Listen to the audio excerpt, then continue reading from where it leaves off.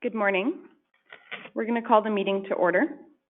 Council is conducting this meeting in person and via conference call in accordance with the Municipal Government Act, Section 199.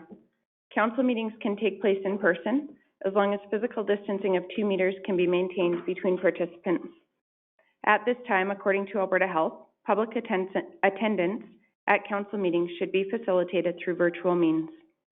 If you've submitted a comment request, the chair will call on you at the appropriate time. The chair may also ask for comments and concerns from the public relating to a particular topic, and at this time, phone lines will be unmuted. If you would like to speak, please state your name. We ask that only one member of the public speak at a time. All persons will be allotted 10 minutes to speak, as per our procedural bylaw. We ask that if the meeting recesses, that any callers hang up and call back in as the meeting reconvenes. This helps with call quality. Please note this call is being recorded and will be uploaded to our website and/or social media. To eliminate background noise, please mute your phone during the meeting. Everyone has a right to be present at council meetings and council committee meetings. Any attendees that are considered disruptive to the progression of this meeting may be removed at the discretion of the chair, as per the Municipal Government Act, Section 198. We thank you in advance for your cooperation and understanding. We're going to start with a roll call just due to the hybrid nature of the meeting. Reeve Link is present. Deputy Reeve Clausen. Present. Councillor Wilson. Present. Councillor Bigger. Present. Councillor Eichert. Present. Councillor Kester. Present. Councillor Armstrong. Present. Additionally, our voting procedure will be modified for our teleconference meetings. I will call for any councillor who is opposed to a motion to indicate verbally. For any motions with expressed opposition, we will conduct a roll call vote. We do have an agenda before us. Does anybody have any additions or changes to the agenda? Good morning, Reeve Link. Brian from administration. I just have 2 items to add to the agenda today. So under correspondence 3.1, just a letter from Communities in Bloom. And under 4, an in-camera item, potential disposition of lands.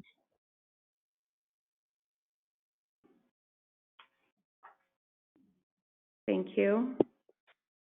One other addition, in lieu of sort of the gift that the hosting county often provides at a district meeting, Mountain View County sent the county this Paint the Barn Red book. So it's I'll actually just read it. Last year, a group of Mountain View County residents came together to create the Paint the Barn Red project.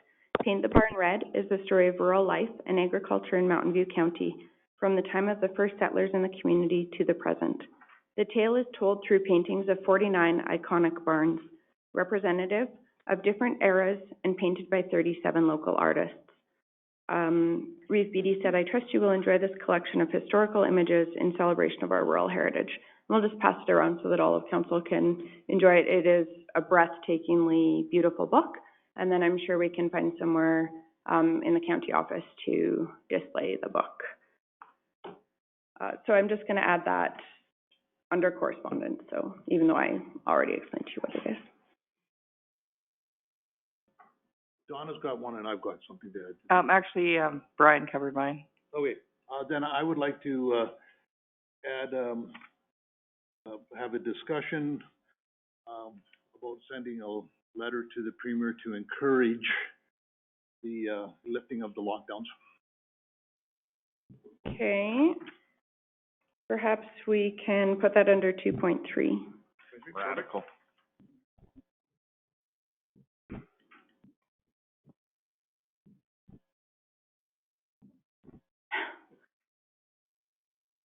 Any other additions or changes to the agenda? A motion to approve the agenda. So moved as amended. Councillor Wilson has moved with the amendments. Is any councillor opposed?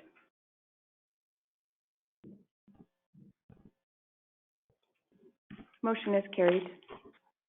We had the minutes from our regular council meeting of February 2nd. Any errors or omissions? I'll move them. Councillor Armstrong has moved. Any discussion? Is any councillor opposed?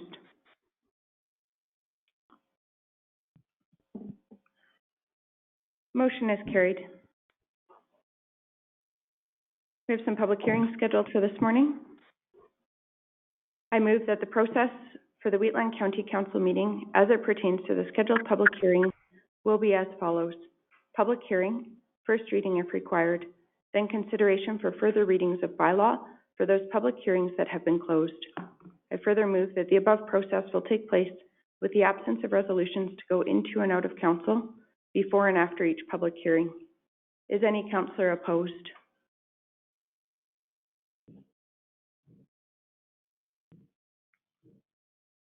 Motion is carried.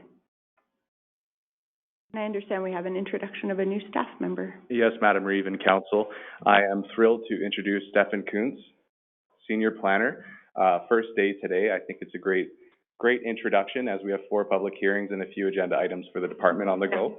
So welcome, Stefan. Stefan is a registered professional planner in the province of Alberta and comes with 10 years experience from planning technician all the way up through to senior planner for Rocky View County. So we're very thrilled to have him here. Welcome, Stefan. Welcome. Excellent. Welcome. And I'll turn it over to Graham. Thank you. Does any member of the public, I'll open the public hearing for bylaw 2020-40. Does any member of the public have an objection to any councillor sitting on council for the public hearing?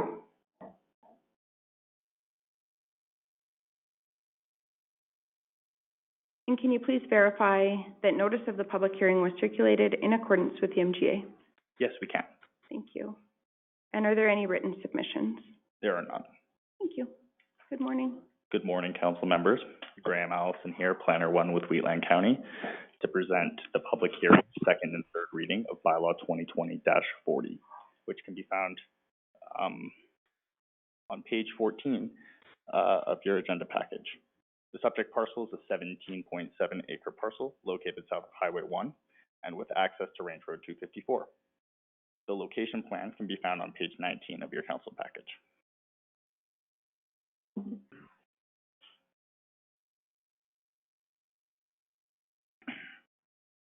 The application is to redesignate the whole parcel from agricultural general to industrial general district in order to facilitate the subdivision of one plus or minus 1.70 acre parcel, as well as a development permit for an RV storage lot.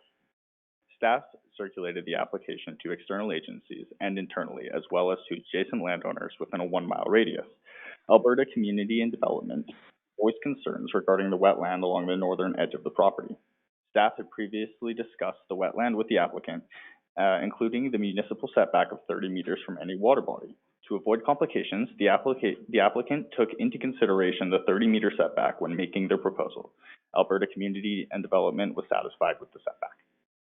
Internally, the Agriculture and Environment Department requested information regarding the stormwater management plan. Planning staff replied that the stormwater management plan had not been considered as the development is existing and there have been no recorded instances of flooding. The developer is proposing to redesignate their parcel to industrial general in order to facilitate the development of an RV storage lot. The development was granted a secondary use business development permit in 2006. This permit expired in 2009 and the use is no longer permitted within the agricultural general district. If the redesignation is approved, the developer will also apply for a 1.70 acre subdivision. The subdivision will host an existing outdoor storage development. This development also needs a development permit. The review of the proposed development generally aligns with the relevant policies, practices, legislation within the South Saskatchewan Regional Plan, the Municipal Development Plan, the Regional Growth Management Strategy, and the Land Use Bylaw. Staff recommendations can be found on page 14 of the agenda package. Staff is recommending that council grant second and third reading to bylaw 2020-40 as the proposal supports the strategies, objectives, and policies within the South Saskatchewan Regional Plan, Regional Growth Management Strategy, Municipal Development Plan, and Land Use Bylaw. This concludes my presentation and I'm available for any questions. Thanks.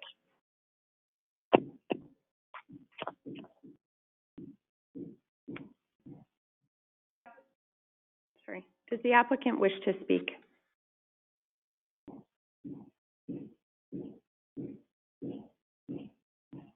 Would any persons in support of the application like to speak?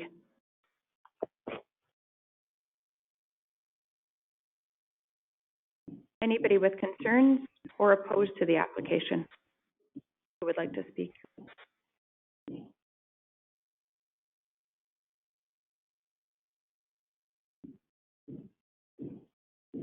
Any final comments from administration? No final comments. Thank you. We'll close the public hearing for bylaw 2020-40. Council's wishes for further readings. I'll move, second reading of bylaw 2020-40. Councillor Eichert has moved second reading. Any discussion? How long, what's the process, what's the timeline for getting a DP for that business afterwards? Through the REEF, so one parcel will still need to be subdivided, so subdivision process will need to occur for that 1.7 acre parcel, whereas the development permit on the RV storage lot, I believe can proceed right away and would be through the development officer. Okay, thank you.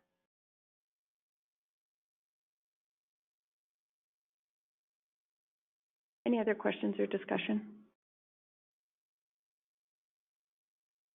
Is any councillor opposed?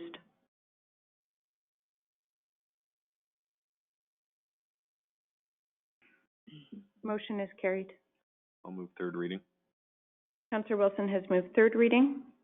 Any discussion?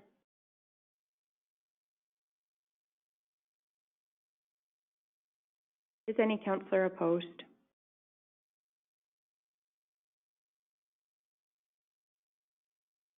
Motion is carried. We'll open the public hearing for bylaw 2020-41. Does any member of the public have an objection to any councillor sitting on council for the public hearing?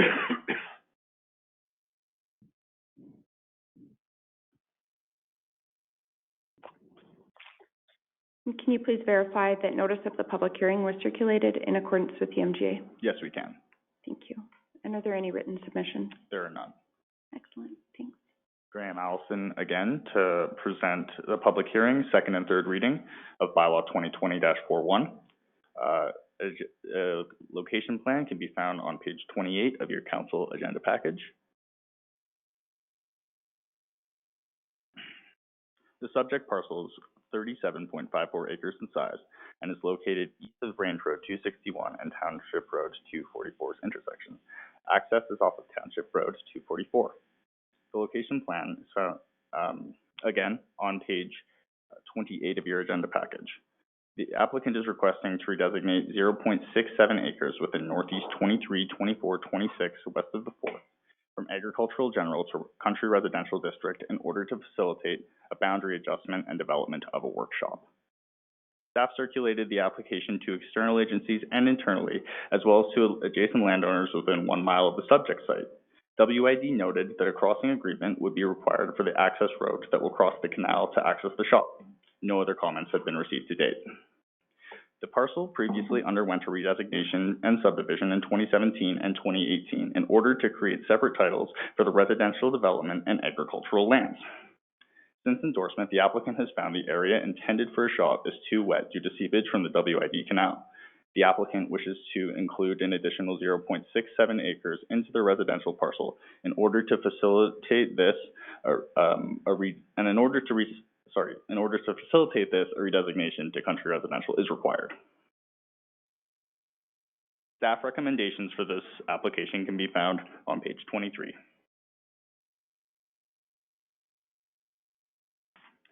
Staff is recommending that council grant second and third reading to bylaw 2020-41 as the proposal supports the strategies, objectives, and policies within the South Saskatchewan Regional Plan, the Regional Growth Management Strategy, and the Municipal Development Plan. This concludes my presentation, and I'm available for any questions. Thanks. Any questions? Does the applicant wish to speak? Any persons in support of the application who would like to speak? Anybody with concerns or who is opposed to the application who would like to speak? Any final comments from staff? No final comments. Thank you. I'll close the public hearing for bylaw 2020-41. Council's wishes for further reading. I'll move second reading. Deputy Reeve Clausen has moved second reading. Any questions or discussion?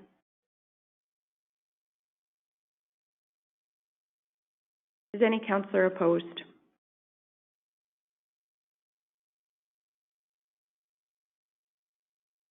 Motion is carried. I'll move third reading. Councillor Armstrong has moved third reading. Any questions or discussion? Is any councillor opposed?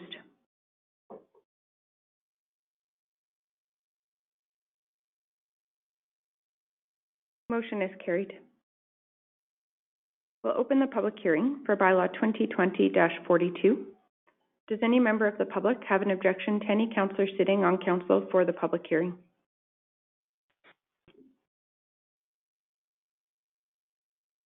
And can you please verify that notice of the public hearing was circulated in accordance with the MGA? Yes, we can. Perfect. Any written submissions? No written submissions. Awesome, thanks. Hello again, council members. Graham Allison, Planner 1, presenting bylaw 2020-42, which is to redesignate plus or minus 14 acres of southeast to 2325 west of the 4th Meridian from agricultural general to country residential district for the purpose of facilitating a future subdivision. The subject parcel, as seen on the location plan on page 37 of your agenda package, is located off Range Road 251 and Township Road 230. Staff circulated the application to external agencies and internally to adjacent landowners within a 1-mile radius of the subject lands, and no objections have been received. The tentative plan on page 38 of your agenda package shows the subject site is a 156.43 acre parcel described as southeast to 2325 west of the 4th Meridian.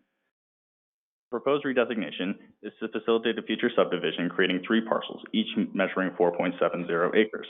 The subject parcels are all cropland, and the applicant has stated that it is not suitable for crop production due to the site being on a hill containing sandy soil. The applicant plans to construct a dwelling on one of the parcels that will be serviced by a private well and septic system. 3 proposed parcels will each require access to a county road, which will be addressed at the subdivision stage. There are currently no plans for other proposed parcels. The proposal generally aligns with the strategies, objectives, and policies within the South Saskatchewan Regional Plan, the Regional Growth Management Strategy, the Municipal Development Plan, and the Land Use Bylaw. As a result, staff is recommending that council grant second and third reading for bylaw 2020-42. That concludes this presentation, and I'm available for any questions. Any questions? Through the chair, yeah, one, if the idea is for future development of 3 different parcels, or instead of putting 3 approaches, bang, bang, bang, why wouldn't council get one approach with a roadway across along the face of the, so they're only coming in one.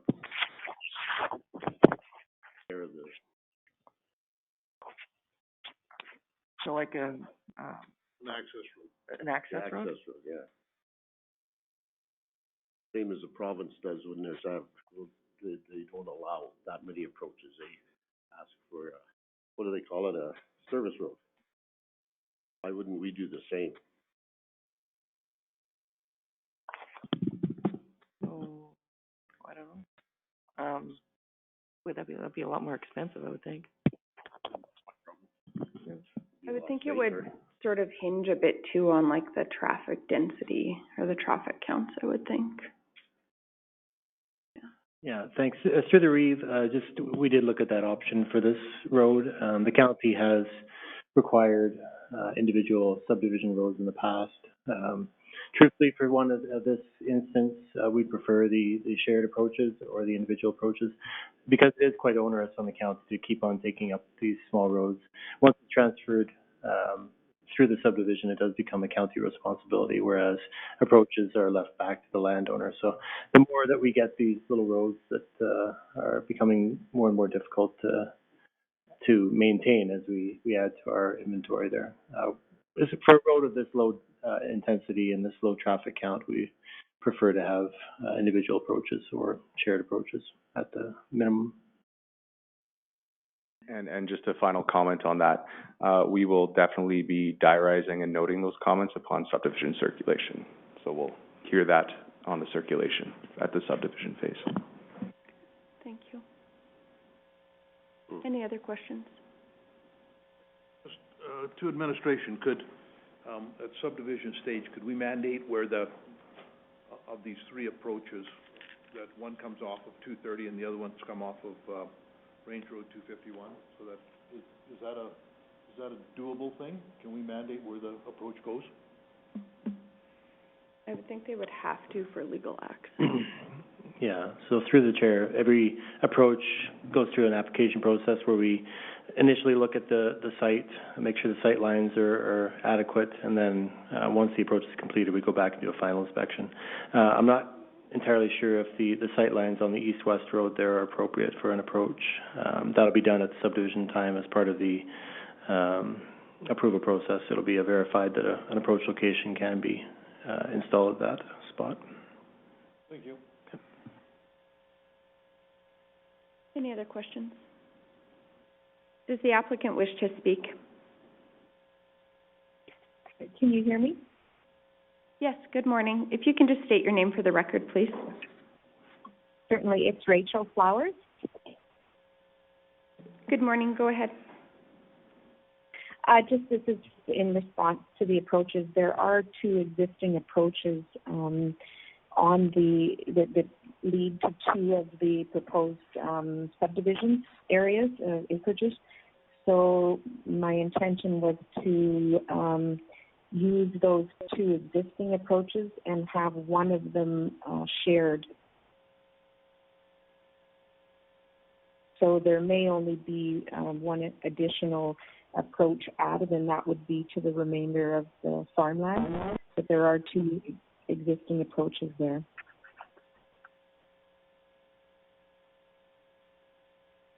Thank you. Is there anything else you would like to address?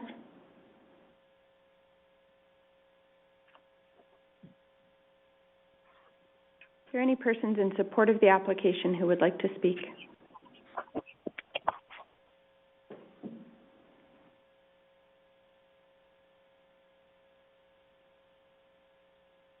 Are there any persons with concerns or opposed to the application who would like to speak?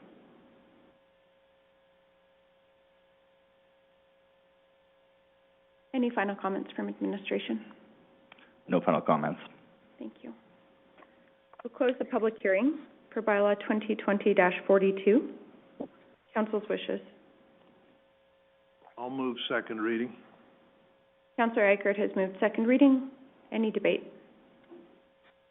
The only concern I have, and it's consistent with concerns I've raised in the past, though this is not a subdivision, we're setting ourselves up for a subdivision by approving the redesignation, and I don't believe that it is in our interest to approve that many subdivisions on one quarter section, as they can have two houses each, including the parent parcel, which again, that can be 2, 4, 6, 8, 10 houses on that quarter section. And being in an ag zone, in an agriculture zone of the county, I don't think it's smart planning. I've supported development, residential development in other areas of the county, but I don't believe this is one of those areas.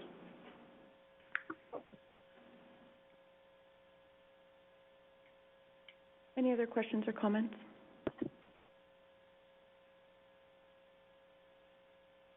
Is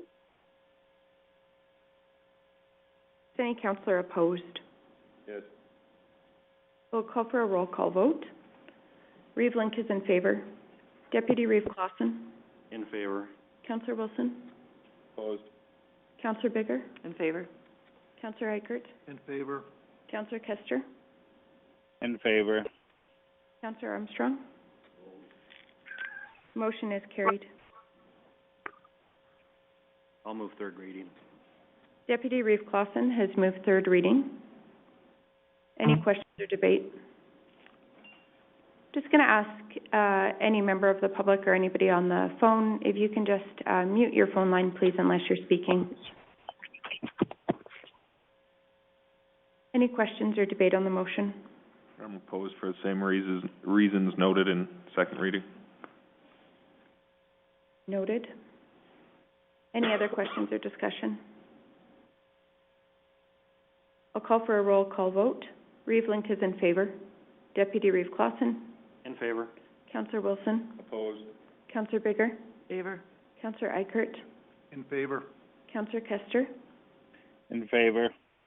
Councillor Armstrong. Opposed. Motion is carried.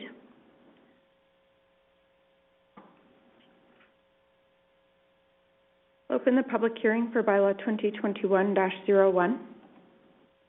Does any member of the public have an objection to any councillor sitting on council for the public hearing?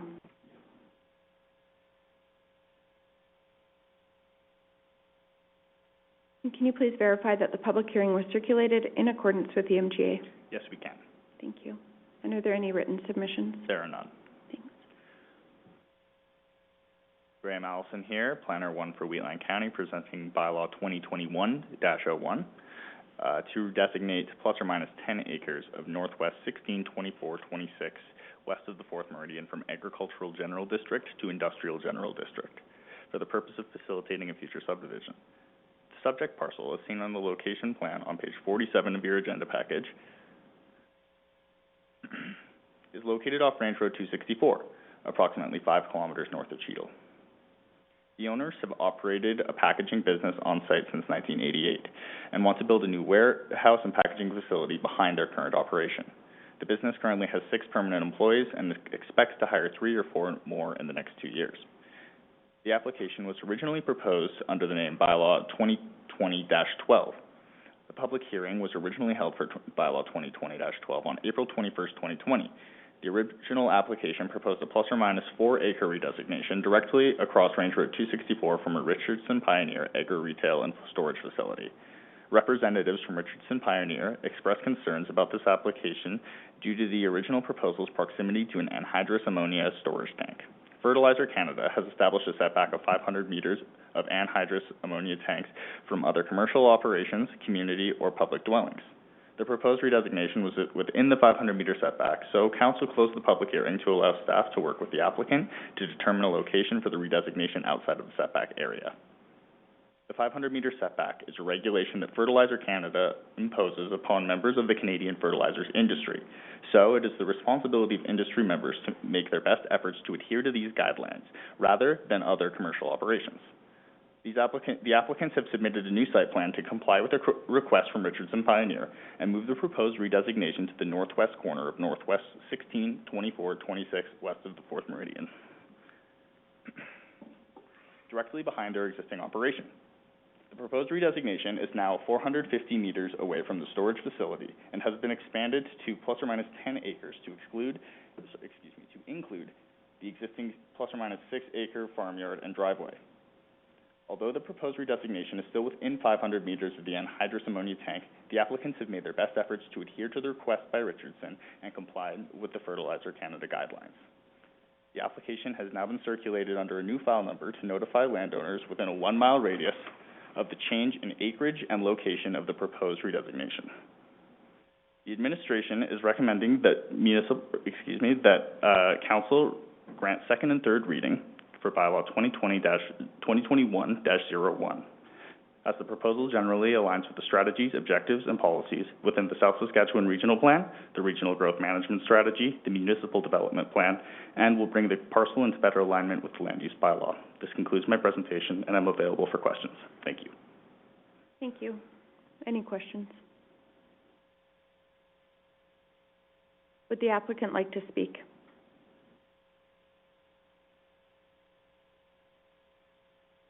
Any persons in support of the application who would like to speak?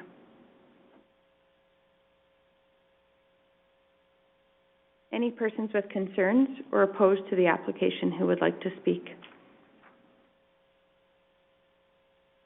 I just have a question. Yep, please go ahead, Councillor Kester. Being that we just didn't quite get to the 500 meters.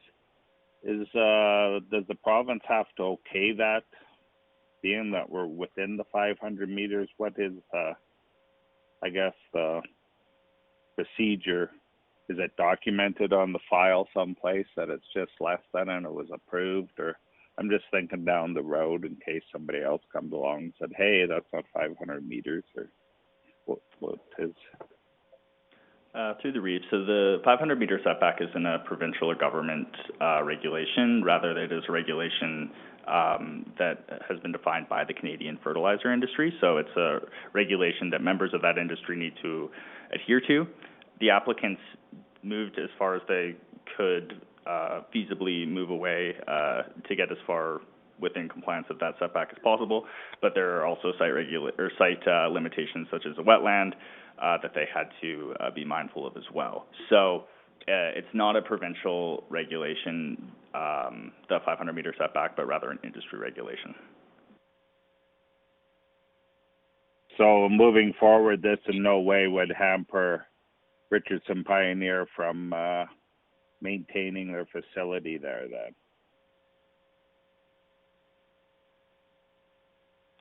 Due to the setbacks. Through the, we've done us and the applicants have done our best efforts to amend the application so that it would be in the best interest of Richardson as well. To my knowledge, it won't have an effect on their current operation. The way it seemed to read, I think on page 41 and 42, it's addressed a little bit. I believe the 500 meter, sorry, I'm just finding it. Setback would apply to new development by Richardson Pioneer, is that? And that would be an industry standard that would apply to them, but it appears to not apply to adjacent development, if I understand that correctly. Is there anybody who would like to speak with concerns or opposed to the application? I'll give the applicant a final opportunity to address any comments. Any final comments from administration? No final comments. Thank you. I'll close the public hearing for bylaw 2020-01. Council's wishes. I'll move second reading. Councillor Eichert has moved second reading. Any discussion?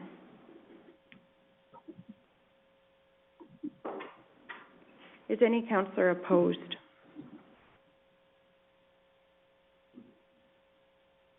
Motion is carried. Councillor Baker has moved third reading. Any discussion?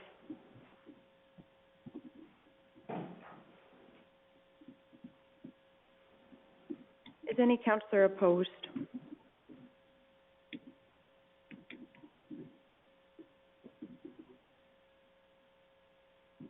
Motion is carried.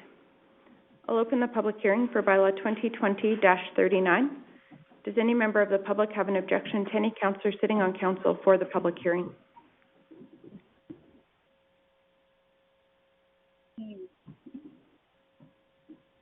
Can you please verify that the public hearing is circulated in accordance with the MGA? Yes, this is Bryce, Manager of Technical Services. It has been. Thank you. Hi, Bryce. Hello.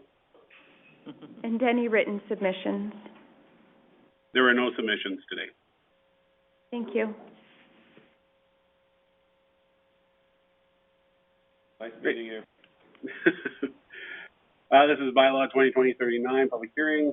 On December 1st, 2020, council approved first reading of bylaw 2020-39 for a road closure, which was submitted by the owner of Plan IRR 257 and Canal ROW Plan 1290 to close a portion of undeveloped original road allowance lying between Northeast 24 and Southeast 25-25-24-4. The proposed area closure lies within the alignment of Canal ROW Plan 1290, adjacent to IRR 257, which lies within the alignment of the developed road, TWP Road 254. The proposed area of road closure would be transferred to the applicant in exchange for a portion of Plan IRR 257 lies within the existing developed road allowance. The area exchange will create a consistent road plan alignment for the actual developed municipal road, TWP 254. Proposed area of closure is 0.314 hectares or 0.78 acres in exchange for 0.22 hectares or 0.54 acres of IRR 257.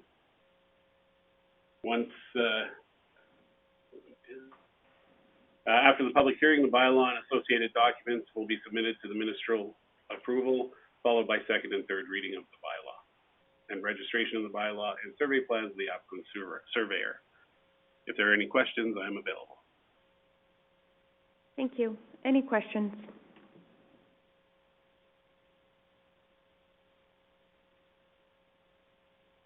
Does the applicant wish to speak?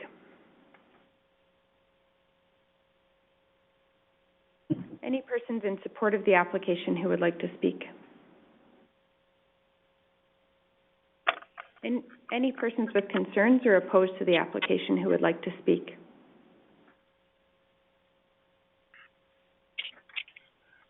Any final comments from staff? No comments. I'll close the public hearing for bylaw 2020-39. It'll now go to the minister for consideration of approval, and if it's approved by the minister, we'll come back to council for second and third reading consideration. We will move to 2.3. Councillor Eichert has added letter to the Premier regarding lockdowns. I am becoming very distressed about the amount of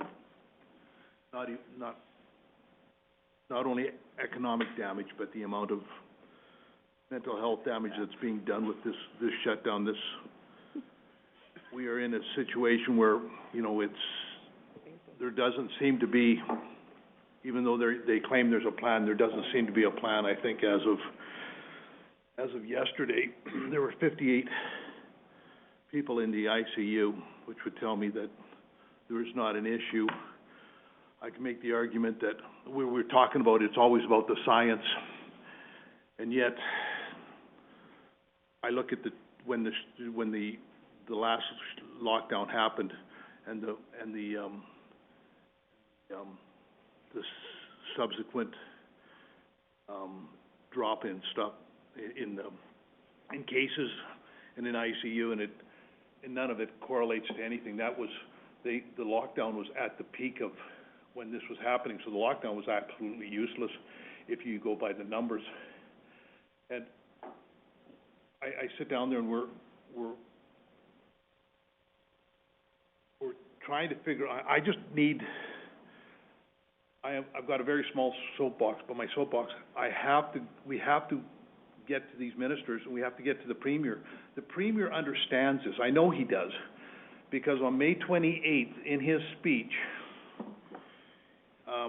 May 28th of 2020, which is 9 months ago, he said the average age of death from COVID was 83, and the average life expectancy of an Albertan was 82. You go on the COVID Alberta site, the average age of death from COVID is 82. 5 weeks ago, it bumped up to 83 there for a day or two.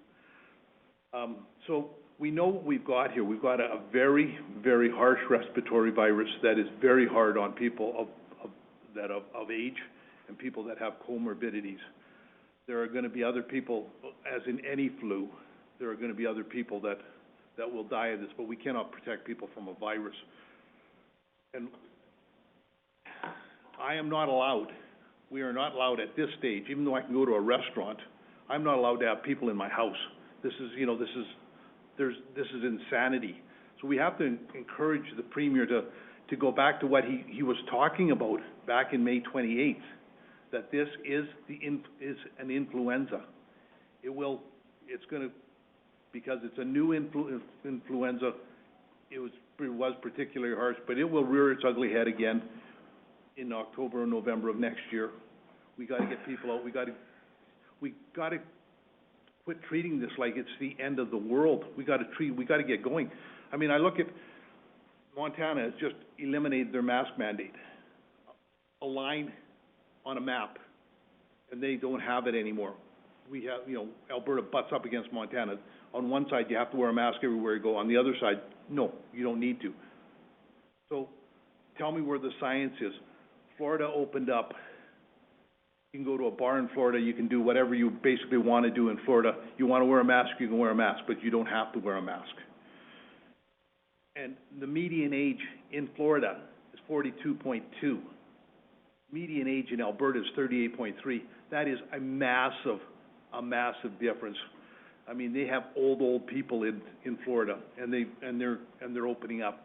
So what I would like council to do is draft a letter and encourage the Premier, and send this letter to our MLA, especially my MLA, to encourage that we can no longer live, we can't live in fear. We know what the risks are. We know what this does. This is not some uncertain thing. This variant, these that are popping up here are just, they appear to be scare tactics. And I just want council to, maybe I'm on an island on this, maybe I'm just deluded to think this, but if we don't start getting people aware of the fact that this is going to happen year after year, and if every flu that we do this, we've lost. I mean, I have family members that won't talk to me because of their, and I mean, it's not of me, it's just what, it's, Sorry. but, Sorry. it is, we've come to fighting amongst ourselves here on something that the science tells me what it is. Every one of these people that are making a decision about whether or not you can have people in your house, not one of those people have lost one iota of money in the whole thing. Everybody that's making the decisions are absolutely immune to the consequences of their decisions. And if the Premier and the staff and the MLAs and the staff in the health departments we're all just all of a sudden said, you're not going to get paid until you got a solution. I'll tell you, it'd change. There'd be a solution out there. We'd be out there running around without masks and all that. So I just sort of like the rest of council's input and draft a letter and say, look, we need this open. We need even to follow your guidelines. We're 58 in ICU. I mean, I don't know if there's ever been that few people in ICU in all Alberta ever. I mean, we've cured cancer. We've cured heart disease. People don't die from that anymore. I want the MLAs, I want the people, I want the premiers, I want the people to look at all death mortality. Not just COVID, look at all death mortality. There's funeral homes aren't overrun. There's, it's, if you look at the numbers, 2018, where probably more people died all death mortality in Alberta in 2018 than died in Alberta in 2020. I can get those numbers for you. I don't have them with me. So, and that's what we have to be looking at. Is this thing as scary as that they say it is? My opinion. That's it. My rant's done. Through the chair, I agree totally with you, Tom. I don't disagree with anything you said. My fear is what I heard here a couple of days ago when our federal Minister of Health says that we could be doing this for the next 3 years. And if we do this for 3-4 years, we'll be doing it forever. There will be no, That's why I'd ask, Tom, why would you limit it to the provincial government? well, that's what I was gonna say. I would, if we draft a letter, and I have no issue with drafting a letter, I'd send it to every municipality in the province and see if there's any support out there through the municipalities, as well as the ministers. I am 100% good with that. I just didn't know where we wanted. Send it to your MPs. Send it to all rural Alberta MPs. I mean, it's not just a provincial issue. I mean, we're facing federal restrictions as well that are very hindering our industry that crosses borders, that deals with airlines. I mean, there is industries that the province isn't affecting, but the feds are. I know I there think was that's where your problem lies there anyway. an issue with, you'll figure it out, but someone reported somebody in our area, and, the health officials came out because someone reported that they were walking around outside without a mask on.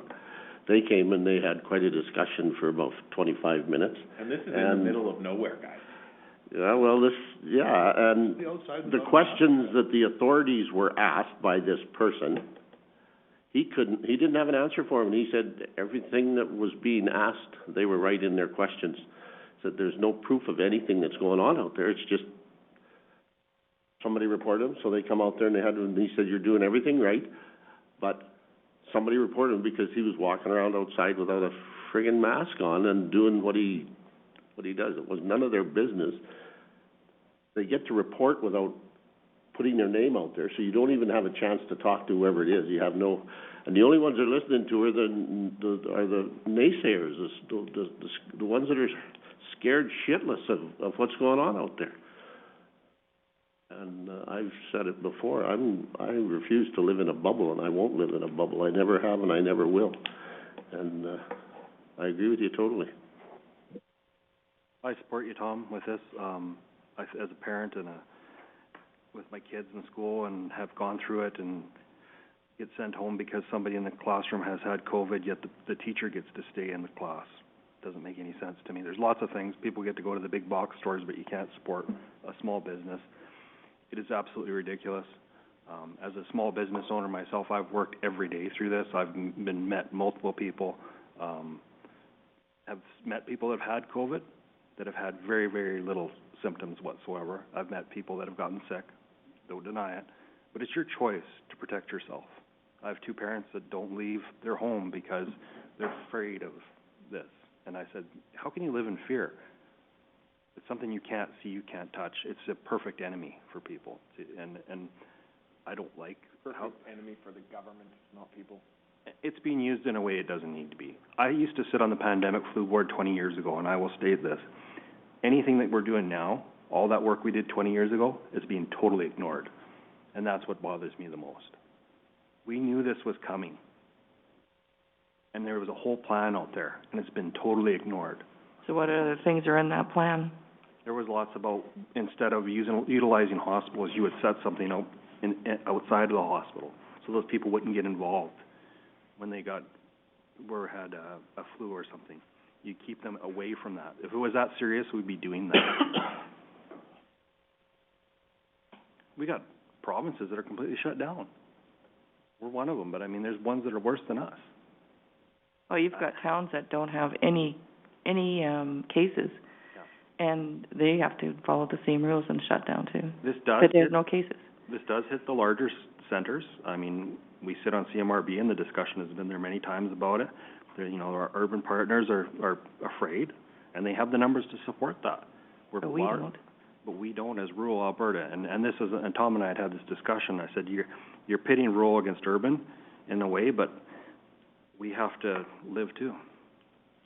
Question to Tom, do you want the letter to state that Wheatland County would like all restrictions released, or would you push for a regional approach on restrictions?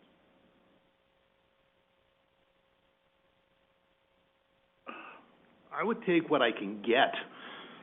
I mean, the restrictions have to be the mental health implications on what this is causing, especially in the urban areas, is staggering, and no one is looking at that. Like, I mean, I've got a 6-year-old granddaughter that thinks this is a death sentence.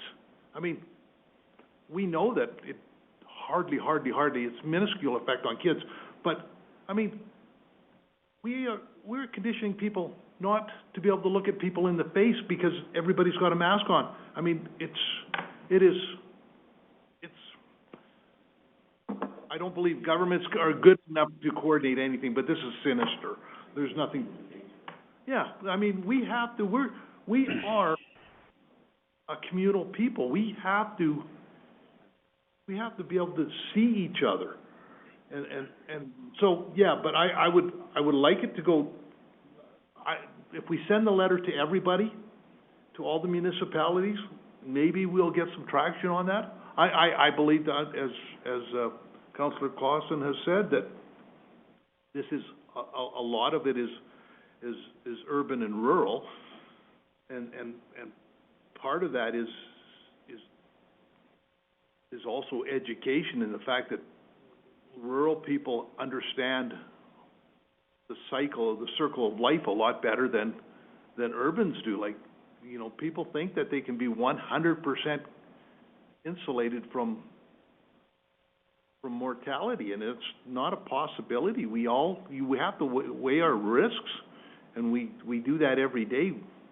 I have a better chance of dying in a car crash than I do of dying from COVID at my current age and my health conditions. But I drove here today because I accepted that risk, and we have to start educating people to that. Well, I would like, I like the regional approach. That way, maybe the government can actually concentrate on those areas and why those numbers are going up, or still up. Because I think the rural has figured out, but, you know, the numbers did go up.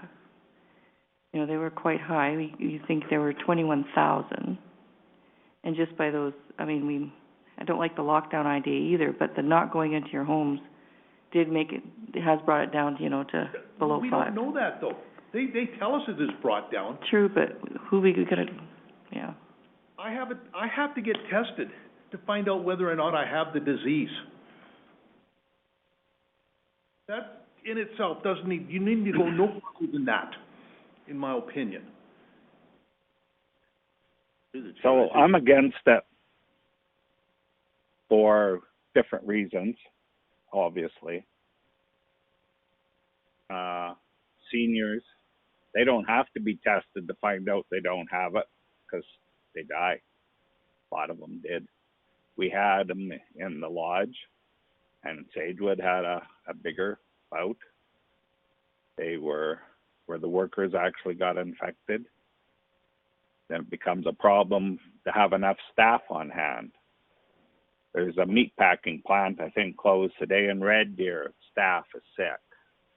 I believe in Newfoundland, I think all they have ever had was 700 cases. This new variant come along, and they got over 400. They're in lockdown now. They're an island. There's so many unknowns. That's why the province goes from one side to the other, because they don't know. The province has the luxury of having professional doctors on their staff, having professionals, mathematicians that can figure out likelihoods of different conditions. Wheatland County, we just have feelings. I don't like it either. I don't like it that we've only got a half a dozen in the county. What is there in Strathmore? 25-ish county people. If you go to Strathmore, you have to lock down or you stay out. I don't know. Regional was tried, and they didn't like it. I don't like it that nobody can come to my house. My kids don't come to my house. We follow the rules here, and my kids follow the rules. They work in different occupations, dentistry, mechanics, and they follow the rules. All I'm saying is Wheatland County just has a feeling. I don't like it. I don't like what happened in May. I don't like what happened last month. I like what's happening in Montana. But what's our basis of, what's our expertise? How are we going to, if we would have fought a lot harder last March, we might not have got it so bad now. And now that it's on a downward spin, it's maybe setting ourselves up for another wave. But there's the new variants are coming along, and we don't have a clue how they're going to act. Are we just going to up open it up and say, geez, that was a mistake. These variants are way worse than what we had before. Back down into lockdown. I don't like it. But opening and closing, back and forth, is not the answer either. I read about everything I can get my hands on about why they're doing this and that. I understand it changes. And I understand why it changes as more information becomes available. Get the information out there. I don't believe in a second that they're being dishonest. These people are doctors. They all take an oath. They're there to protect the people. And I believe if you want to write a letter, I would say you would extend your gratitude to them for doing what they're doing out of respect for all the people that are living here, and to explain if they have any idea of when things can open up, give us a glimmer of hope at the end of the tunnel. I can go along with that. But to say, hey, I'm getting sick and tired of this, it's time to open it up, I can't agree with that. Well, through the chair, I disagree with a lot of what you said, because I don't agree, I don't believe our government, I don't believe our health system is telling us the truth. There's a lot of information out there that they use, and when you go online and listen and read in the papers, there's a lot of information other doctors and other specialists are putting out there that contradict what's out there. So as far as I'm concerned, they balance each other out. And I've been breaking the rules right from last March all the way through. I've been breaking the rules, and so has just about everybody in our community, because they don't believe what the government is telling them. So what's that? What good is that if they put them in place? The only way they're going to cure it is to come out and start fining everybody, and going into these businesses and fining them $3,000, $5,000, $10,000 for operating is absolutely ridiculous. When you can walk into Walmart, you can walk into Costco, or you can walk into that mall out north of Calgary, and they're shoulder to shoulder out in the hallways because they're only allowing 2 or 3 into each store, and they're bumping into each other out in the hallways. I don't believe the government is telling us the truth, and I don't believe the health system's telling us the truth. There's too much money involved and too much money floating around out there for them to be. So as far as I'm concerned, open it up and let what happens. If we start, and I'm going to get a little radical here, but if they start dropping in the streets, then yeah, okay, maybe now we need to do something. But I haven't seen that example, and I've been, like I said, I've been breaking the rules, and I've been all over this province, and I've got elderly relations that I'm in charge of in different homes in 2 different places, 3 different places now in the province, and I'm not seeing what they're telling us when I go to those places to visit those people and do what has to be done for them. So I disagree with a lot of what you're saying. Yeah, just to further those points made by Ben and Tom and Scott, I feel very much the same. I mean, I too have been breaking the rules. I mean, I'll tell them the dates and everything. I mean, we had 30 people at Christmas. We go over to neighbors and have coffee every week. I go out for supper and lunch at restaurants with people who do not live in my household. A person's greatest strength against anything is their refusal to follow the rules. That shows the most discontent. Not sending letters, not voting, not anything like that, just their refusal to follow stupid rules. And that's what it is. And going to the seniors, I mean, yeah, a lot of the seniors are affected, but a greater number of them are affected in a more negative way on their quality of life. I'm lucky enough to have a great aunt, Auntie Doris, that is 96 years old. She lives alone, and she says that she'd rather die than go through a lockdown where she can't see her family. So my question is to those policymakers, when are you going to start asking the seniors what they want? You can assume that they want to sit in a room with food being passed through a little hole, like in a jail, or they can risk living to have a life, to see their family, to be a part of society. And I think that quality of life far outweighs any risk of this disease. And that's what I would be pushing in the letter, is remind the provincial and federal governments of the importance of quality of life over anything else. I recognize we're not finished this conversation, and I don't want to cut it off, but I am cognizant that we have CMRB scheduled to present at 10 a.m. I would like to continue this conversation. I do have some comments I'd like to make. I'm sure there's more comments that council or discussion that council would like to engage in. So I'm not in any way preempting that, but if we could just hit pause, hear from the CMRB. They may have a limited amount of time. I know when they presented Rocky View, they had a limit on the amount of time that they could answer questions. I want council to have any and all questions that you have about the growth plan to be answered while we have access to the consultants and to the CMRB administration team. So if council's all right, we'll pause this item, move to our 10 o'clock appointment, and then we can come back to this once we're finished with the CMRB appointment. Do we need a quick break? I'm going to call a break just because Scott's going to step out. Let's just do a quick break. Let's reconvene at, say, 10:05. Good morning. This is Charlie Hales with HDR Calthorpe. A combination of me, Stephen Power, and Jonathan Schmidt are planning to do the presentation, and I think Jordan Copping from CMRB is going to introduce us. Wonderful. Good morning and welcome. Thank you for joining us this morning. Thank you.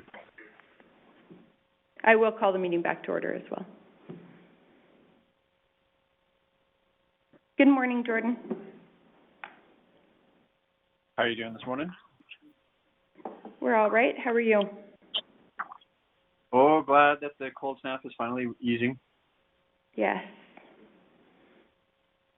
Charlie said that you were going to introduce the team. Yeah, I was just going to make a few introductory remarks about the timeline and then hand it over to Charlie, if that's okay. Certainly. Thank you. Thank you very much.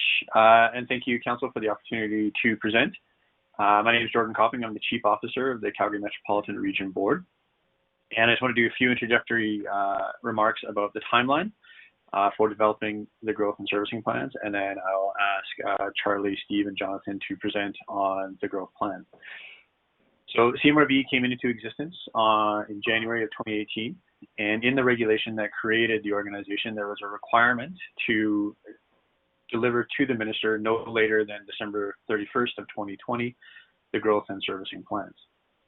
However, as the pandemic set in March, and it became evident that working remotely was challenging and led to some delays, dialogue with the board and with the consultant led to administration sending a letter requesting an extension to the minister in June of 2020. We heard back in October of 2020 that our request for a 4-month extension was not granted, but that the minister was willing to grant us a 2-month extension, requiring us to deliver the plans to the minister no later than March the 1st of 2021.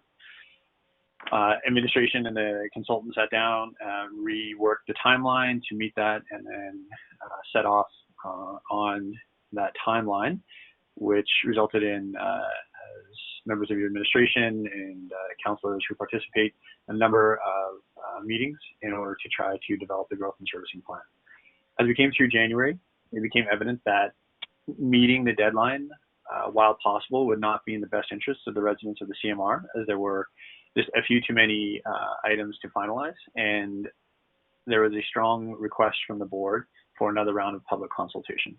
So in light of that, on January the 29th, the board requested that, or passed a motion agreeing that there should be an extension and requesting that the extension be no later than June the 1st.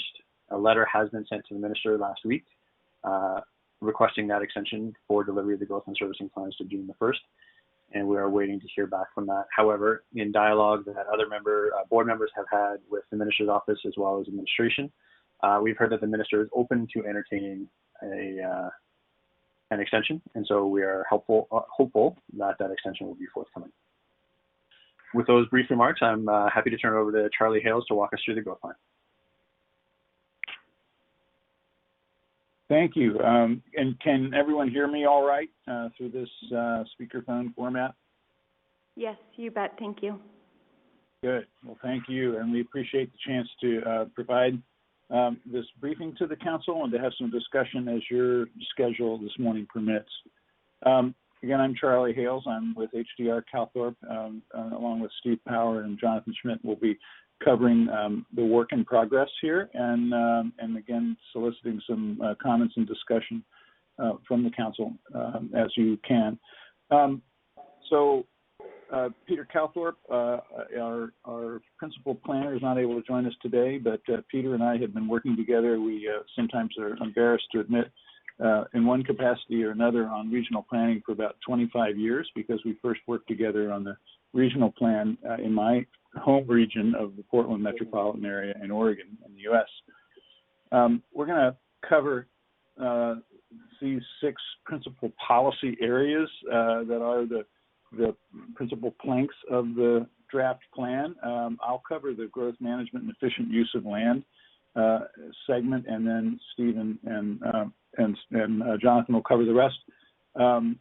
We'll focus a large part of our presentation on the first of these, the growth management and efficient use of land portion, because frankly that's the most significant in terms of making change, and in requiring that others, not just municipalities, but developers and landowners and others, are affected by this the most. As Jordan commented on our effort to try to extend this process a little longer, and just seeing how we're having this conversation, we wish we were there in your council chambers with you. We wish we had been around the table more in workshops as we were at the beginning of this process, because frankly, it's very difficult to do this kind of work together remotely. It's very difficult to negotiate agreement over complex and controversial things when it's disembodied voices on the phone, or teleconferences like this, or even the little tiles on the screen. So we are all missing the normal intercourse of political negotiation, because we're trying to do it virtually, and it frankly doesn't work as well. So further commendations to everyone involved in the CMR for working through this, with this significant handicap. We are, at this point in the process, we began with a great deal of data gathering, and we spent some time in the CMR as consultants, familiarizing ourselves better. For those of us from out of town, Steve, of course, and Jonathan and our office in Calgary are local, but Peter and I have been visitors to Calgary, the Calgary region, and so we learned in person some, and with a great deal of mapping and data gathering. Then the heart of the process, and I'll talk about this some more here in a little greater detail, was creating scenarios for how the CMR might grow based on present trends or different choices. And now we are in the process of drafting policy and preparing the package for ultimate adoption by the CMRB board. The region stands to gain a lot from this, and I know in Wheatland County that you are only, compared to some of the other municipalities, you are only marginally affected, in the sense that much of the county is outside of the CMR region, and you are perhaps less impacted county-wide. Of course, you're less impacted than the other municipalities are, but you're all benefited if you're capable, and you seem to be, of working together in cooperation and of making your region globally competitive in attracting people who want to live there, because capital and talent have choices. You want to be one of those regions where capital and talent want to be. You, of course, want to be efficient and use taxpayer dollars efficiently. You want to build communities that have lasting value, that use the land wisely, create prosperity and again, enduring value for the people who live there and invest in their own properties. and you want to make sure you use resources thoughtfully and efficiently as well. And other metropolitan regions have received some of these benefits by doing this kind of work together. We have, from the interim growth plan, some principles and goals that we have built upon in the current effort, and they're good goals. We haven't proposed to change them. Things like, efficiently using infrastructure, being good stewards of the scarce resource of water, and creating strong and sustainable communities. Again, we had a great deal of background info to draw upon, including all of the approved statutory plans, including area structure plans throughout the region. And therefore, we've started with a snapshot of what was already envisioned in terms of regional growth. We've had a quite robust public input despite the pandemic, despite not being able to have in-person workshops and on-the-street interaction with citizens. We've nevertheless, through the online tools, been able to get quite a bit of public input on the concepts going into the plan. And there's some things that we've heard, some themes that we've heard pretty consistently from the public, like don't sprawl as much, create more density, work with what we have, give people choices. There are a lot of different lifestyles in the region. People like that, they want that. People are interested in more transit. People are interested in having their own communities have autonomy and control over their own destiny, but they believe in collaboration. Think about the environment. Make sure that developers have some certainty and for what they can and cannot do. So we've heard some pretty consistent themes from the community, particularly again about density, choices, mixed use, transit. These are themes that are planning principles that are very much woven into the work that we've done so far. That connectivity gives people transportation choices, diversity and balance of community design and housing types give people choices of lifestyle. Designing to the human scale instead of always to the automobile has all kinds of benefits in terms of environment and quality of life and even personal health. And then conservation of both the towns and places that people love and want to keep, and lands that deserve to be conserved because they have particular environmental or agricultural value. There has been a lot of city-centered growth in the urban municipalities in the region, including the urban municipality in Wheatland County. Strathmore has done a great job with their downtown and some fine infill planning and some infill development already. And so city-centered growth is a principle behind this plan. Not all growth is expected to be in urban centers, but a lot of it. And then there are some key growth areas where both public sector and private sector activity had already indicated a lot of interest in more growth, a lot of ASPs approved, some intermunicipal planning already underway, like the 17th Street corridor that connects Chestermere to Calgary, where higher capacity transit is planned, and so on. So we went through this multi-stage process of, again, gathering a lot of data, building scenarios, finding out from those scenarios what the outputs were in terms of measurable differences, and trying to build agreement around a scenario that would work well for the region as a whole. We used a concept called place types that is not zoning designations, but a basket of land uses that constitute a typical place type, a typical town center or urban environment where there's mixed uses and multi-story buildings.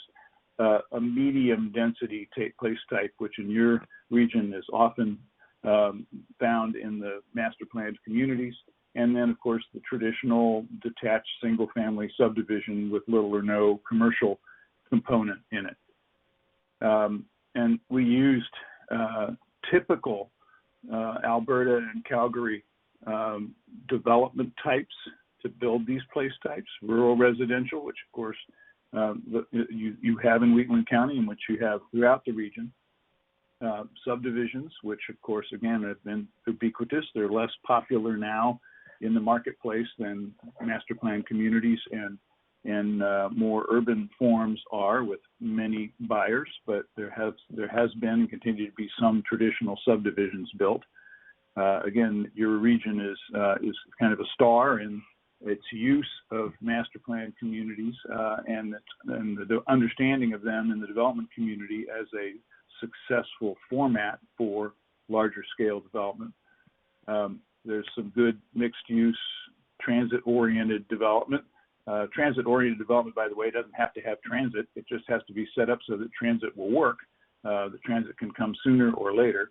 And in some cases in the Calgary region, it's being good TOD is being built even without the T yet in place.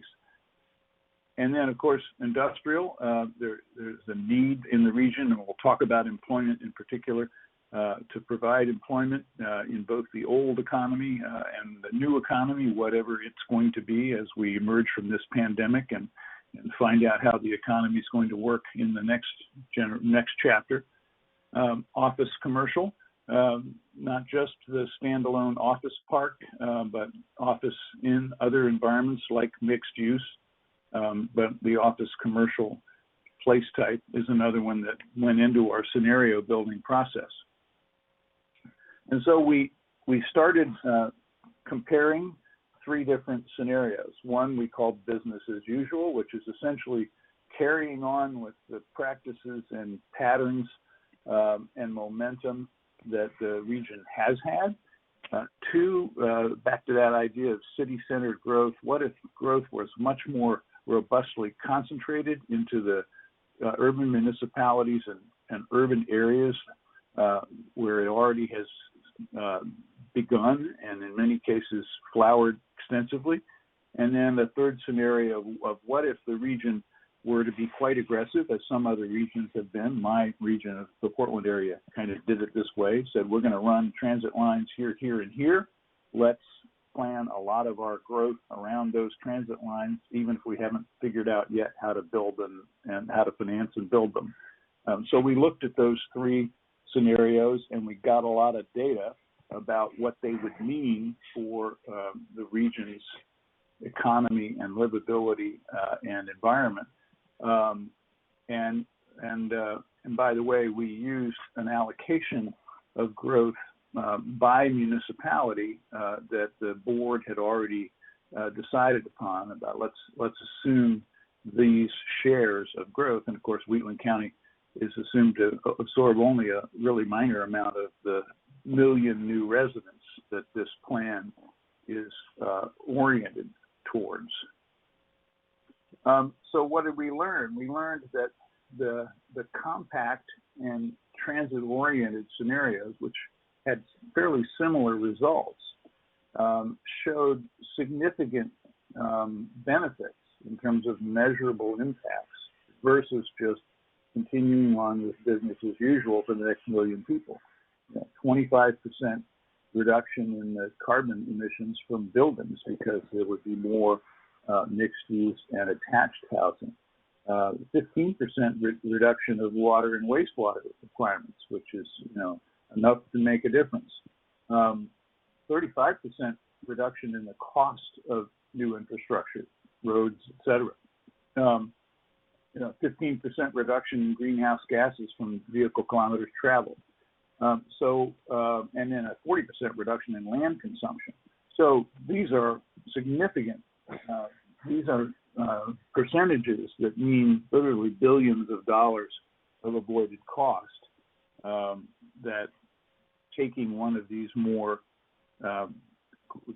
compact or transit-oriented paths versus continuing to spread development without these kinds of principles applied has huge benefits for the Calgary region.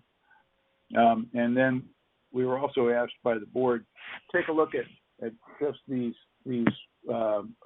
more urban place types of master plan communities and mixed use versus the traditional low density single family subdivision. And again, as you can see in the bar graphs on page 24, sorry, I should have been telling people page, I just remembered, sorry, belatedly. Hopefully you've all been following my monologue here without me remembering to say page numbers. My apologies. So we are now on page 24 for those of you who've gotten lost in my soliloquy here. You'll see on page 24 those bar graphs that show the differences as subdivision versus the other types. Page 25 is where we begin going into a little more depth, and I'll go through this with you, and then we'll pause for some discussion if you'd like before dealing with the other areas of policy. So beginning on page 26, we're going to outline the key policy tools that are the foundation of this draft plan. First is creating having an objective of focusing growth in the region around what we call preferred place types, that is infill and redevelopment, this mixed use format, and master plan communities, with less future growth going into traditional detached subdivisions at low densities. Again, that's the heart of the differential between the business as usual approach to growth in the region and this more focused approach. We're not just paying attention, and we'll talk about this today, to urban growth. We're also wanting to make sure that the types of rural growth that people want to see are also planned for and encouraged in the right places in this plan. And something that a caveat there, item number 4, important to note, and it will come up again, that existing area structure plans that have already been approved prior to the beginning of this process are still in force and may be built out to their approved specifications. So this planning process doesn't overrule existing ASPs. Page 27 shows that, again, some of the growth that we're attempting to allocate in this plan is going to be in urban municipalities, not all of it, but some of it. Some of it is going to be in areas that we are calling joint planning areas, where multiple municipalities have a stake in the coherent planning and development of these areas, whether it's that area between Calgary and Airdrie to the north, and involving Rocky View County, the area involving Rocky View County, Chestermere, and Calgary to the east of Calgary, and the area in Foothills County that involves Foothills County itself, as well as the towns of Okotoks and High River. These joint planning areas are a focal point of the plan, in that a good deal of the population and employment growth in the region is expected to be accommodated in these areas. Page 29 touches on one of the aspects of rural development, that there are some existing and potentially additional hamlet growth areas, and we're assuming that those are going to accommodate some of the growth in the region as well, that some of those hamlets are going to grow in the counties that wish to see them grow. So again, we have said, where should these preferred place types be encouraged? It should be in those areas of existing municipalities, joint planning areas, and hamlets. By the way, this is a different approach to regional planning than some other regions have taken, including my own. The typical approach is to draw a boundary and say, we call it an urban growth boundary here, and many other regions have used that terminology. inside this line, you may approve lots of growth. Outside of this line, we're going to preserve resource land and farmland. That has worked quite well in Oregon for preserving farmland, but frankly, it didn't do as good of a job of assuring that what got built inside the line was the best quality of development that we could have achieved. And so this approach of focusing on what do we want? We want these preferred place types. Where do we want them? We want them in hamlets and joint planning areas and towns and cities.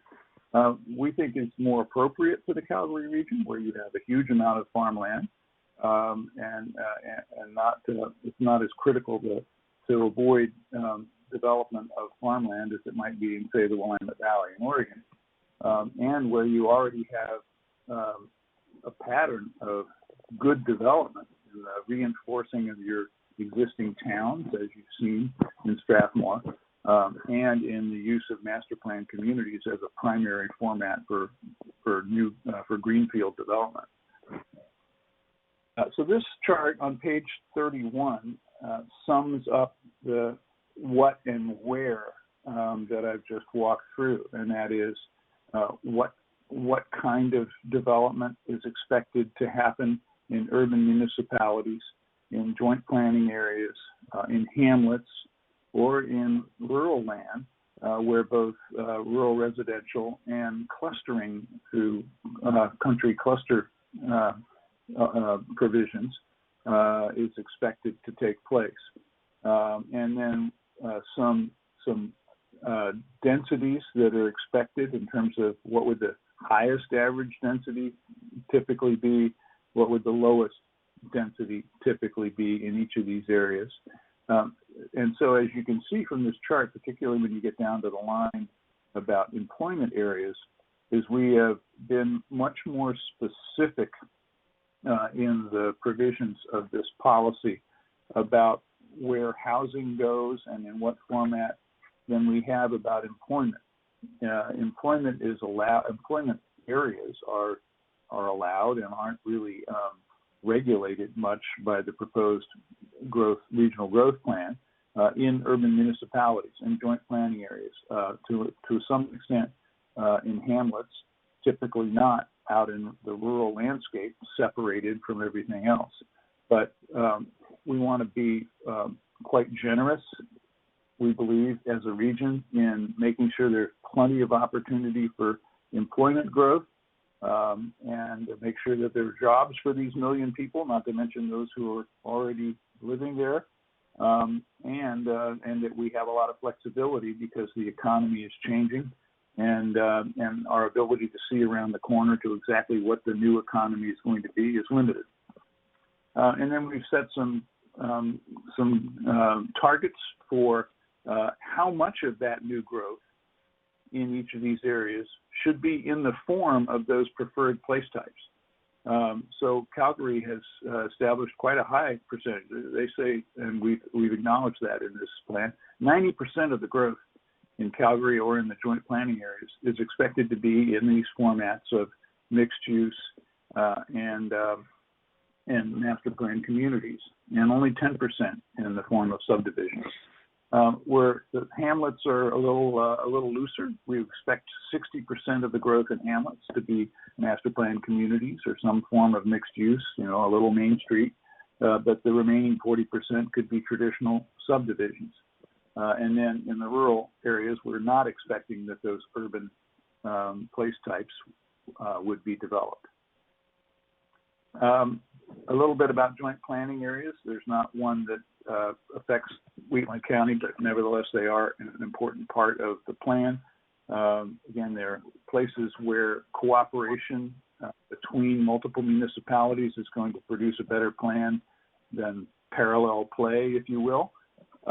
What's required is that those three municipalities get together, adopt some terms of reference for how they're going to work together, create a context study to address issues like land use and transportation and environment in those areas, and agree upon that plan.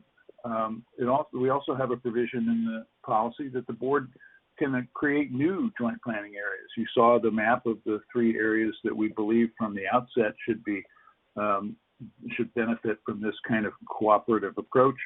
But over time, there may be other areas where there's growth pressure and where multiple municipalities say, this is another one. We'd better get together and plan for more growth in this area because, of course, this isn't a set it and forget it regional plan. It'll be reviewed periodically, and as growth and change occur, it will need to evolve.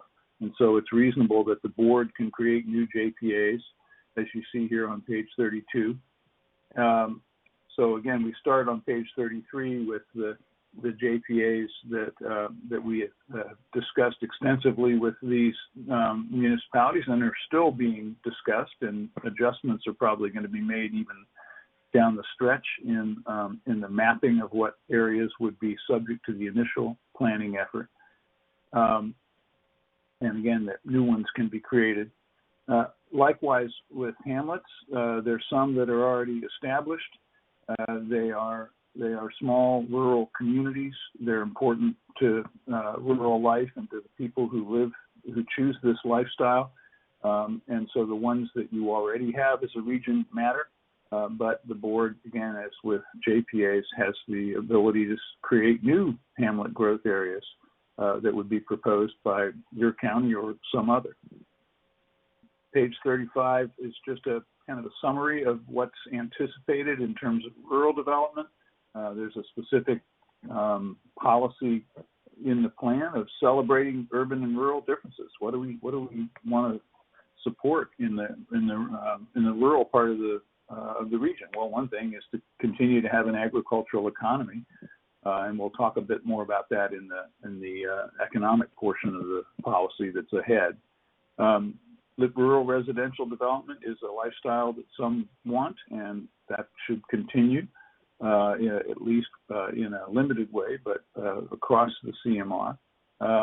Clustering is something that many are interested in, to try to be able to organize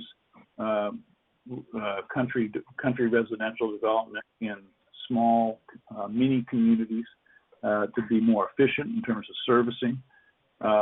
Again, hamlets and joint planning areas are anticipated to include counties, at least in the case of Foothills and Rocky View, that are involved in those joint planning areas, and your case as well with hamlets.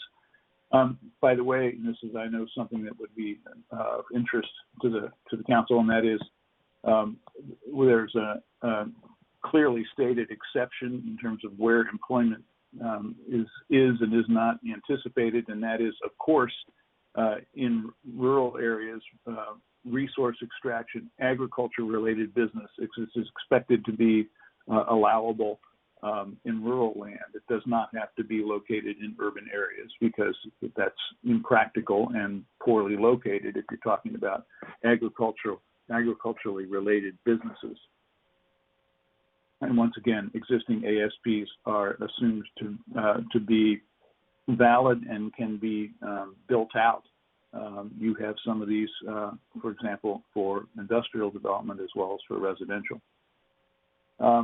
Finally, there's, we've tried in these broad strokes to both understand the character of growth that's occurring in the Calgary metropolitan region, focus on the types of growth that are going to be the most beneficial to the prosperity and sustainability of the region over time, and enshrine those in the policy. But there are always going to be exceptions. There always are going to be one-offs or places that don't fit the categories. And so we've written language in the draft policy that allows the board to say, this is an exception area. If this is something that there's a demonstrated need for, and where the goals and policies of the plan are not significantly compromised by approving an exception, and we're not doing one of these every other month in this area, of course there should be a process for an exception, and we've built that into the draft policy. What happens if this is adopted by the board and carried forward? We believe that you're going to grow in a more balanced way that capitalizes on what you're already good at, and avoids some of the mistakes that other regions have made in terms of poorly organized growth. That you get these benefits of more efficient use of land and resources, and you get the fiscal benefits of more efficient servicing and avoided cost of infrastructure that you otherwise would have to build if growth was sprawled without this kind of planning. And with that, I can stop there. And again, my apologies for not remembering to tell you page numbers as we went along. Hopefully, people didn't get lost. And we're going to stop there at page 37 and maybe discuss this a bit if you'd like before we plunge on into a more brief summary of the other sections of the draft policies. Thanks, Charlie. Our administration was doing an excellent job of tracking along with you with the presentation, and I think Council was following as well. So thank you for that. I'll open the floor to questions or discussion from Council on the presentation up to this point. Through the chair, I got one question for you. If you take that map that you've got drawn there with the Calgary metropolitan area, and you take that little finger out that goes out to Strathmore and then back to Calgary in Wheatland County, and you get rid of that, where's the negative? Yes, right. You're talking about the If panhandle. take our panhandle out of what's the negative to the Calgary Regional Plan? Oh, I understand your point, that Wheatland County, only a small part of Wheatland County is subject to this regional plan. Of course, it wasn't our decision that you be included. That was a decision that was made by the province. I would say, again, as just from my experience, as somebody who's been involved in regional planning, I shudder to admit, for more than 30 years, that I would urge you to look at this, if we do it right, as more of an opportunity, not just a mandate, but as an opportunity, that regional planning done right has enough flexibility that you're able to accomplish what you as a municipality want to accomplish, but you do it in consultation with your neighbors. Doesn't mean that your neighbors get to dominate you or push you around. It means you get to have a regional table at which things are worked out. And granted, this is only a small part of Wheatland County's land area and economy, but it is the part, and I guess this was the thinking behind the province's decision, this is the part of Wheatland County that is influenced by the giant thing of the Calgary Regional Urban entity. And so that's been, again, my experience in Oregon, that small towns and rural areas on the edge of the big metropolis that are within commuting distance and have some economic connection to the principal city and the agglomeration of cities that is the urban core. It's worth it to work together on transportation and land use and servicing. So I guess my counsel would be, from a statistical standpoint, you're right, Wheatland County is a very small piece of this picture. But you might find over time that there are benefits as well as the headache of having to do this work, for an admittedly small piece of the region's economy. Yeah, but Jordan may want to comment on this as well from from why do this standpoint. But from my standpoint, I would say you might see over time that it is worth it, particularly as the region grows more and more. Maybe so, but when over the years, and I've been around here for a while, the advantages to us are limited. The ratepayers in all of the county pay for the cost of this. There's a big cost to this. Plus the fact that back when this got started, and I remember I was part of the conversation in Banff with with Mayor Bronconnier and our CAO, and Mayor Bronconnier told us that Wheatland County meant absolutely nothing to Calgary, had no effect on what Calgary did, and that was fine. We went through these processes. And then a few years later, when Mayor Nemchi was in there at a meeting I was also involved with in Calgary, Mayor Nemchi told the rules that if they didn't pay attention to what Calgary wanted, they would steamroll the rurals.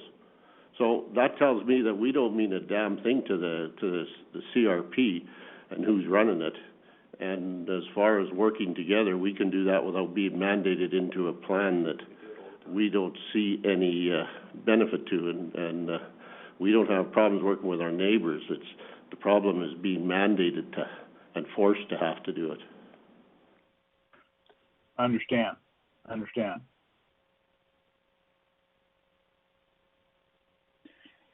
I have a question. Go ahead, Councillor Tester. Yes, you keep talking about Oregon and the plan you had there for the rural municipalities.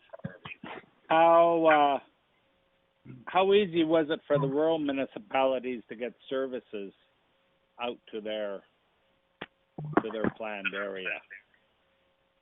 Like, we keep talking efficiency of services, and I look at, from my perspective, we have a water pipeline running right through totally from one end of this planned area to the other to Strathmore, and we're not allowed any water out of it. I'm just wondering, in Oregon, would that be the same situation there, or would the rurals be able to access some of that water out of that infrastructure? And it wasn't because that we didn't want it and we weren't part of it. We were part of the planning where numbers were used.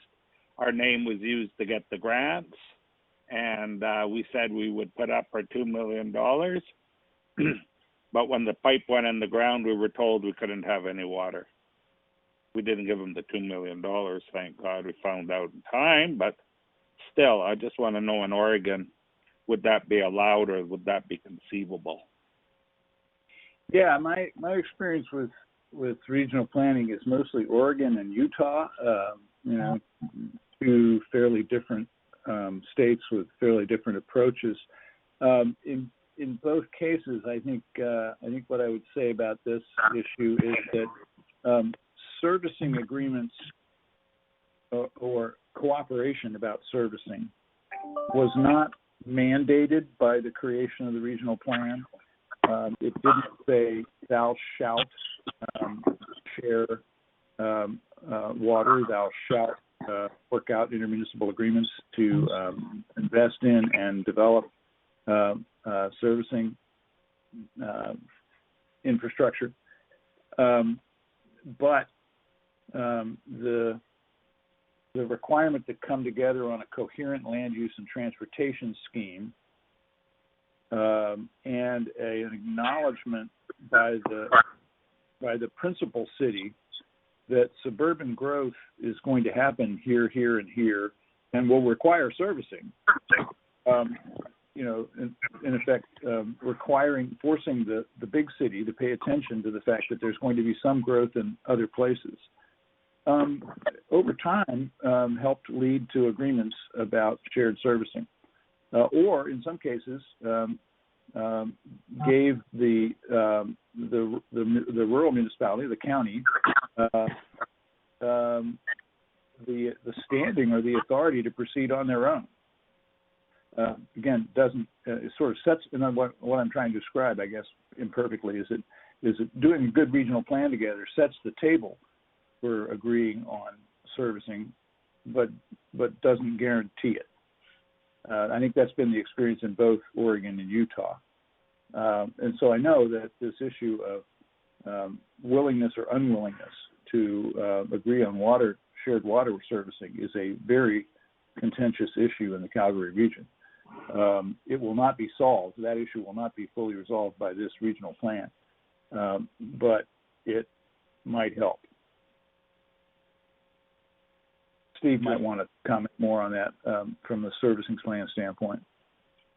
Just on the topic of servicing, broadening that topic from not just water but to transit and road infrastructure, we wouldn't see any hardcore benefits for at least 50 years, is what I understand from our members that sit on servicing. So how can you tell us that it's in our best interest to stay on this board, costing our taxpayers hundreds of thousands of dollars a year for 50 years and not seeing any benefits? Because through this presentation, I can't see any benefits of us staying in personally. Yeah, I can't, as a consultant, tell you whether it's worth it for you to be on this board or not. That's a political decision that's way beyond our competence or scope. But again, I would expect, from what I've seen in other regional plans and in your region, that you would see opportunities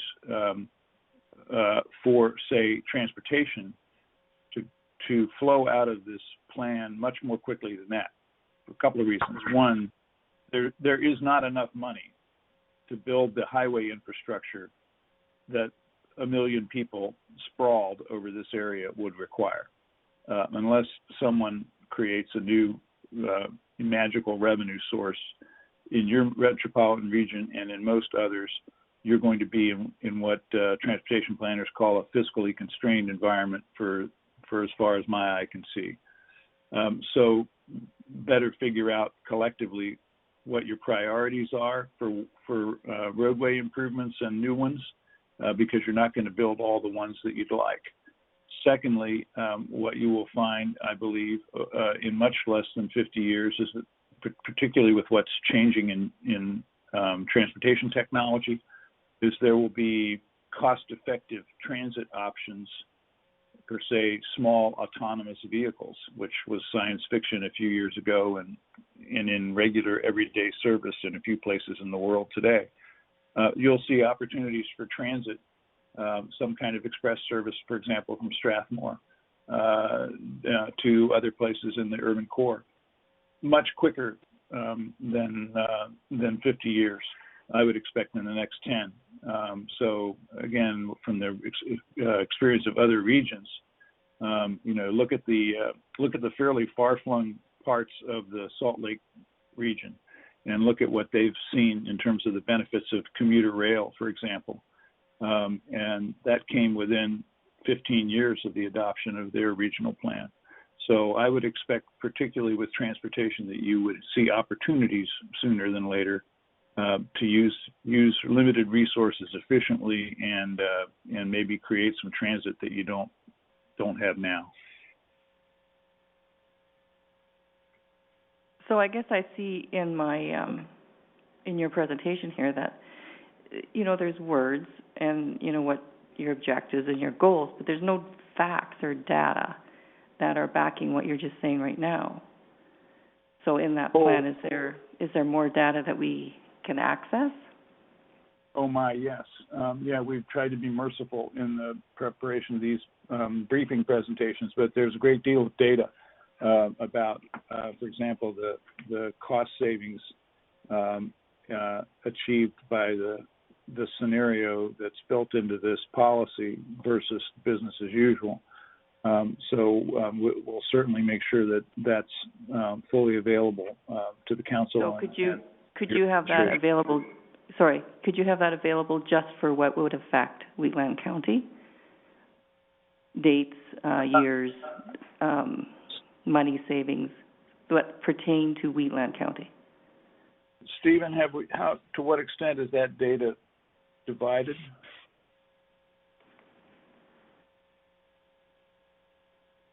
Steve, did you hear that? I'll ask Steve Power to respond to that. Sorry, can you hear me now? I was muted. I'm there now. Okay, good. No, to my understanding, and I'm not the analyst, but to my understanding, the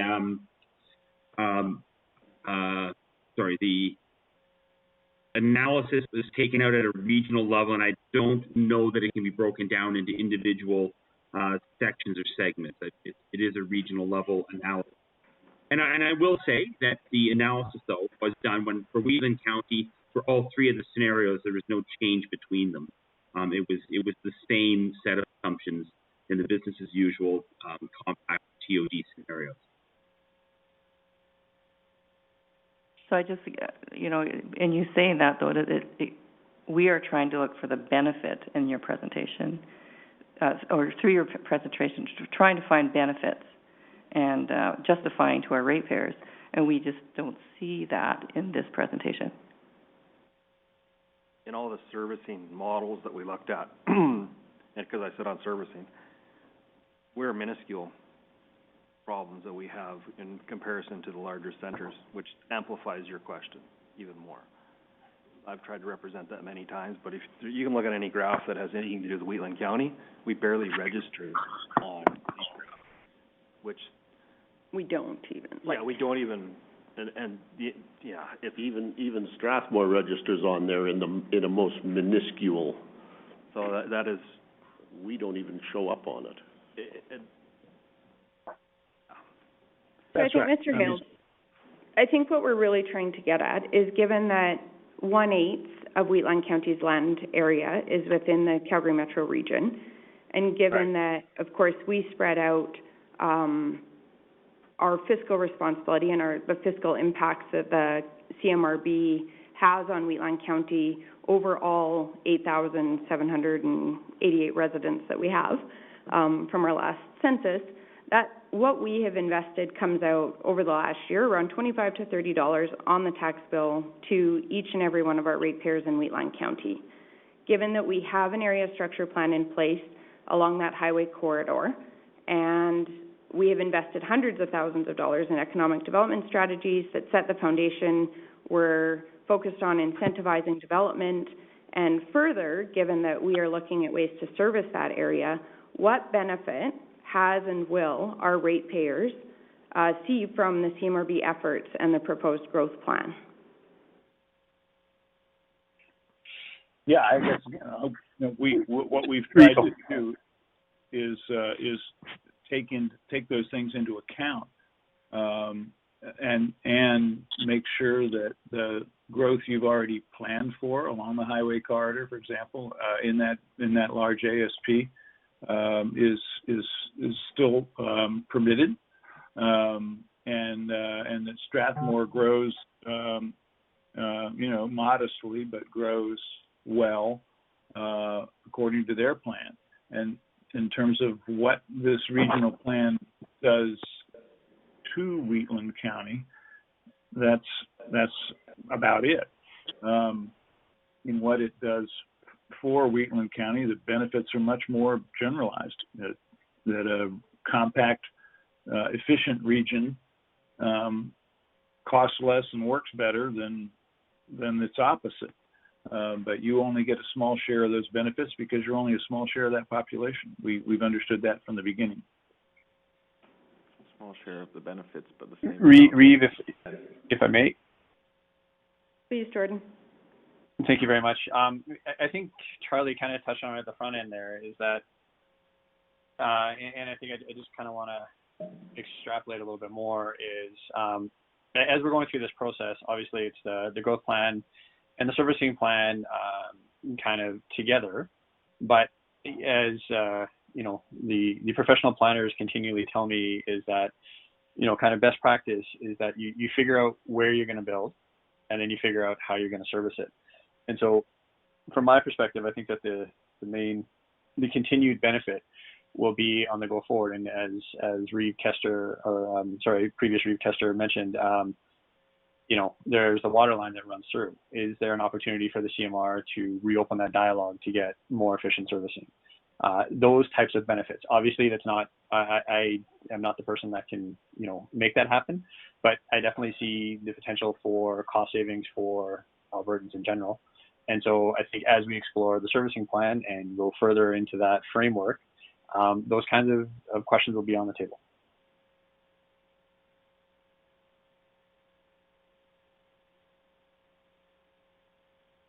Just a question to the consultants. In your professional opinion, do you feel like we've had sufficient time to develop out both the growth plan and what's been presented I think we saw the draft servicing plan for the first time at the joint committee meeting last week. And it really, Deputy Reeve Clausen made an excellent point in that meeting that it was more of a report, sort of a synopsis of prior reports that had been presented to the board and developed prior to the hiring of the consultant. From my analysis so far, I don't really see a servicing plan. I see some reports about, you know, strategies that we could integrate into or build a plan on. The first question is, do you feel like we've had adequate time to prepare these plans? My opinion about that is that if we had not had the pandemic and if we'd been able to work together in elbow to elbow in a workshop format, the original schedule would have worked well enough. That we've all paid a price, as we talked about at the front end here, we've all paid a price of doing things this way, which is much less efficient, much less collegiate. Secondly, although we'll meet the requirements of the regulation in terms of the framework of a servicing plan, in my opinion, you're not going to get to much precision about servicing in the first iteration of this plan, because you have to get the pattern right first. Where are you going to grow? Where are you not going to grow? How are you going to grow? And then bear down over time on servicing questions. Let's do a regional transportation plan, not just a sub-area plan. Let's do a regional economic development strategy. And then servicing issues get worked out over time, because, as you know, they're complicated and political.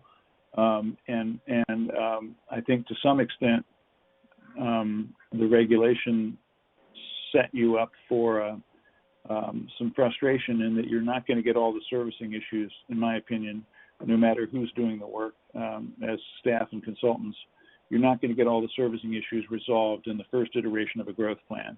In the first iteration of a growth plan, you're going to get the growth pattern figured out, and that's still exceptional in metropolitan areas across North America. Only a minority of metropolitan areas across North America even have something like this. So keep your expectations a little lower about servicing, and would be my advice. I respect your position on that. I guess another way of looking at it is just given the constraints with the CMR only having 4% of the surface water in Alberta and yet trying to provide servicing to 45% of the province's population. My perspective is that it is really, really key to do that work concurrently, to look at the servicing concurrently with looking at where the growth is going to be either projected or directed, which is what's happening with this plan, and that's concerning to me. Understand. Yeah, the water is a huge challenge.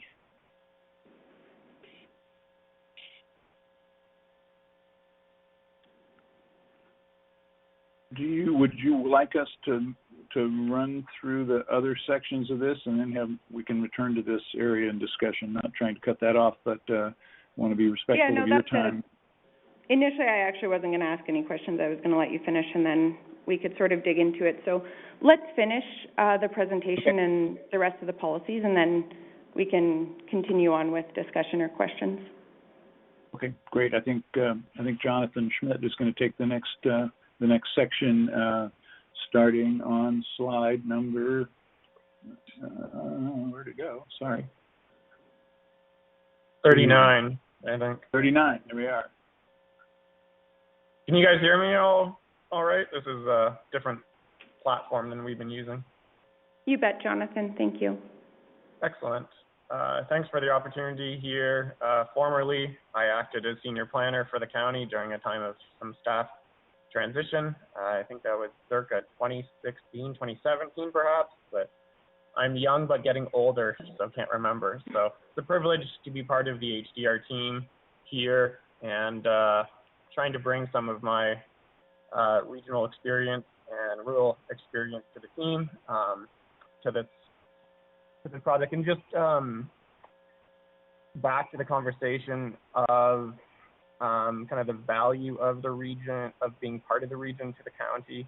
And I think it was articulated well by Jordan and others, and also recognizing that it's not our role as consultants to tell you whether it's beneficial or not to the county overall to be part of the region, but just to Councillor Kester's comment and regarding connecting to servicing, and so the pipe to Strathmore that the county may wish to connect to that may have been behind that question is, I believe, Calgary, and Calgary has basically stated that they want to work through the region on servicing and land use matters, and thus the mechanism, it appears from my perspective, to get Calgary to the conversation of attaching to that pipe would be at the regional level and through the regional board. And so that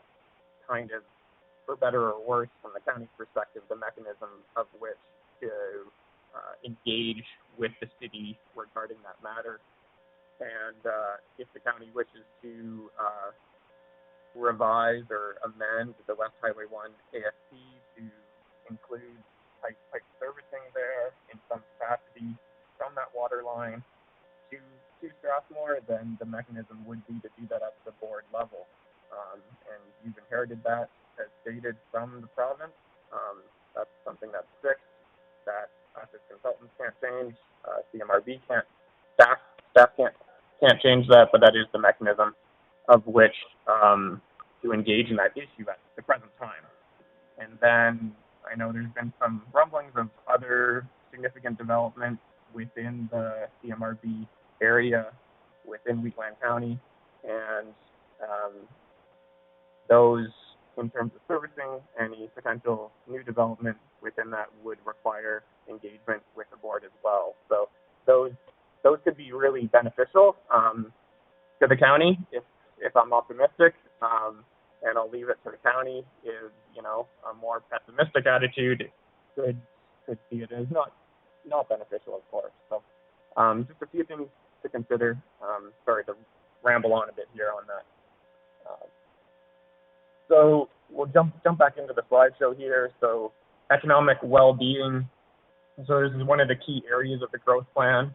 Obviously, it is very tied to land use. We understand from a regional perspective and municipal perspective, obviously the tax value of non-residential is really come to the forefront of municipalities based on some land use planning research in the last few decades.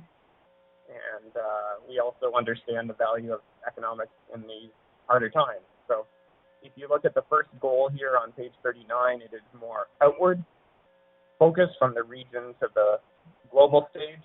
And then the second goal is more of an inward focus in terms of how the region can be unified and strong in its approach to economic growth.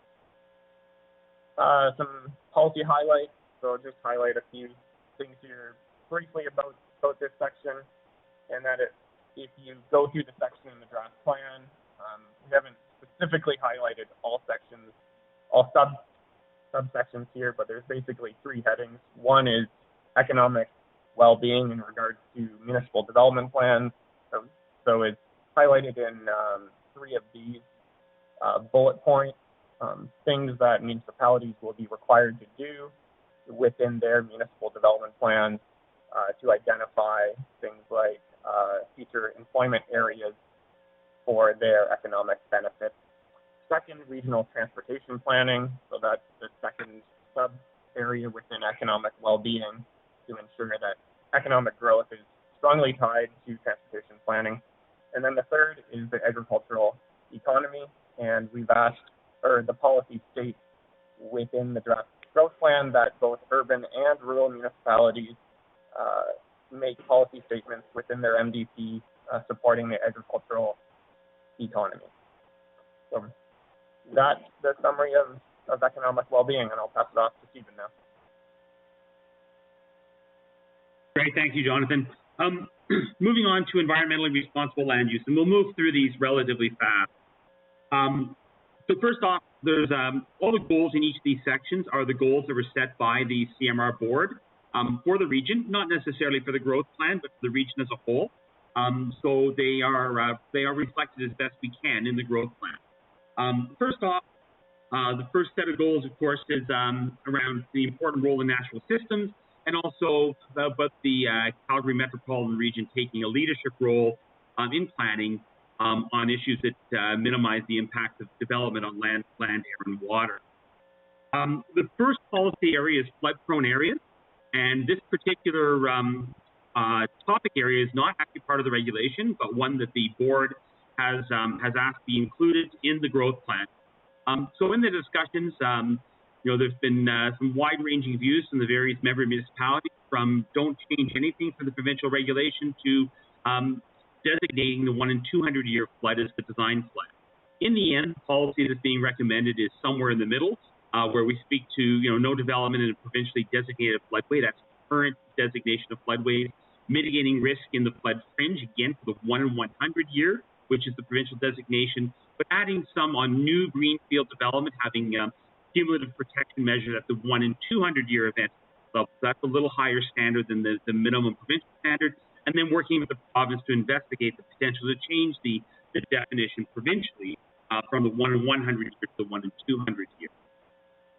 Moving on to environmentally sensitive areas, again, this is an area that there's some wide-ranging views amongst the various member municipalities, anything from some fairly detailed integrated watershed management to basic mapping. And again, where the policy sits somewhere in the middle of that, we're suggesting that that area structure plans and area redevelopment plans identify environmentally sensitive areas and undertake studies where there are environmentally sensitive areas identified to recommend mitigation for them. We're also suggesting that municipal development plans map environmentally sensitive areas in areas designated for growth. So not the entire municipality, but those areas designated for growth, have policies around eco-infrastructure, and that's with the mapping that occurs, the CMRB compiles a database of the environmentally sensitive areas identified at the municipal level. And finally, in climate change, we have a fairly short section on climate change, but highlights a requirement for municipal development plans to include a commitment to reducing greenhouse gas emissions and water consumption, and also policies that identify and mitigate risks around climate. So the next area is in water stewardship, and again, there's a couple of goals that have been set by the board around having water strategies to promote healthy people and ecosystems, resiliency around flood and drought, and a coordinated approach to water, wastewater, and stormwater. And this sort of goes to questions that we talked about just a little earlier here today. In terms of policy, there's a strong connection to the servicing plan, which I think we can come back and have a little more discussion on. But policies within the growth plan, address things like advocacy for headwater protection, ongoing assessment of upstream reservoirs and their impact on flood and drought resiliency, around regional leadership on stormwater, impacts to regional infrastructure systems and the importance of storm or the possible effects of stormwater on them.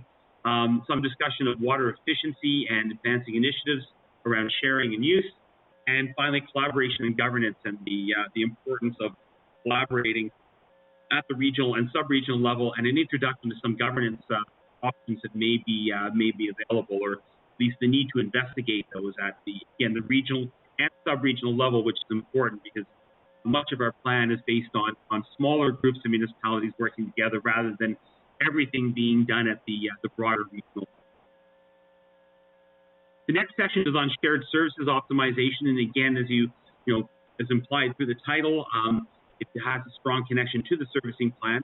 But around the goals for the region are having some borderless, the idea of borderless delivery of essential services, using investigating benefit cost models and sharing of benefits and costs, and servicing the region in more sustainable ways through optimization. The policy highlights, we're focused in 3 key areas here: transportation, recreation, and energy and utility corridors, keeping in mind that the water side of it is addressed through the water stewardship section. On the transportation corridor side, it really is about identifying key regional transportation corridors and then having statutory plans, MDPs, area structure plans, that sort of thing, demonstrate how the proximity to those regional corridors is being optimized and how impacts are being mitigated. It also deals with addressing supporting transit in area structure plans and area redevelopment plans where there are regional transit corridors, and then also connection of regional active transportation and recreation, as the two often work together. Recreation is a policy area that was actually approved by the board several months back as a separate piece, so it is included in the growth plan to reflect that that policy that was already approved by the board. And then finally, the energy and utility corridors will be very much the same as what's in the current interim growth, so no major change. And with that, I'll turn it back to Jonathan to wrap up on celebrating urban and rural differences. All right. Hopefully everyone can hear me. You bet, thank you. Okay. Oh, hopefully, can you still hear me? Yes, please go ahead, Jonathan. Okay. Wasn't sure. They said to press the stars to unmute yourself, so. I know, yes, we have so many platforms we work on. Thanks for your patience. Oh, you're welcome. Thank you, likewise. So won't go into this too much, but just to wrap up, there are goals for celebrating urban and rural differences within the plan. So this is more of a text-heavy section without policy here, and so it's meant to recognize the differences as well as to recognize that there's unique needs within each types of municipalities, and as well as within the different rural municipalities as well. We have 3 different rural municipalities, which all have different unique needs and kind of wants and desires. Rocky View County, Foothills County, and yourselves, Wheatland County, of course, that Rocky View is very unique in its development aspirations, and Foothills as well, and then yourself, with, as been mentioned, the rectangle, as some people call it, that you're sort of been imposed on you from the province, and I guess until further notice have to make the best of. So that wraps up our formal presentation here. We're happy to take further questions on the policy sections. The servicing plan as well as mentioned, we can speak to that, although we should note that it is under review internally, and we are taking into consideration all the comments and feedback we have received. And so you will see a different version coming out of that eventually, too. So, Stephen and Charlie, any last notes here before further questions? No, I think we ought to hear whatever other areas the council would like to spend more time discussing in the time you have available. So I guess I want to start just with 2 quick questions just because they reference things that Jonathan just said. I have been curious just about how the iterations of the plan are evolving in the process of that. So if I understand correctly, the consultant, you originally prepared a plan, and obviously we've been looking at that through different committee work, workshops, TAG, meetings, things like that. How will that be presented? Because obviously the changes to what you have presented have not been considered by the board. They're being made sort of dynamically as conversations happen, as requests are made by individual municipalities. Is that being tracked, and will the board be made aware of what the original plan was, what changes have been made, who either requested or directed those changes, and then how will the board... I guess what's really critical to me is when I look at a final document, sometimes when I compare that to the original, it can be challenging to pick out edits or changes.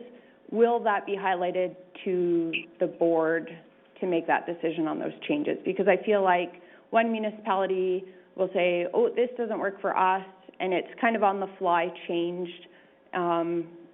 Deputy Reeve Clausen is nodding his head. I know he's experienced that as well. I know our administration has confirmed that they've experienced it through their work with the TAG.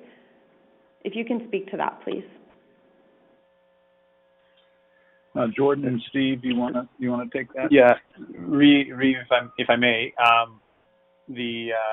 so the consultants have been compiling tracking documents, and we have shared those with tags periodically, kind of, I would say, as comments come in, and they address kind of specifically what you're saying. Our intent for the go forward here, as we work through feedback that we've gained through council presentations, feedback that we've gained from, formal written feedback coming from municipal administrations, is to circulate a track changes document and also a clean document for the upcoming board meeting on February the 26th. So that would be circulated this coming Friday, for review by the board members in preparation for the meeting on February 26th. We haven't previously circulated essentially the tracking log to the board members, but rather only to tag, for, let's say, the purpose of being, as Charlie's already mentioned, merciful in the amount of data that we're inundating you guys with. And you're tracking who made the request, so the document will show sort of the original draft that the consultant prepared, and then it will indicate changes. And are you tracking who is requesting changes? So not in the document itself, but let's say Wheatland requested, a change to paragraph X of the document. That would be tracked in the comment log. And then essentially, the way that the consultants have been doing it is they kind of say, change made, agree with comment, or, not because it doesn't work with this other thing, kind of thing, and then have been putting that forward. But not in the document, just because it would just make the document incredibly busy and really challenging to read to do it that way.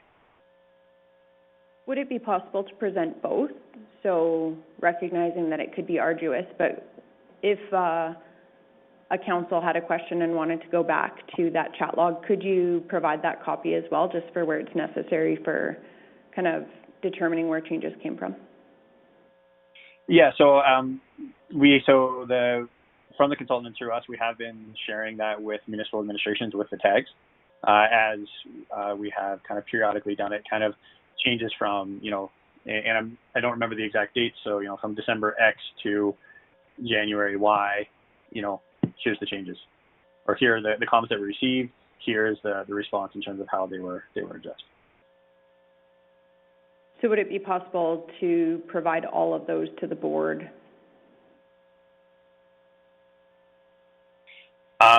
Sure, we can take a look. Like I said, they're already with the tags, but we can take a look at compiling them into a single document. Sure.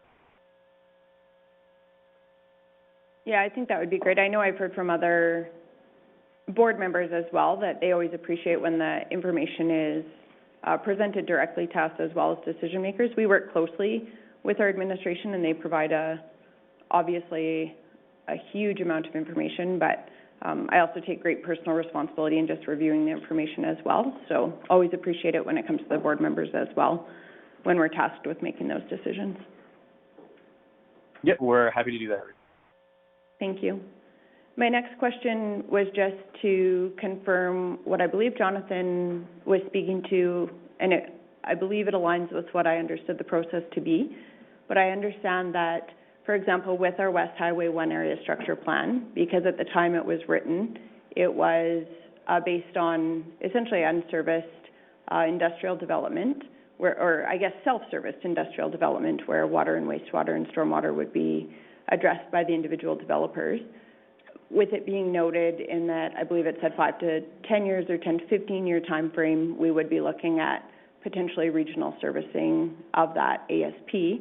If I understand it correctly now, and just so that all of council is fully aware, if Wheatland County, through strategic investment, wanted to or had prioritized servicing that ASP, that would need to be approved by the City of Calgary, given the current voting structure at the CMRB. Yeah, Jonathan here. Oh, go ahead, Charlie. Sorry, go ahead, John.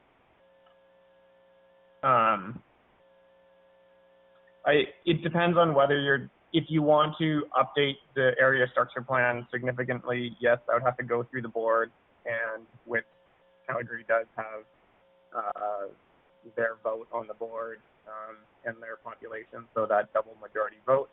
So an update to that area structure plan would require approval from the board.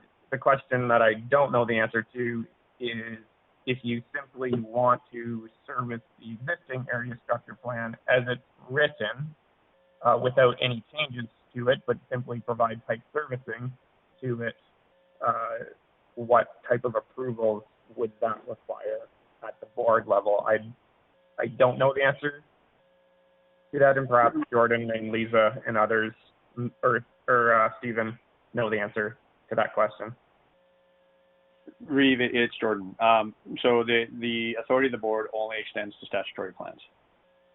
So if it's not making a regionally significant alteration to a statutory plan, the board has no authority over it.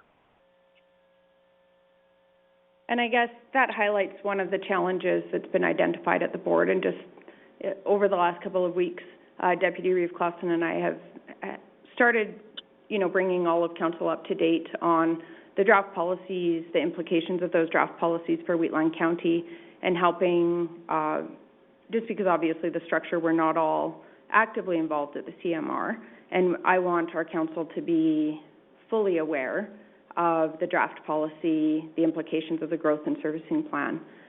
And one of the challenges that has come to light, I think, is exactly around that. What constitutes a substantive amendment to existing statutory plans? And my understanding is there's some uncertainty around what might constitute substantive change. And my understanding, if we do establish a process for determining whether it's substantive or not, substantive changes to a statutory plan would require even an existing statutory plan, and please correct me if my understanding of this is wrong, but that a substantive change would require, regardless of whether it was an existing statutory plan or not, to then, for that plan to be in alignment with the growth plan policies. Yes, Reeve, that is correct. That's actually the current situation that we're experiencing with the interim growth plan as well. So then I guess it would be my assertion that the existing policy significantly limits not yet built or partially built out ASPs, specifically though in rural municipalities. And I think that's the crux of my issue, and I have expressed this previously, is this entire plan is built on a basic premise that specific types of development are only appropriate in certain municipalities, and that's really being delineated by virtue of whether a municipality is considered urban or rural, and really doesn't capture the reality of Alberta. Alberta is not necessarily, certainly rural Alberta is not transit oriented, and I think we have demonstrated, and certainly our neighbors, our rural neighbors in the CMRB have demonstrated that effective, sustainable, and efficient servicing can happen for industrial or commercial development outside of urban centers. And we've certainly heard very value-laden statements around that.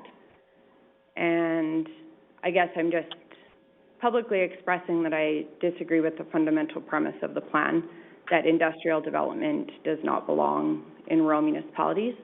And I just want council to be fully aware that outside of an existing ASP, the only place type of development that we would be permitted to pursue would be country residential, potentially with a cluster.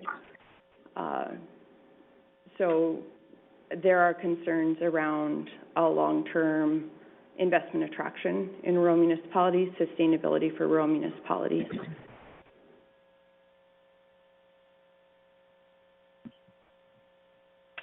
Thanks for your comment, Reeve. Jonathan Schmidt here again. And it's definitely something that we've heard from the other rural municipalities pertaining to the employment area location criteria.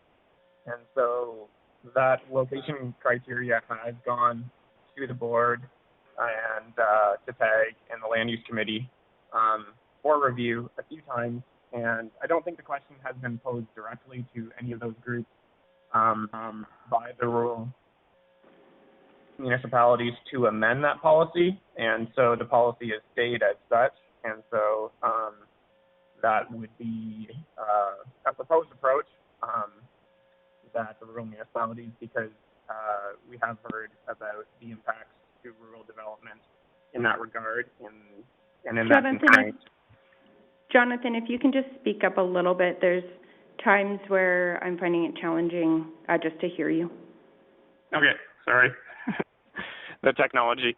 So in regards, I think you're speaking to the location criteria policy, which has specific criteria around employment areas, and opening that up a little bit is what we've heard expressed by the rural municipalities, that that they would have a desire to have that location criteria for employment areas more flexible to allow for what's happened in the rural areas and future opportunities that aren't necessarily within joint planning areas, that aren't necessarily within hamlet growth areas, and being able to allow that.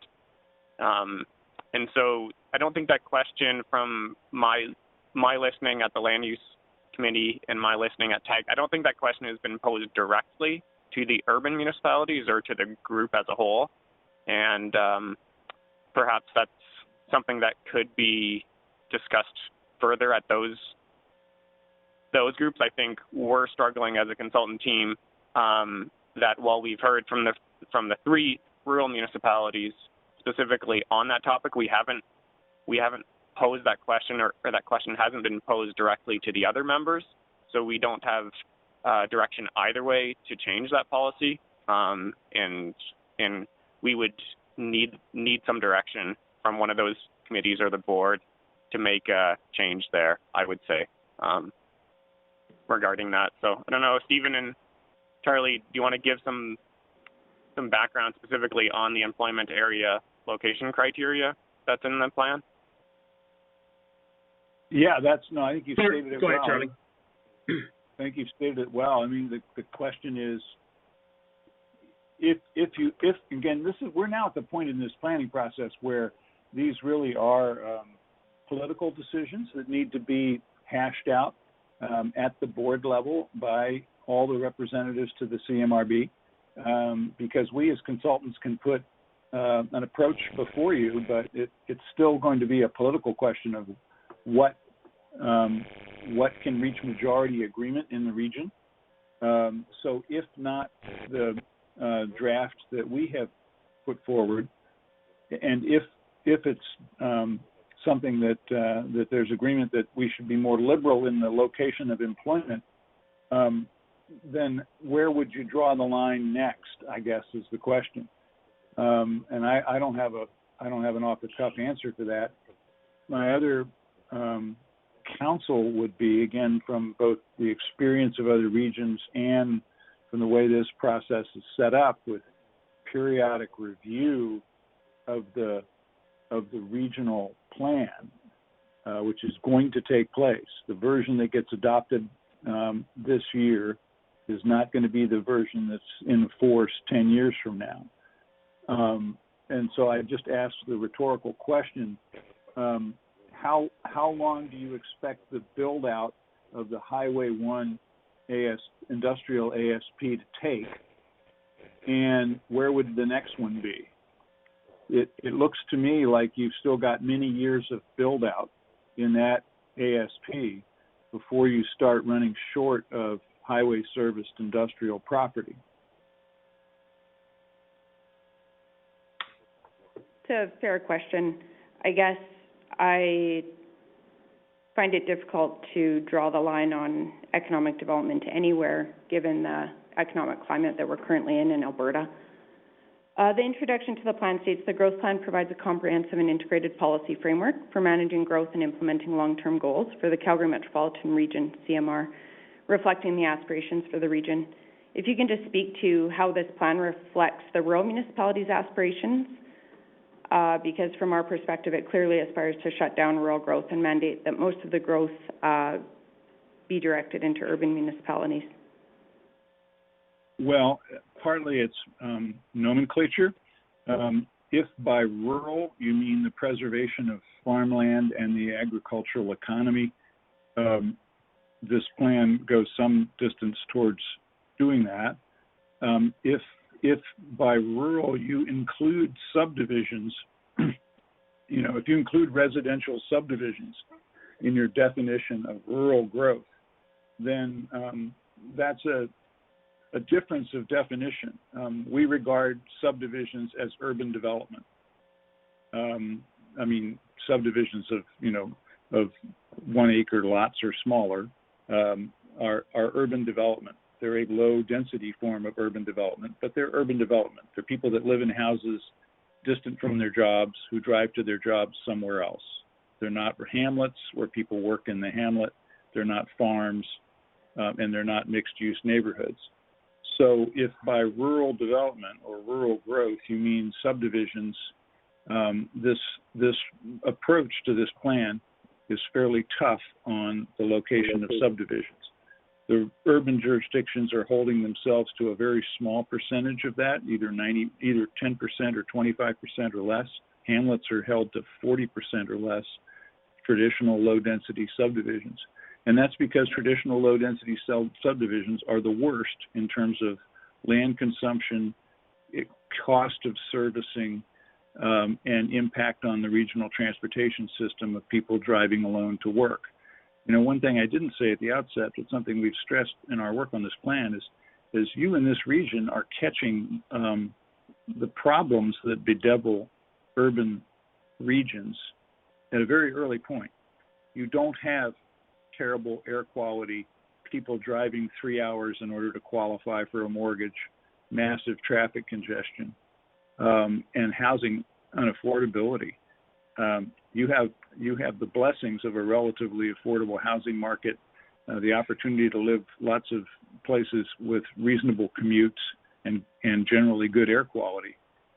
It's been, you know, the experience of places that approved a lot of subdivisions over a large land area, that those problems all became acute and much more expensive to solve later than sooner. So again, we've been fairly tough on where subdivisions should and should not go, in our opinion. It's ultimately a political decision at the board about whether they agree with what we've put before you or not.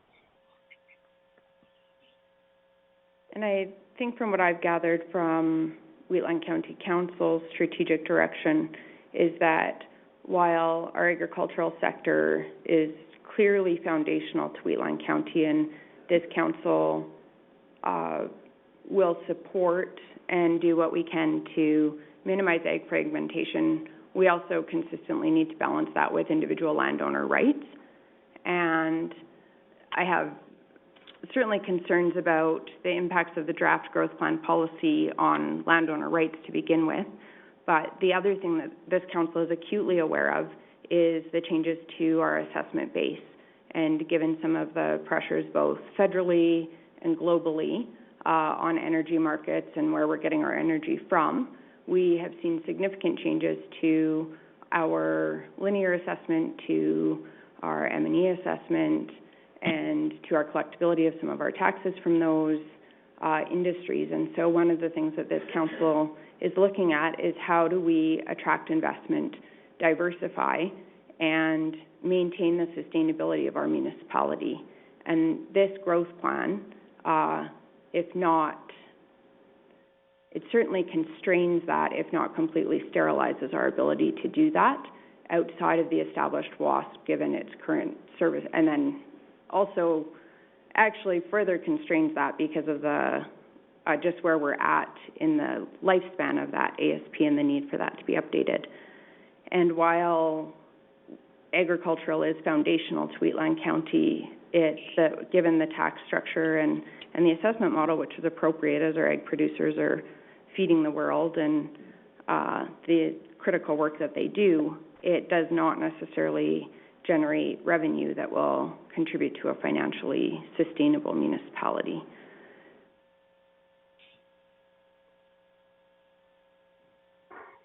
Yeah, understood. Again, I guess, you know, one of the things that I hope will come from the adoption of this plan is you know, there's a number of members of the CMRB board have expressed an interest in doing a regional economic development strategy. I would certainly recommend that. You can do some things in land use and transportation plans, trying to preserve, you know, one of the stated portions of our policy in the economics section is try to make sure you save your transportation capacity for goods movement, agricultural products movement, you know, and still give people the ability to commute to work without getting stuck in congestion. You know, there's only so much you can do, in other words, in a land use and transportation plan and a servicing plan for a region. But you can do more if you have a regional economic development strategy that attempts to do things in concert to make your region more economically competitive beyond land use. And I would certainly recommend that. I think all of us are trying to figure out, you know, what the next economy looks like. And one of the reasons why I asked the question about the Highway 1 ASP is it looks to me like the region and you as well in Wheatland County have quite a bit of zoned industrial land. What the absorption rate of that's going to be in the next 5 years, I do not feel qualified to guess, but it's not what we thought it was in 2019. Yeah, just to speak to the, if I may interrupt. Of course.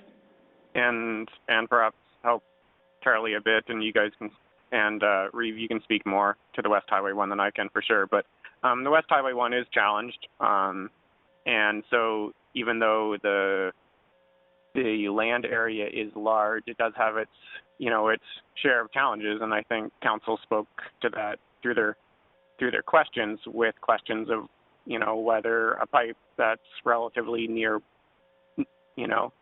can be tapped into. And I think to the Reeves, some of your points in that if there is not the economic opportunities within the growth plan to diversify the tax base, then an economic development strategy can only go so far if it bumps up against the growth plan. If you're looking for especially non-residential tax base to offset, say, losses in linear assessment that a lot of our rural communities are experiencing soon or at the moment, or already have, I guess. So in regards to that, I think just wanted to point out that no growth plan will be perfect for the region. We're working hard on this one. There are tools available, though, within the growth plan. So there's joint planning areas, and that's a tool available for future growth. And so I think one of the questions to pose back to the county is, would a joint planning area be appropriate for the county in any shape or form to facilitate future growth? The other tool is hamlet growth areas, and so there's policy around that. There is one, I believe, identified on the maps for Cheadle. Is that sufficient?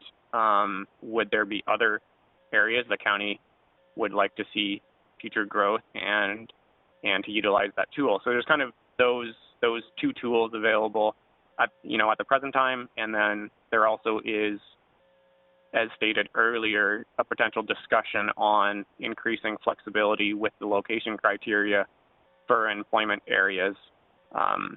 So those are a few kind of tools available, as well as looking at some of the grandfathered ASPs and whether there's what the constraints or flexibility is when those plans need to be updated, and sort of what is regionally significant, what has to go back to the board, or what can municipalities do to tweak those plans and then not have to go through the regional evaluation framework, aka the REF, and just amend those to suit the market. So if you need to amend the West Highway 1, what's kind of the trigger that would send it to the board, or what could be done that wouldn't? And there is the regional evaluation framework document that still needs to come out. that would then clarify that kind of regionally significant piece. So I know I've kind of gone on a bit here, but perhaps that helps a bit. And to the Reeve, does that assist at all in answering some of your questions? It's really good context for two more questions that I have. First, I'll just start with one comment. Another concern that I have with the growth plan, and I did allude to it a little bit already, is just the limitations that this puts on our landowners and around their rights to steward their land the way they see most appropriate, and this could potentially have significant long-term impacts on sustainability of our egg producers as well by limiting that autonomy that they have as landowners. And then it also, I feel that this plan ignores, I guess, the possibility of establishing employment areas in rural areas, and we talk about limiting commuting and having transit-oriented, which is simply not feasible in the rural area that we live in. We drive to where we work. That's just the reality of it. I only live 10 kilometers from here. I am not going to walk to work in the winter. And so I think we need to keep in mind the realities of rural Alberta when we're making some of these decisions. In the draft growth plan, section 3.110, exceptions to the policy, it states, notwithstanding the policies in the growth plan, the board, at its discretion, may approve a statutory plan that does not comply with the policies of the growth plan if the member municipality proposing the statutory plan has demonstrated an economic need and regional benefit that has not been addressed in the growth plan and that will be addressed by the proposed statutory plan. And then there's a couple of other conditions. We interpret this section as creating the opportunity for a municipality to request that the board allow a new ASP if the member can demonstrate an economic need and regional benefit that has not been addressed in the growth plan. Can you please provide an example of how these clauses will work, using Wheatland County as an example? And then I have a second, somewhat related question around growth hamlets, and I know you've mentioned them as well. There are 8 listed criteria outlined in the plan for establishing a new growth hamlet. On what grounds can the board refuse to approve a new growth hamlet? I have concerns, obviously, around the lack of appeal process at this point. If you can speak to those two policies, please. Well, maybe Jonathan can do a better job than I can on coming up with a Wheatland-specific hypothetical about an exception. Yeah, I can jump into that if you want. So, yeah, please. There's been rumors of a significant unique development within Wheatland County that may qualify as an exception. It's probably as much as I can say, and that could be brought forward as such if because it would probably tick a few boxes in terms of regionally unique and significant and isn't going to happen a lot of other places from the little bit that I know. So.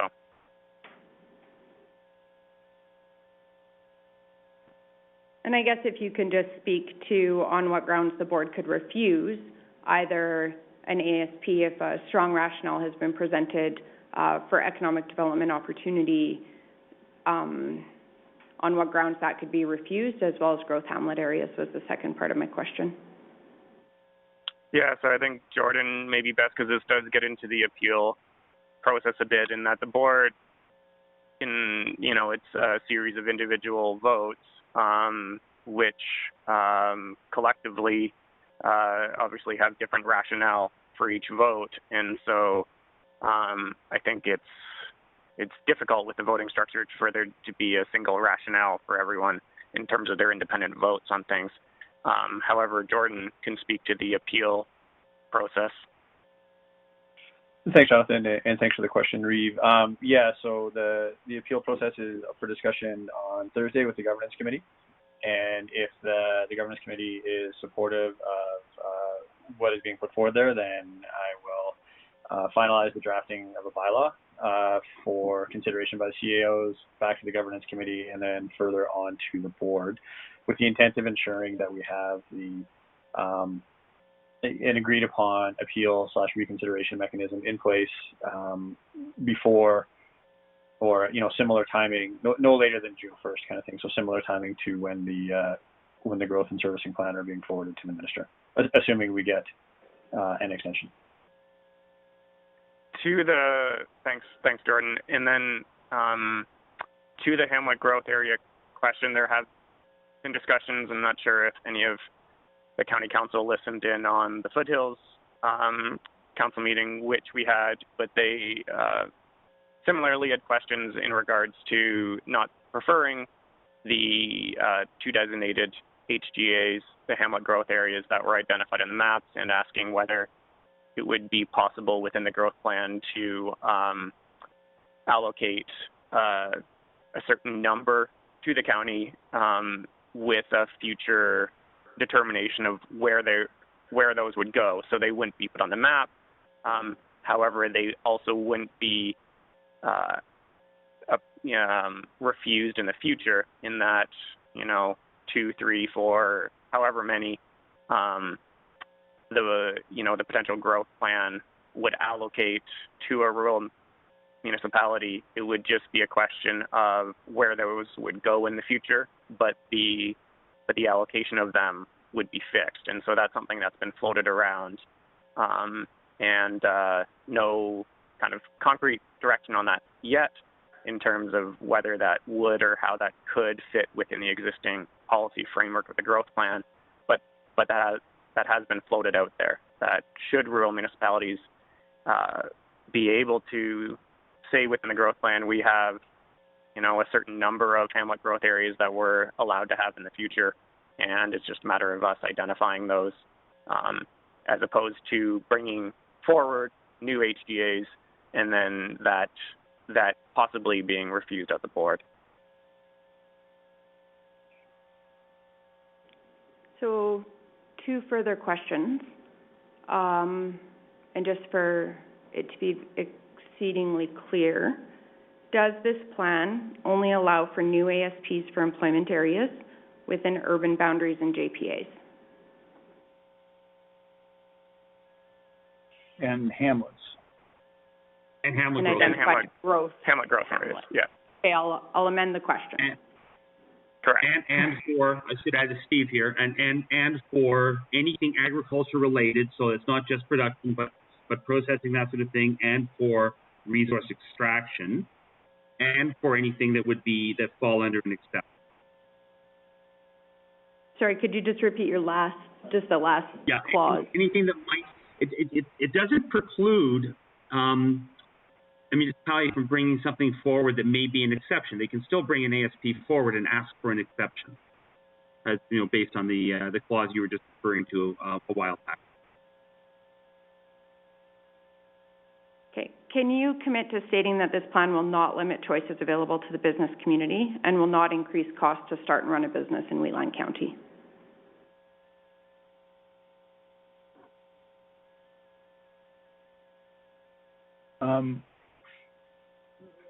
Well, I don't know about the cost piece. I mean, all land use plans limit choices, so this one does too.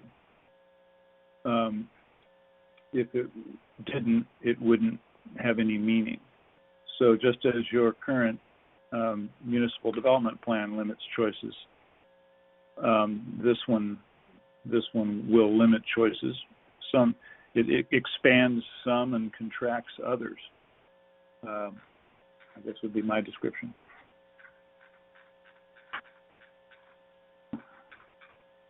So in the Celebrating Urban and Rural Differences section that we just reviewed, it was stated that analysis has shown there is sufficient supply of the residential community place type that provides housing, but lacks either urban amenities nor a rural lifestyle. Can you please be more specific as to what analysis was done and what the results were?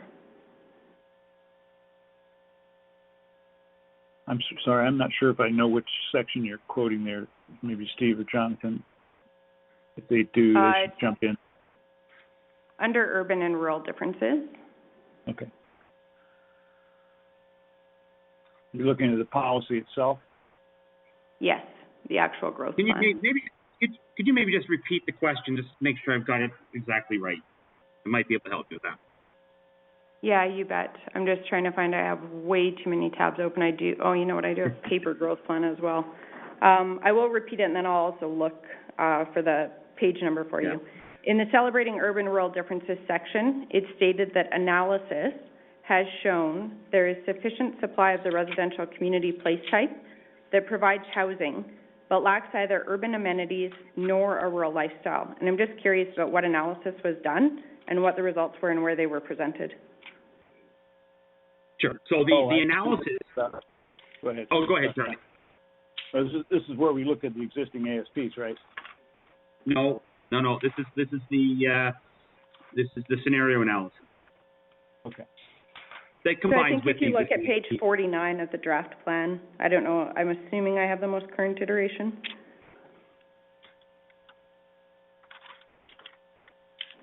So the analysis is, yes, a comparison against the ASPs that are out there, the land that's available, and that sort of thing. And it's a specific commentary around that residential community or the traditional, historical type of subdivision that is a residential only. And the commentary is really around, around the availability to build that kind of place type. And the extra commentary as well is that residential community place type doesn't serve either urban or rural needs, I think is really what the point is there. And that we have lots of land for that particular place type that really doesn't perform well in terms of saving costs and saving, conserving water and all that sort of thing, that we're better off with the rural place types and the more urban place types in their appropriate locations, and that there is sufficient land around for that traditional, residential community, that low-density, single-use residential community. Instead, what we're really saying is that regardless of whether you're in an urban or rural environment, it should be a job housing balance and that sort of thing. That that residential community piece that Jonathan and Charlie both alluded to before doesn't suit either a rural or urban. Is really the point there, and there's lots of available approved land for those, and there's no need to approve more of that. Two more questions, and then I really want to give Council the opportunity to clarify or ask more questions. These are both related to public engagement. The public were only, so number one is, do you feel that the public engagement was adequate for this plan? The public were only asked to comment on high-level concepts. They were never given the opportunity to comment on policy that would give them an understanding of how the plan would impact them. Also, the number of residents that were engaged in the process was very low. Wheatland had little to no participation. Do you think that this is adequate given the constraints being proposed in the growth plan on Wheatland County? And then very specifically, if you can also speak to this question, what consultation with business groups took place to support these policies? And if you could please specify business groups in rural areas that were consulted. Well, Steve, you might want to talk about the external tag, maybe on the last question first. Yeah, so predominantly the discussions with external groups was through the External Technical Advisory Group, and the representatives of the business, the development community in there. So as a whole, we didn't go through and speak to individual business organizations, but rather dealt with the primary developer group, being NIOP for the industrial commercial development community, and BuildCalc for the residential community. So they've been highly involved throughout the process. And Charlie, maybe you want to jump in, or sorry, go ahead. I guess just looking for clarity around which of those representatives would have been representing sort of a rural business or rural economy perspective. Well, NIOP doesn't differentiate between urban and rural. They are the representatives of the sort of industrial and commercial development community. So they don't have a specific urban or rural mandate, my understanding. So we use them as the founding board for the industrial and commercial development approach in general. And as to the public engagement, again, we've done virtually all of that by online means rather than in person. There's been a fairly substantial participation rate, which, has been heartening. There's never enough. And, you can never reach as many people as you hope to, but I think, again, under these conditions, the several thousand people who participated is at least, heartening, if not complete. How you reach more people online in this environment, we're all trying to figure that out, but I think the board has been relatively pleased with the amount of public participation we have been able to accomplish.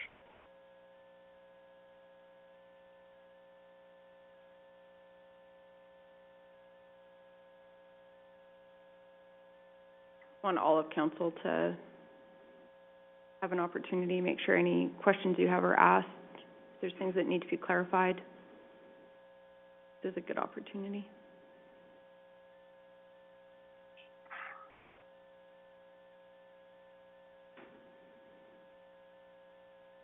I can provide a little bit of context when you'd asked about trying to get different things other than JPAs and whatnot in discussion. Calgary has voiced their concerns many times that it's getting too diluted.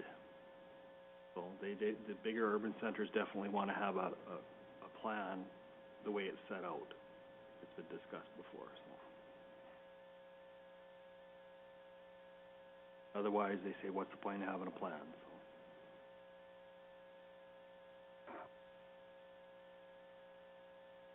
I'm sorry, I turned up my volume, but I couldn't hear you very well. Sorry. Sorry, Scott here. I was just explaining when we were discussing it, land use, about some of the rural areas wanting to have some different opportunities to develop. Calgary and the other urban partners had stated that the plan is getting too diluted already. So just trying to kind of give some context to my fellow councillors here. I see. Okay, thank you. Just two final questions. One is quite key when I'm analyzing the plan. When do we expect to see the component of the plan that includes the REF process?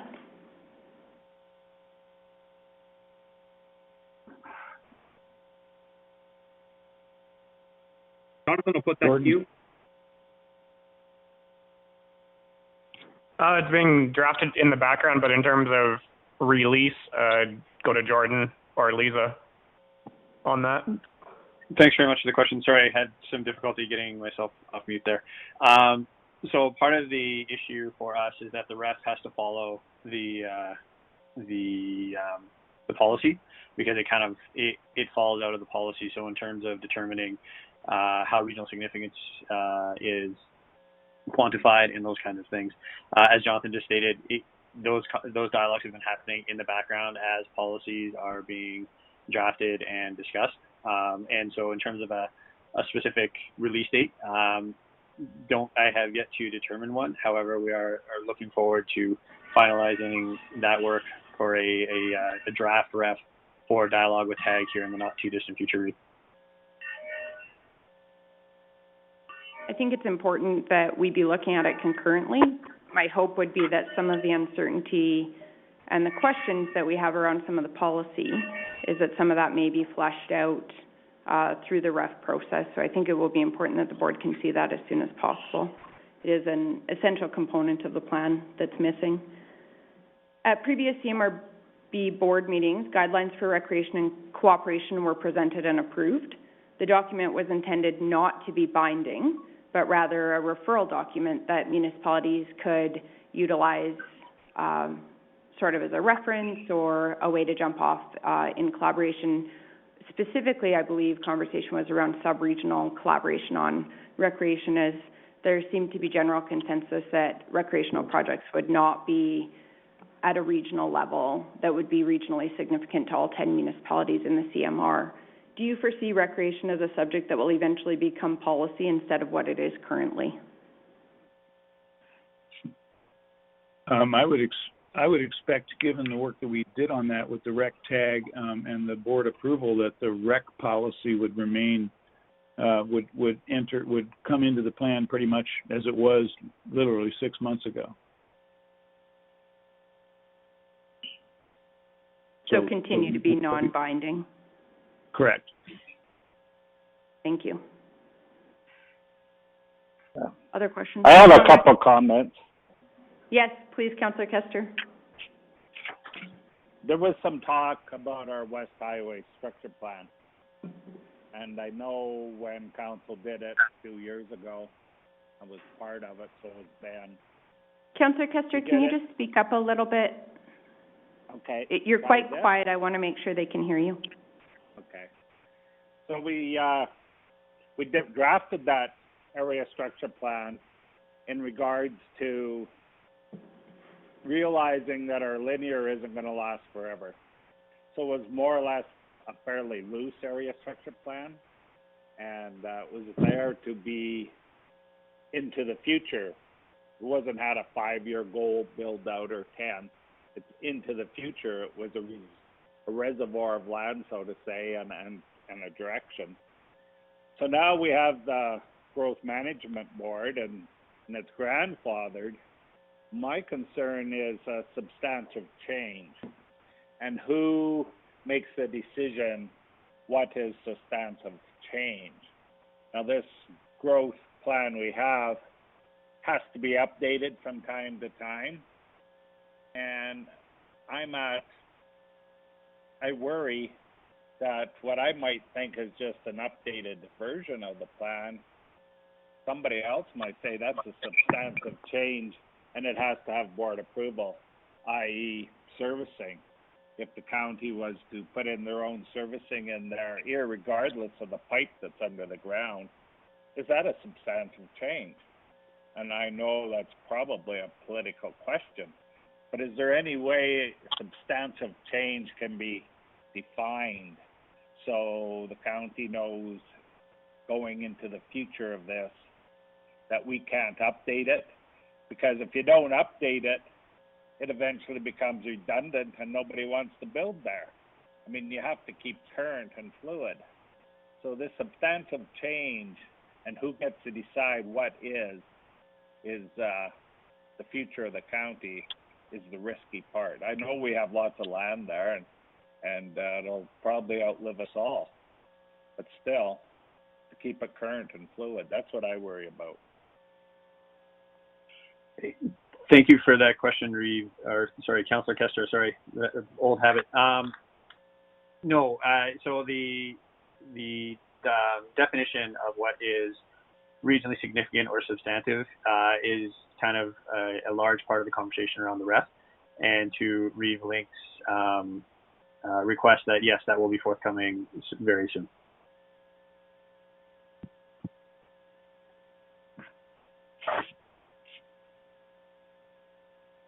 Councillor Kester, did you have another question? Oh, sorry, I was on mute there. No, I'm just worried into the future. Like when we did it, we thought we were okay with it, and now we got constraints on it. We don't have a crystal ball. We can't change it to what it should be in the future. We don't know. And when that time comes, will there be more constraints? Yeah, so. Yeah, I absolutely agree with you. It was developed by the council of the day. It very specifically references that it is an iterative ESP, and I don't think anybody could have anticipated that our local autonomy would be stripped and another municipality would be making the decisions on those amendments. I do just have one more question, and I know it's been asked before, but I haven't heard a satisfactory answer. Can you provide Canadian examples of where JPAs are used? We've looked into Toronto, because we heard it used as an example before. We didn't see anything there, including the Greenbelt through Toronto, the Region Conservation Authority. Can you please provide some specific examples of where JPAs are used in Canada, and if not, some specific examples in the U.S.?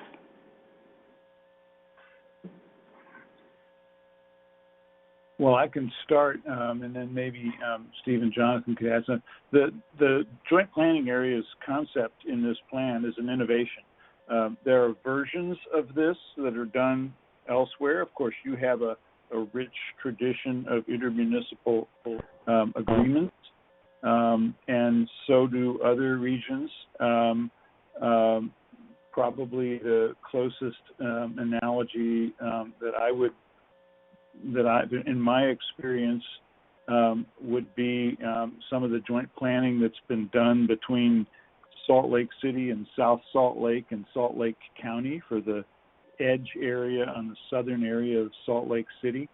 But it's generally been done by intergovernmental agreement between municipalities. This is different in that it is building that intermunicipal planning effort into the bones of the regional plan. I don't know of another plan that has taken that approach. We think it's an approach that makes sense in this case, in that, again, we've left it fairly open in terms of how it's to be conducted. In other words, what are the topics and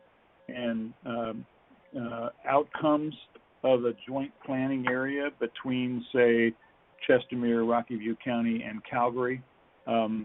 We list the topics and say these should be considered, but it's up to those three to determine which ones are. The most important piece of this, in my opinion, is the requirement that the three municipalities agree, and that's in no small part stratagem to reduce conflict and appeals to higher authority and to resolve things sub-regionally. It's important that I said sub-regionally. Yes, the CMRB board has oversight of joint planning areas just as it does of municipal development plans and other statutory plans. But what we hope is being set up here is a dynamic in which if those three municipalities can agree on a way to grow in that area, that will earn not only the formal approval, but also the deference of the rest of the region. And again, from what I've seen in regional planning elsewhere, particularly, Denver, Salt Lake, and Portland, I have not been involved in other regional efforts in Canada myself. That's how it's worked out in practice, that the fear of interference by other municipalities, which I hear expressed in this discussion and many others in Calgary, is reduced, has been reduced in those regions by requiring people to get together and plan together, whether it's for land use or transportation or both. And we think and we hope that we've set these JPAs up in a way that if those three parties can agree on a good plan, it's much less likely that anybody else is going to try to reach around them and block it. Charlie, if I may just quickly add, it's Steve again, and there are, as you pointed out before, there's several that have growth boundaries and that sort of thing. I'll take Edmonton as an example. So Edmonton's plan is a little bit different. Again, the joint planning area is a bit unique, and it did grow out of the notion and the desire to speak to sub-regional planning that we heard very loud and clear early in this process.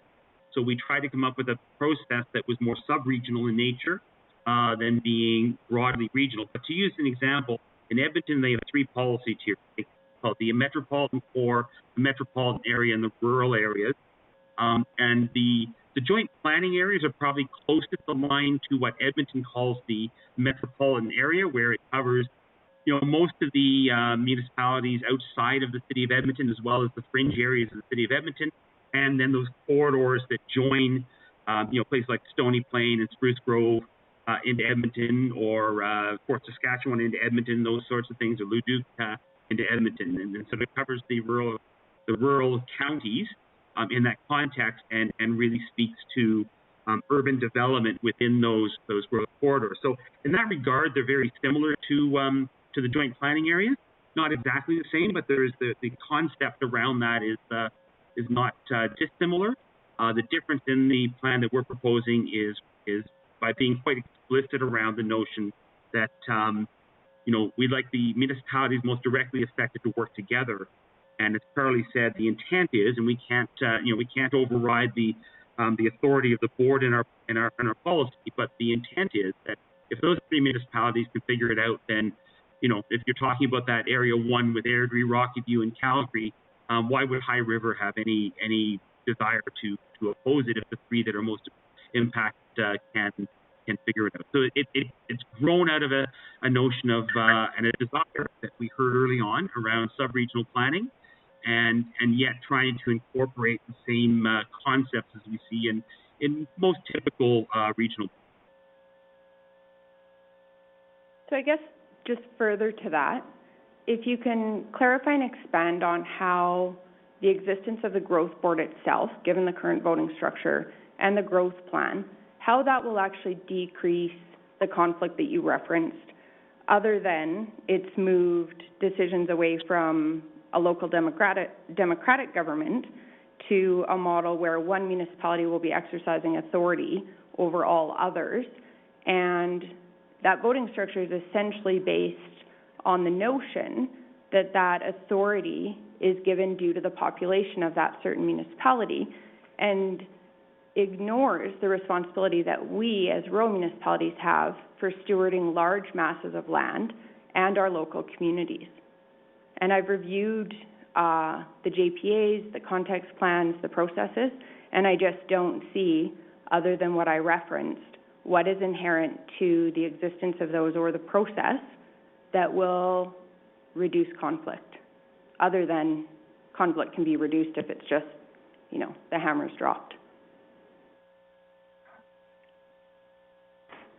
I'll let Jordan talk about the authority issues, but in terms of the planning process and the context plans,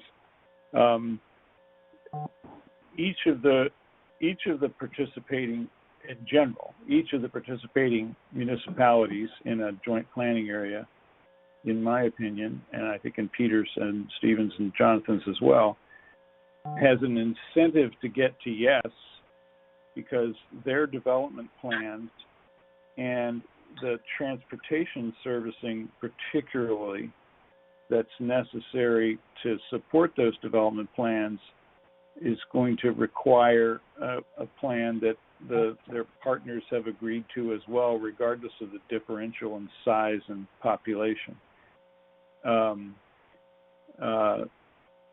Again, unless you assume that transportation resources are infinite, which is an absurdity, of course, it's generally been the experience of regions that do joint planning for development that they do better in getting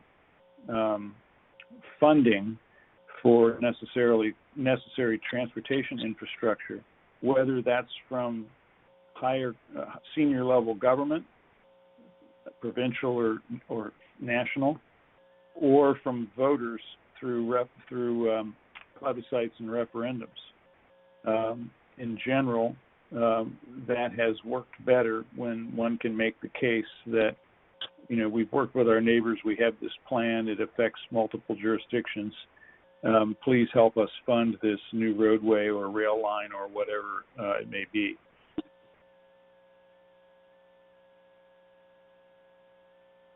So yes, you're right. The voting structure of the CMRB board is what it is, but the downstream benefit of being able to get transportation infrastructure funded has been the most dramatic. If you look at Salt Lake, Denver, and Portland as examples, $1 billion transit project to Hillsboro, Oregon would not have happened but for joint planning.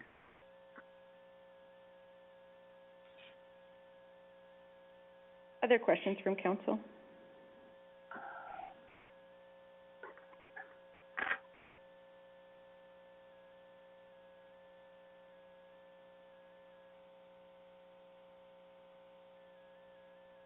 I am mindful that we are into the noon hour. Does anybody else have any other questions?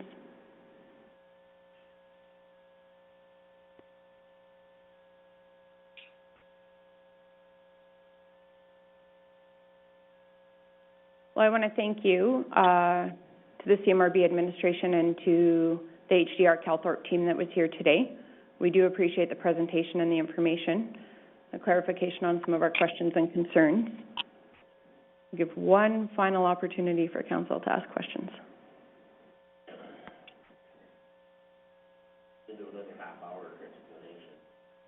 I think we may come back to this, just for some further council discussion, after our 1 o'clock appointment, but,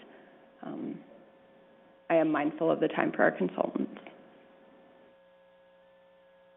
All right. Well, thank you very much. I will look for a motion just to accept the presentation as information.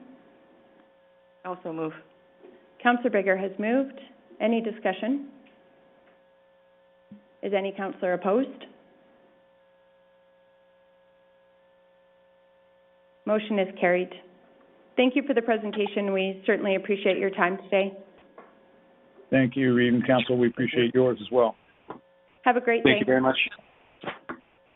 I'm going to recess the meeting until 1 o'clock. We'll resume then. Thanks, everybody.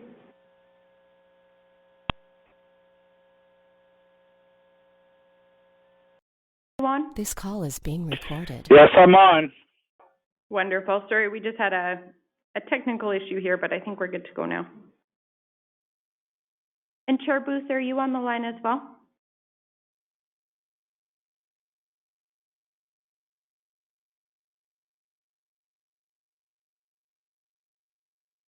Chair Booth, are you there?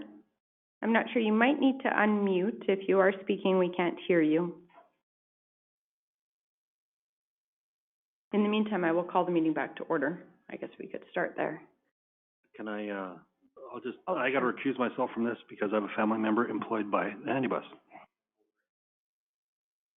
I think Deputy Reeve Clausen has just decided to err on the side of caution and Pecuniary interest. it's at the councillor's discretion, according to the MGA, so. Come on.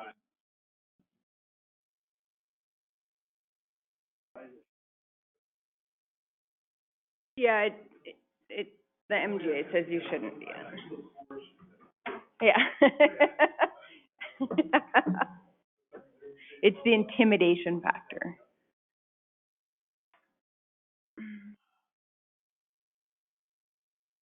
Chair Booth, are you there? CAO Henderson, is it possible to reach out to Chair Booth and see if she's able to connect? Yes, I'll go chat with Margaret and see if we can get a hold of her. Thank you so much. I'm on the line. If you're looking for Alice Booth, I'm on the line waiting. I'm Perfect. sorry. Oh, that's wonderful. Yeah. Yes. Chair Booth, welcome. If you want to just introduce yourself, and we do each have your presentation up as part of your package. So please go ahead. Good afternoon. Okay. Thank you very much. And good afternoon, Reeve Amberlink and Council. My name is Alice Booth. Quite a few of you will know who I am. And I am the president of the Handybus Association. And for our presentation of the Strathmore Handybus Association, I will review our objectives, history, the financial side, and the operation, and our request. So the Strathmore Handybus Association is a registered society in the province of Alberta. Also, it maintains charitable status under the Canada Revenue. Our mandate is to provide accessible transportation to our clients. I'll have you turn to the history, first page. The Handybus began operations in November of 1986 when Strathmore Legion 10 donated their bus to the newly formed group. In 2003, the Handybus fleet had grown from that one bus to 3 accessible transportation vans and an accessible transportation bus. Turn the page. In 2003, Strathmore, together with the County of Wheatland, partnered with the Handybus Society to build a vehicle garage to house its growing fleet. At this time, the Strathmore Handybus Association established a committee to oversee and advise on the operation of the Handybus. It is comprised of the Strathmore Legion, the Strathmore and District Health Service, a senior at large, the town of Strathmore, Wheatland County, Strathmore Legion Auxiliary, Happy Gang, and Wheatlet Lodge. Turn the page. Up to this point, the Strathmore Handy Bus was predominantly a volunteer group, and it was getting much more difficult to recruit enough people. With the increased demand from accessible transportation, lack of government grants, no stream of stable income, and an inadequate staff, that by 2008, the handy bus in serious financial trouble. You can turn the next page. In January 2009, the Handy Bus Association entered into a memorandum of understanding with the town, whereby the town assumed the management and operation of the handy bus. The handy bus would continue with funding and provide advice to the town. This agreement provided stable funding to the organization, and it benefited financially. As I said previously, the Handy Bus Association proposed financially under the agreement. During the period, the society purchased more accessible vehicles to meet the demand, and all seemed to be going smoothly. In 2018, something changed. Wages and benefits have increased dramatically over 2017, and finally, Alberta Gaming and Liquor wrote us in January that we could not continue under our present structure and receive gaming proceeds. We believe this may impact our other grants programs as well. Turn the page, and it shows you one of the new buses that we have. Buses, I call them buses, but they're actually a van, and they're a Dodge van. And that van, Dodge vans, are mainly our fleet now. We've changed out of Chev and Ford and stick pretty close to the Dodges because they are built in such a manner that they take the larger wheelchairs. So turn the page to the next page. The need for the handy bus service has grown dramatically over the past year. In 2011, we did 2,487 trips. Of those, 1,076 were local medical trips, and 849 were non-local medical trips. 252 were non-medical trips. So by 2016, the number of trips had risen to 3,817 trips, an increase of 53%. In 2019, we logged 5,626 trips, an increase of 47%. If this trend continues, which we believe it will, but by 2023, there'll be over 8,400 trips. Approximately 4,300 will be local medical trips, 2,800 will be non-local medical trips, and about 1,055 will be non-medical trips. Turn your page.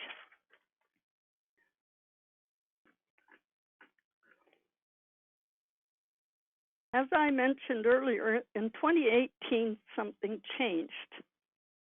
So you can change to page start stats, where it says between 2011 to 2013 wages average. Wages were increased 25% from 2017 and further increased to 29. Approximately 75% increase in the 3 years. So the 2020 budget indicated another small wage increase for 2020. We were able to absorb the 2018 increase because of the grants and donations we received that year. However, in 2019, we sustained a loss of $75,000. little over $75,000. The budget loss for 2020 was $92,800. But because of COVID-19 pandemic and our shutdown, we are now forecasting roughly a $74,000 loss. In 2021, with continued restrictions and loss, we figure we'll lose roughly $14,500.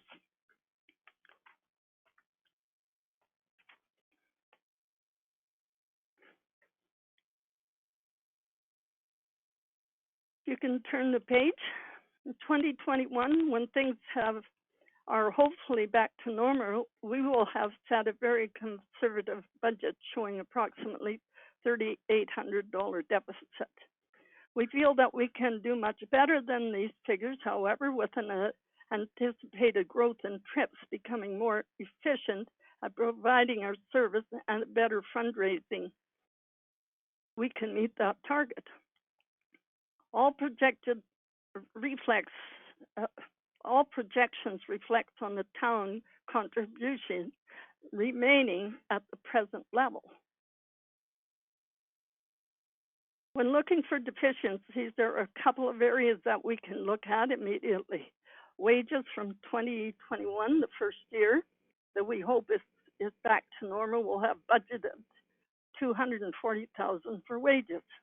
This includes a general manager dispatch position as well as 5 drivers. There is more than $80,000 less cost for 2020 than 2019. In addition, we are looking at ways to expand our program income. Some suggestions have been raffles, virtual bingos, legacy pledges, logoed sportswear, charity golf tournaments, gift in kind, logoed Christmas ornaments.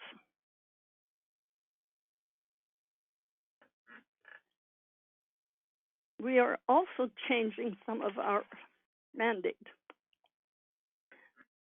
which is we always used cash for all our clients, and so we are changing into credit cards, gift cards, debit cards, and making it more convenient for our client to access our service. Regarding service, we are looking at providing enhanced service for such things as hospital visitations, airport shuttle service, picking up discharged patients from hospital, and becoming a viable force in the Strathmore area.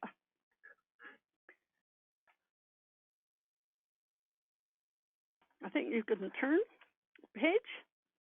We are requesting that the town remain a strategic partner with the Strathmore Handy Bus, that the present funding of $175,000 continues for till 2022, that the handy bus be able to utilize use of the bus garage until the town disposes of it. If possible, that the handy bus be provided a space in the new town or the standard building. And we found out just recently the standard building is not accessible for us, so that option has been removed. The future funding in 2022, we hope to negotiate for at least 3 to 5 years with the town of Strathmore. So that finishes our presentation, and the next item that you would have is the statistics for 2016. And I wanted to show you this data because it showed a lot of medicals being done and trips within the county of Wheatland, as well as the town. And it gives you a very good look at the number of trips and where we were going in that year. So hopefully everyone has had a chance to look at that. And then the next one, if you want to set it side by side, you'll see the December of 2020, we had 343 trips and 171 clients. So that just gives you an idea. Our client base has been dropping with the COVID. And that was due to some decisions that was made that with COVID, we could only take dialysis patients and no other patients. So at this time, things were deteriorating quite quickly as far as dispatch and access for the clients to get rides for medicals. So the next page I gave you was the draft budget for 2019 and a budget for 2019, a draft budget for 2020. This is just to bring you up with what at that time we were getting, which was the $175,000 from the town. County was $35,000. In kind was $1,200. We had a provincial grant of $40,000 and user fees of around $100,000. So that gives you, and there was interest on some money we had in the bank. That money we received, worked for through the association, and we had some very generous donations made by people that had passed away. And in their wills, they left us some $60,000, some $40,000, $30,000, and so on. And we were active in having our name out. So when there was funerals, that we, instead of donating flowers, we asked to donate to the handy bus. So we were quite active in funding, getting funding. And the last one there shows you the December 2020. And I'll go down to liabilities. If you look at liabilities, that's accounts payable to the town for the loss of this last year, $74,696. I wanted to let you see that. So that, I believe most of the council know that the Strathmore Handy Bus has moved away from the town, and we're managing the Handy Bus Association. The Handy Bus Association is managing the Handy Bus Association, so to speak. The board of directors are managing the clients and the Strathmore Handy Bus. We started that on February the 1st with the new manager, dispatcher. The clients are calling, and we have 4 drivers and 4 vans out steady, and we need to increase to the 5th van within the next 2 weeks. So that shows our clientele is very interested in this change. And when we moved from the town to looking after it ourselves, we were not able to access our client list. So we've done a lot of work within the community and rural to let them know that they have to reapply. And we have a website, strathmorehandybus@gmail.com. So people can call. So we've upgraded into the new era. So that is a good thing. So we have given you the operational costs of the handy bus, all that states about the number of trips and the wages, the revised budget. And now I would like to just talk to you in a different voice, I would say. I would like the council to think about the handy bus in terms of an economic development to the Wheatland County. Not only the Wheatland County, but all the small villages, towns that are tax base, your tax base. The residents that move here will be looking for this service. that the seniors that live here for years, age and can't drive, need and want a service within the county. The same as wanting an ambulance service, helicopter, water plants, internet, and other things. When this service is not in Wheatland County, many of your seniors have and will move to retire in Strathmore and other places. The county funds and supports a lot of different groups within the county's boundary to keep the county viable. As the population gets older, the need for these services increase. Healthcare system has moved a lot of the services to that the seniors use and need to the city of Calgary. When they need doctors, specialists, MRI, CAT scans, surgeries, lab work, and others, the only access is the big city. The seniors that can get service in rural areas like Strathmore can drive or get their friends to drive them. In the city, it's a very different situation. Most seniors do not want to drive in the city, and to try to find their way across 40 miles of city traffic is no fun for them. The next reason for supporting the handy bus is the bus barn. It may be sold to accommodate what the town is planning. The handy bus will then need to buy, rent, or build a new place for the buses. The county supports Wheatland Lodge and have to consider the need to expansion of the seniors' home. The seniors' population is getting bigger, and the need for service that like the handy bus grows. Along with growth comes cost. Most of the seniors live on a fixed income, and cost rises and pensions do not. This is the reason we need support from Wheatland Council so the handy bus can stay viable and be there for the seniors for generations to come. So you're going to ask, what have we done to move this forward and make their trips less expensive and bring money in to support the handy bus? So we have 6 vans, all but one is new. 1 8-passenger bus, all paid for, and we've set aside enough money for one more van, which is roughly $55,000.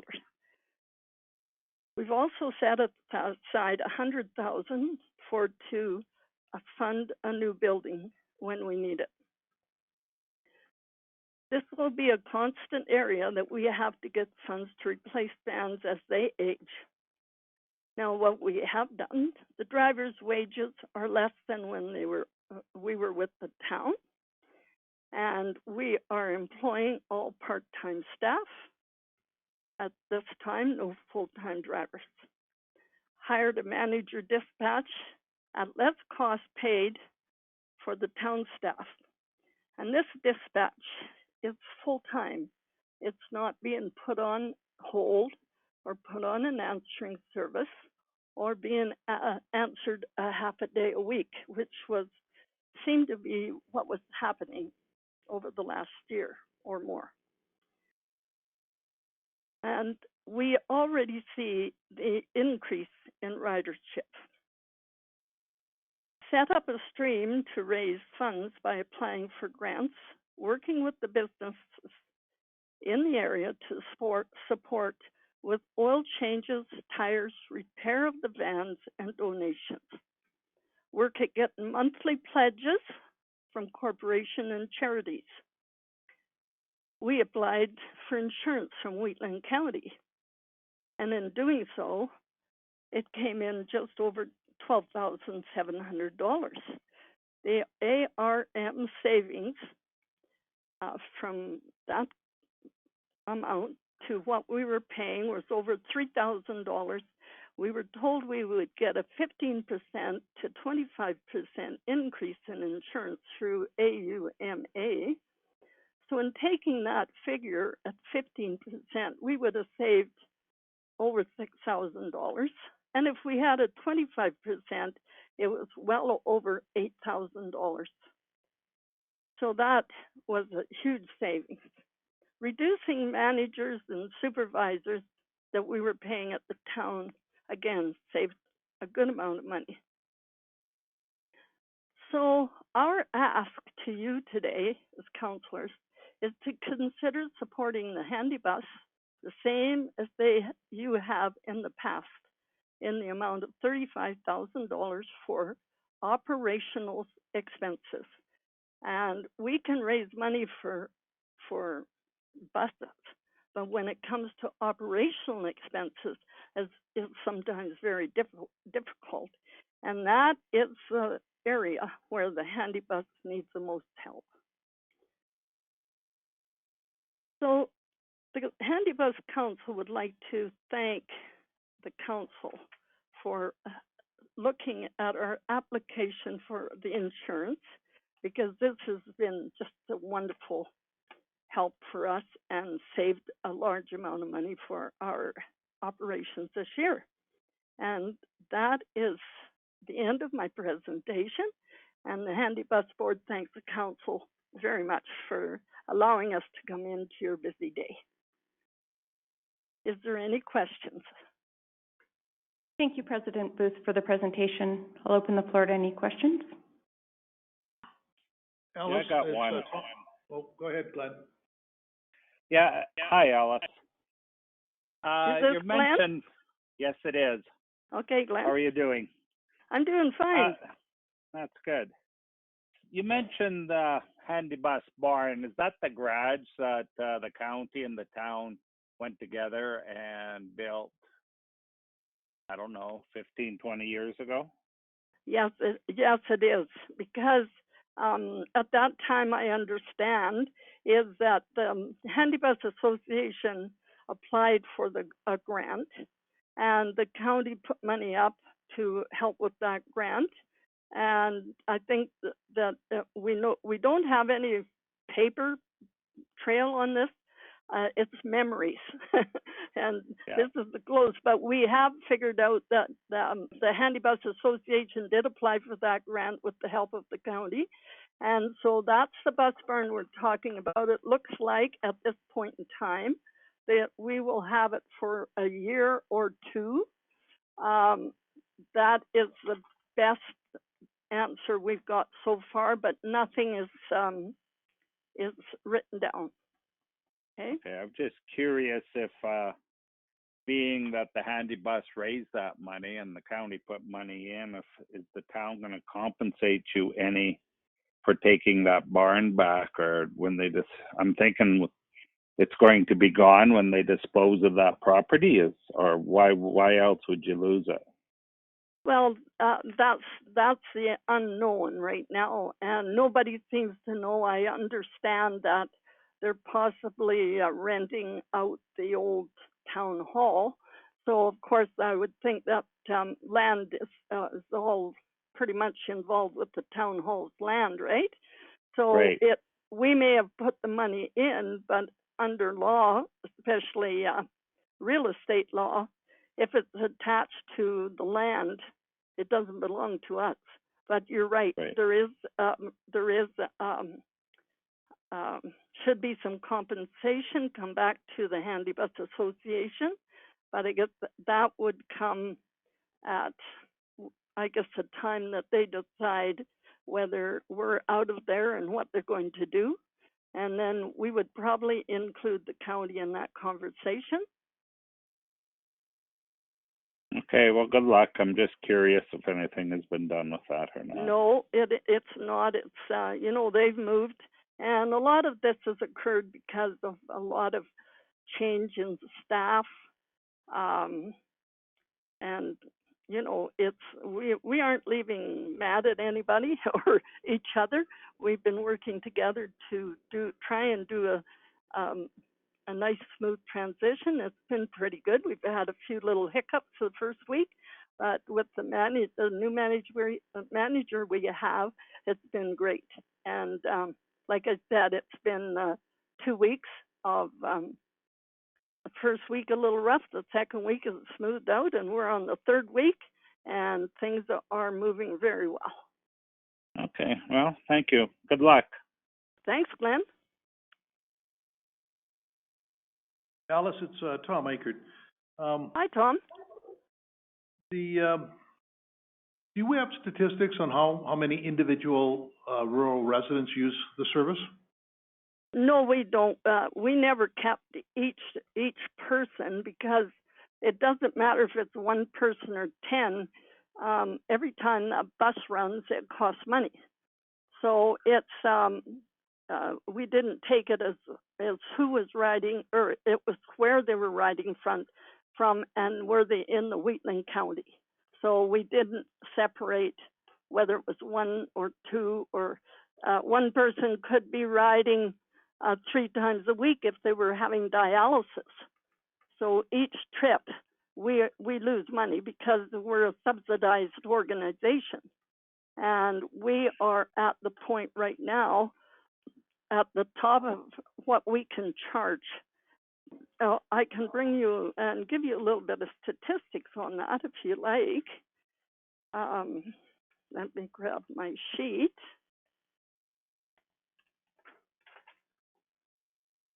So say from Carsland, if you're going to a trip east of Calgary, we have that price. That's 53.4 kilometers. That's $85. And if it's west Calgary, it's 90. So that's one trip. That does not pay for that driver, because sometimes that driver's held in Calgary. It may be they have an appointment, but you know what appointments are like, right? If the doctor's busy, that patient stays. So we have to sometimes work by returning that driver back to a different client to take, and then back into Calgary, or if we have a bus there, that will pick up that client. But still, that's a cost. Now you take Gleason, 85.4 kilometers.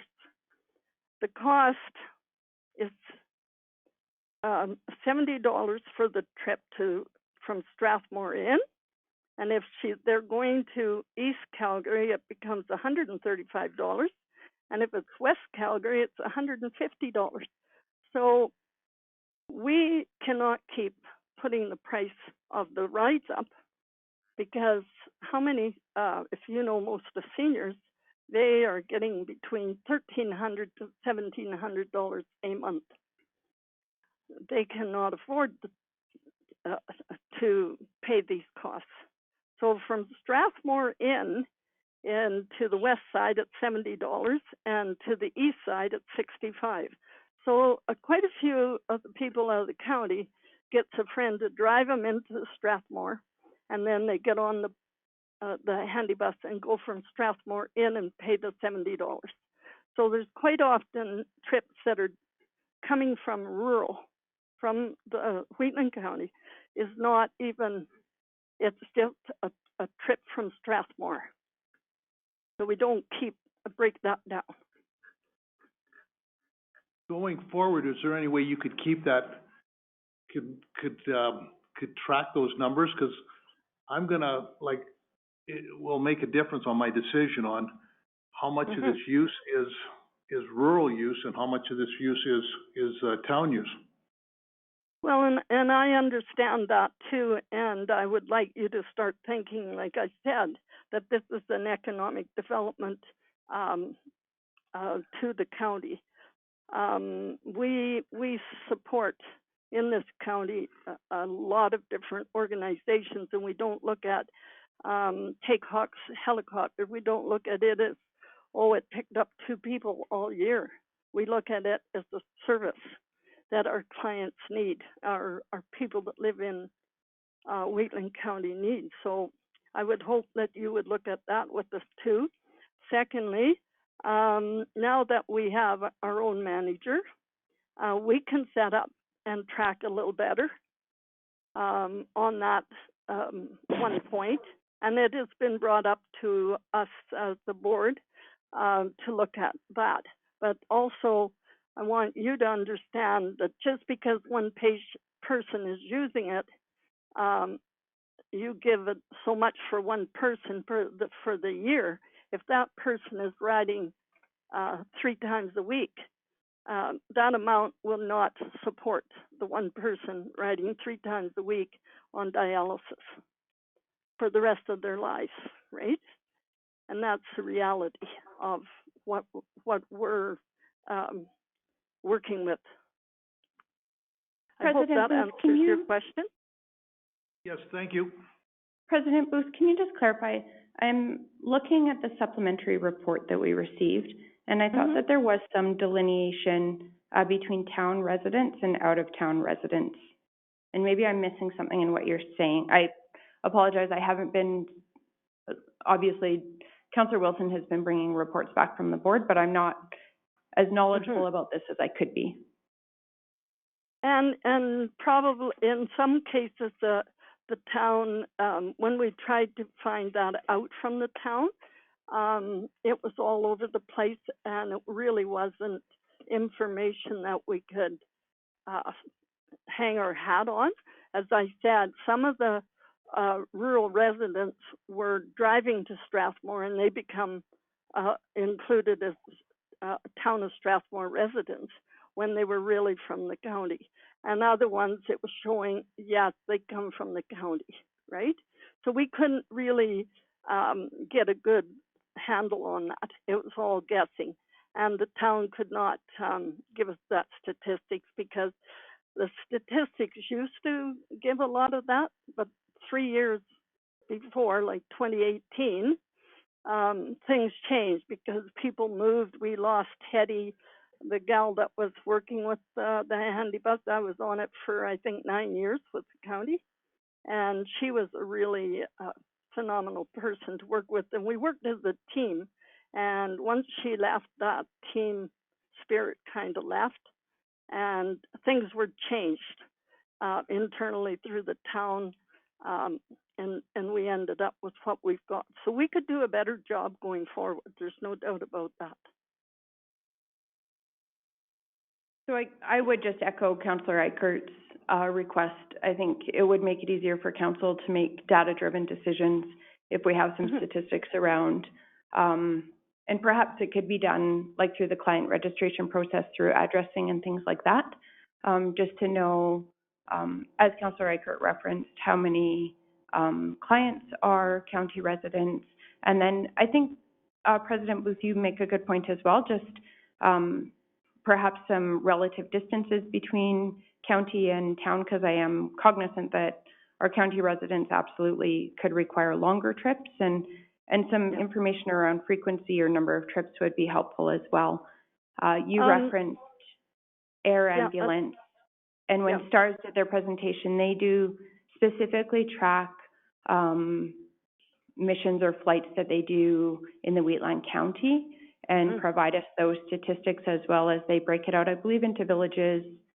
They actually had it broken down even further than that. And they also provide some historical trends just so that we can do some analysis of that. So that can just help us. It provides some rationale for our budget decisions. And I do have a rate guide that we have done up for Carsland, Cheadle, Clooney, Gleason, Hazard, Standard, Nightingale, Rockyford, and Speargrass, and the kilometers and the cost. So we have got that, and I could make that available to the council. Sorry, what did you say that was, President Booth? It a was rate guide? A rate guide. So what is it costing? Because it comes back to costing and distances. You know, so and that would be helpful for sure. Yeah, also and the statistics around use as well, I think. Well, and then that's something we are talking about putting in with because we can do that the same as we did with the database we had started years ago. But like I say, it got watered down, and we do medical, local, and non-local for town. And we do medical and non-medical for the county. So it means another block that says ridership and from where. right? That's what you want to know is, the person, right?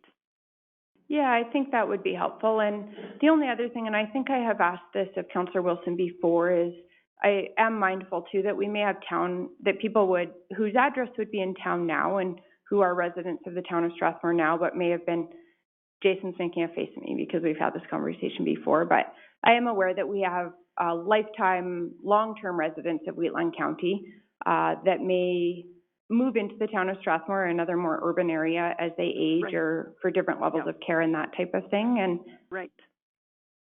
There's a lot. There's a lot of, surprising, we have a supper at Gleason every year for the Lions put on. And I had the honor of doing the address book at the door this year, or not this year, a year ago. We didn't have it this year.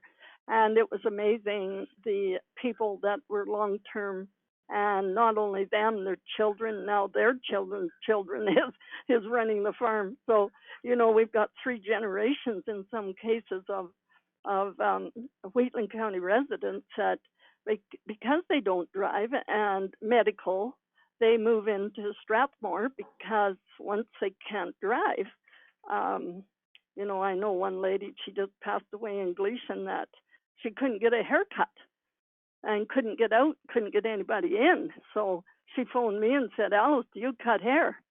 Well, Alice is pretty good. So I went over and cut her hair because she didn't have her hair cut for a year. And that's what is the reality on people that are ill and can't drive. And they get locked into their home, and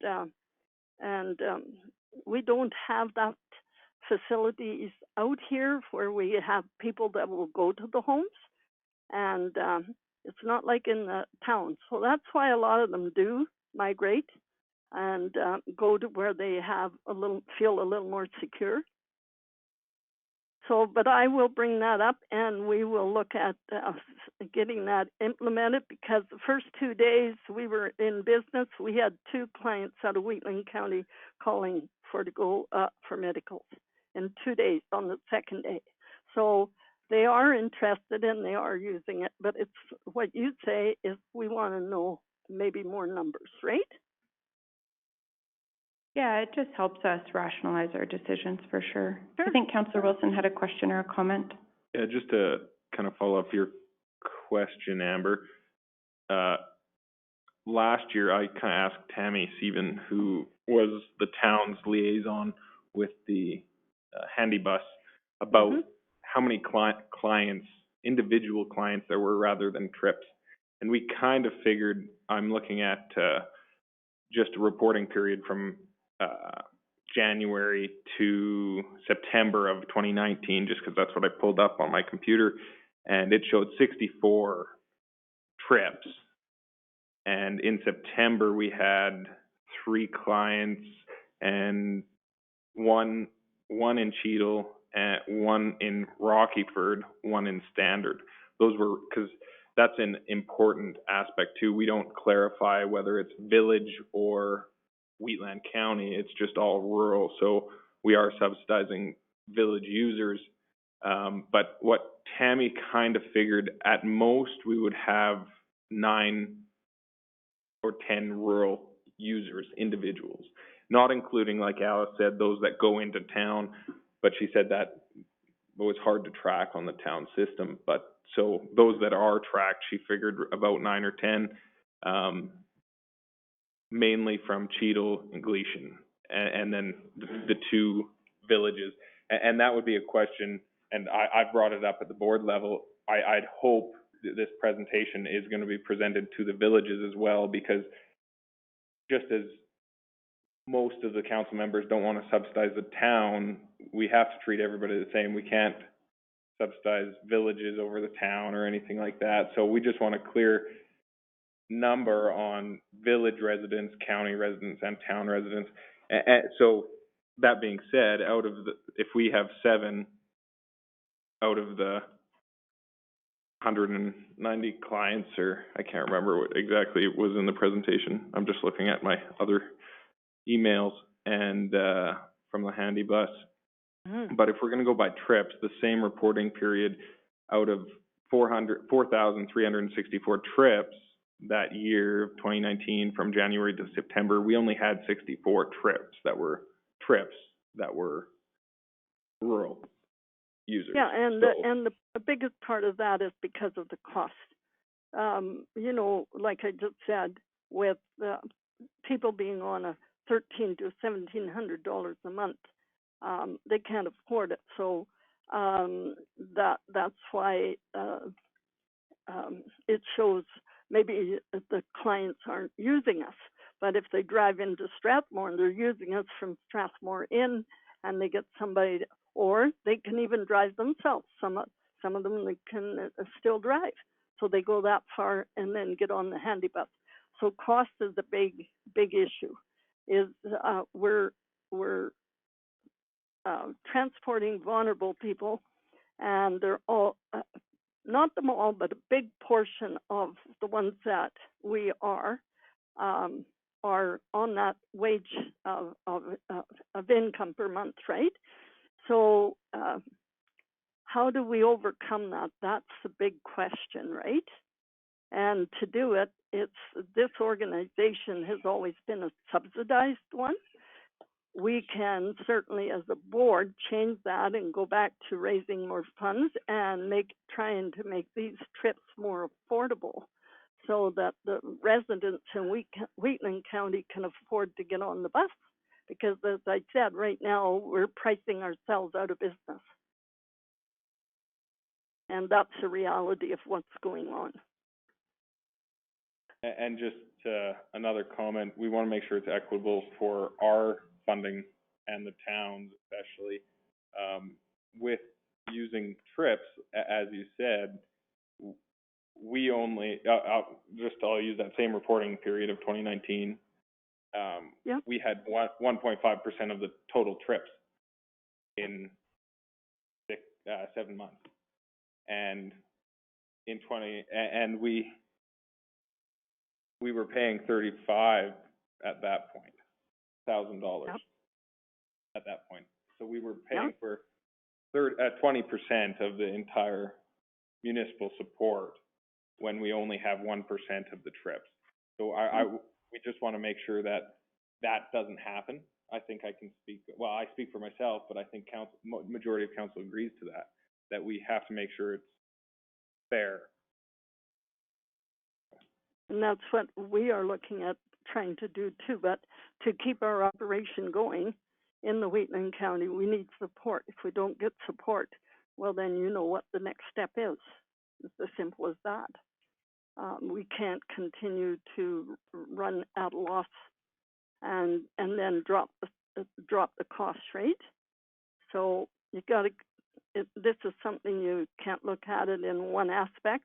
Has to be looking at it as a total. And that's why I said I'd like you to look at it as an economic development, the same way as you look at a lot of other things that you put in. And yeah, if we can do it better, we're certainly working on it. Moving forward, things have changed already, and we have sub-boards set up so that every one of our board members are involved in operations, and we're moving forward. So next year, we'll give you another report on how this year went. So hopefully it'll be a good one, and you'll be there to back us. Thank you very much.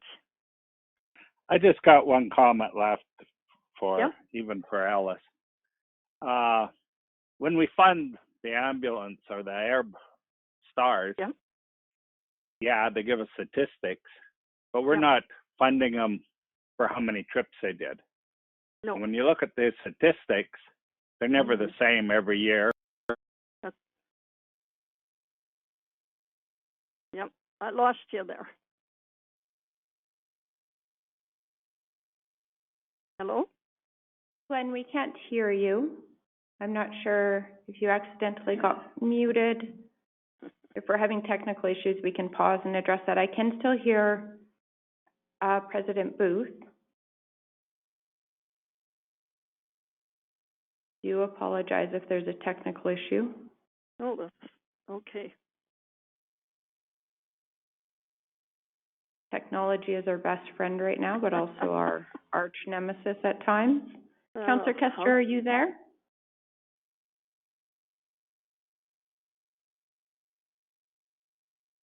CAO Henderson, are you able to reach out to Councillor Kester and Yes, I will. I'll see, see if there's an issue that we need to address? Yep. Alice, Yes? while they're doing that, would you be able to speak to the cost of medical local trips, so recreational trips in town? Yes, the recreational trips are $15. Medical trip? trips are $10, to and back, like that's both ways, $10. So it's $5 there and $5 back for medical, $7.50 to go to the grocery store and $7.50 to go back home. Just for everybody, the taxi cab companies in town charge $7.50. What was that?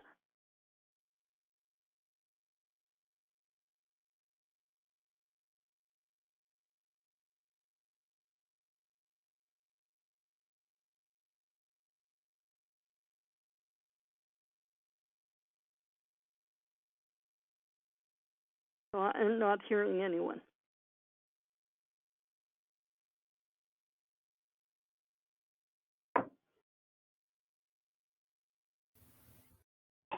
Hold on, Alice, we'll check for you.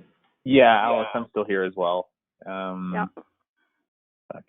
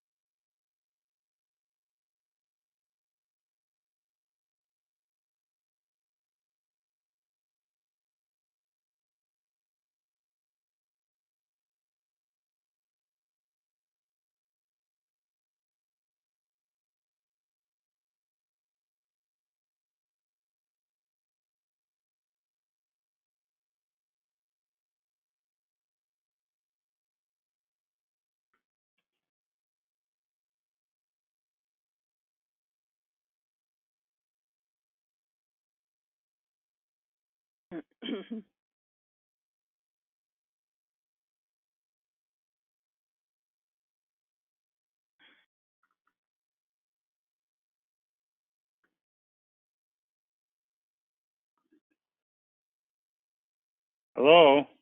Hello there, Glenn. I hear you. I don't know what's going on.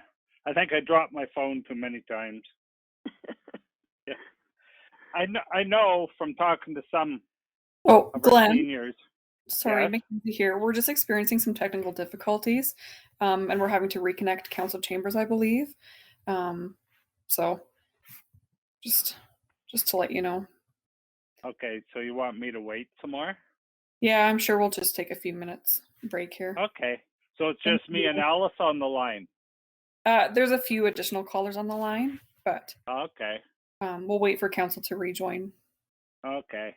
Thank you. Thank you.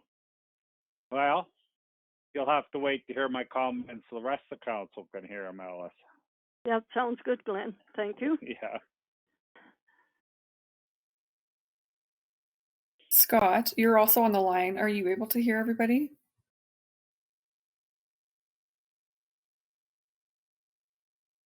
Yep, no problem. Awesome, thank you. Mackenzie, I will run in and let them know that we can hear others, but not council. Yeah, it looks like council's just rejoined. If somebody could just confirm that the audio is working, that would be great. Are you guys able to hear us now? Yes, awesome. Yes, I can hear. Yes. Oh, good. Okay, I had called a recess, but if everybody is here, does anybody need a recess? President Booth, are you there? I am here, yes. Okay, with council's permission, we'll reconvene. Does anybody object? Okay, I'll call the meeting back to order. We just took a short break, Councillor Kester and President Booth, just so that nobody missed anything. Okay. Thank you. I believe, Councillor Kester, you were asking a question when we lost you, or making Yes. a comment. Making a comment. I know, did you hear my remarks about STARS we fund for the service? No, I we did I not. just caught, yeah, I Okay. just caught that first little bit and then you cut out, so. Yeah, and we missed that, Councillor Kester. Okay, yeah, when we fund STARS, we fund the service, not the trips, right? And I know, and hopefully it never happens again, but I know it's probably happening as we speak. There are ratepayers out here in the county that can get cancer, especially, and they have to go to Calgary for treatments. And they'll be extensive users of the handy bus for 1 or 2 or maybe 3 months. Never used it before, they're cured, and never use it again. So it's hard to take statistics for those trips when it's infrequent, but the service has to be there or that person just can't be in the county anymore. And same as the other riderships, people move to Strathmore. Yeah, well, you're part of Strathmore, I've heard that. But there are county people that move straight into the Lodge or Sagewood. They're still county residents. That's where they have to go. Yes, you're Okay? right. Right? So it's going to be hard to get a specific number. And I know you can't use names because FOIP, and you'll get your Right. fingers slapped for that. So just council has to be aware with a grain of salt, some of these numbers are not going to be accurate, nor should they be. A lot of times handy bus is used as transportation of last resort. It's convenience maybe to be there. It's a necessity by some that it's there. So yeah, thanks for the good work. Well, yes, and you brought up a very good point, and that's what makes it very hard.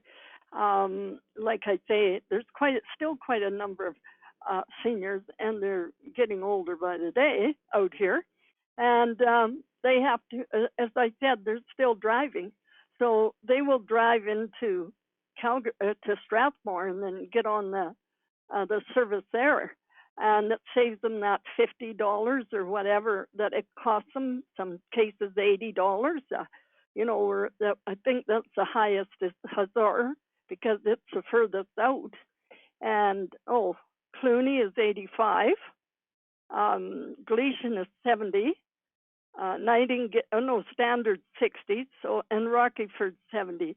So yeah, you're right. Someone said, well, we don't want to be supporting Standard, Rockyford, and Hazard. And we have, when I was on council, we used to have, every so many months, we had a meeting with all of those organizations.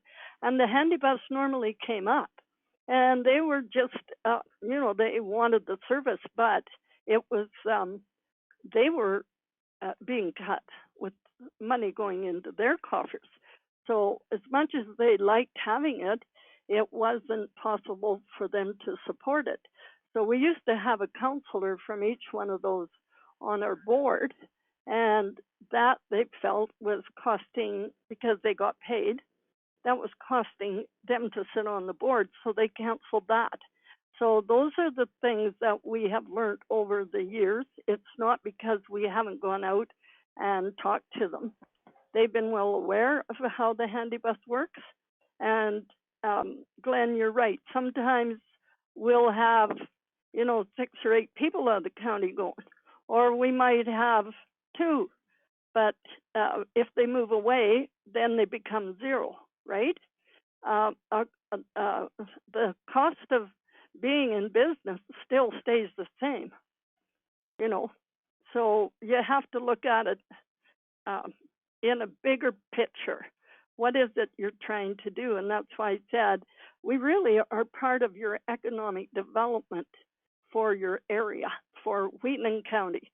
When people are looking to move out, and I can be very bold in saying this, there isn't a place, Hazard, Standard, Rockyford, Gleason, now Carsland may have a few homes that aren't, but all the rest of those towns are full. In fact, Gleason has had 3 or 4 new homes this year built in Gleason. Surprising. Some of you, didn't surprise me, because we're so close to the city. 901, they can live in Gleason and drive to work every day. So these rural communities are well sought out from people that are in the city that want to move out, and they become residents, they pay taxes, but they want services. So I think, needs to have a broader conversation with yourself, and anything you can do to help, like allowing us to get our insurance through you, that was a big bonus for us this year. And believe me, the board appreciated it. And so if there's any other questions, great. If not, I'll sign off so you can carry on with your day. We accept the presentation as information. Councillor Wilson has moved. Any other questions or discussion?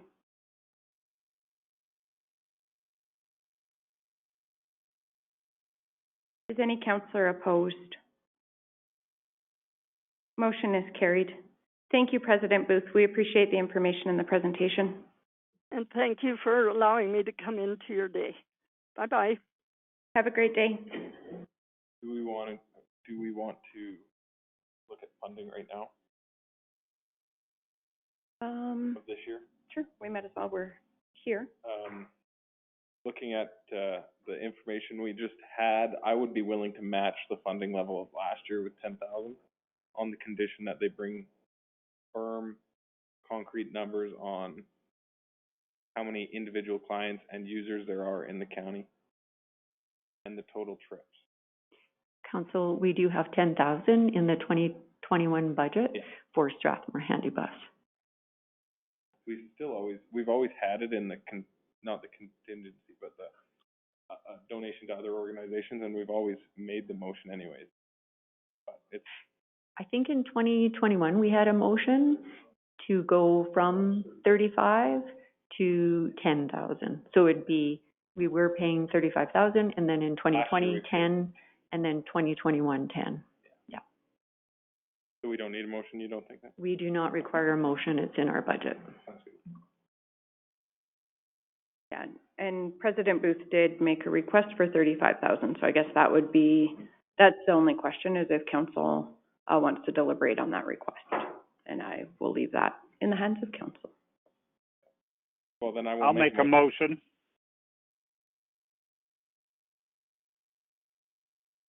Yep, please proceed, Councillor Kester.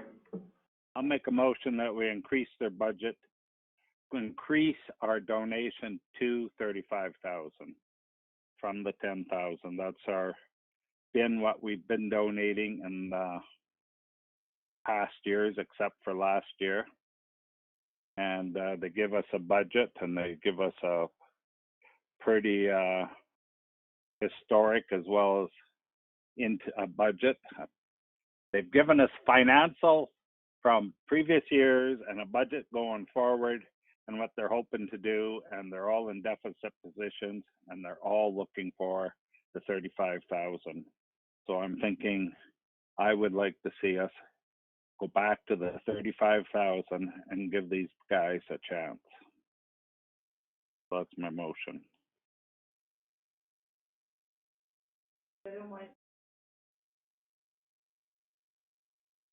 I don't mind that motion for this year, but I wouldn't want it to be stay on the books at 35,000. I think that because of COVID and them just starting out and the casino not being able to run this year, it would be just a yearly motion. Casino wasn't going to run this year no matter what. We had it last year.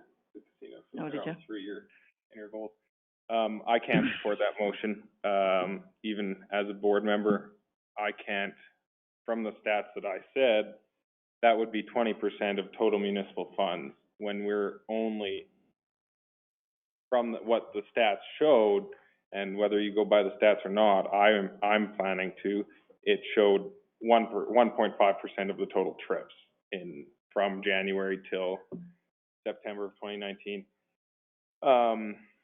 So while I agree with funding it completely, I need to see more firm numbers and, and not only for numbers, but a formula that is equitable for the town and the county, because I don't want to see our taxpayers subsidize users of the town.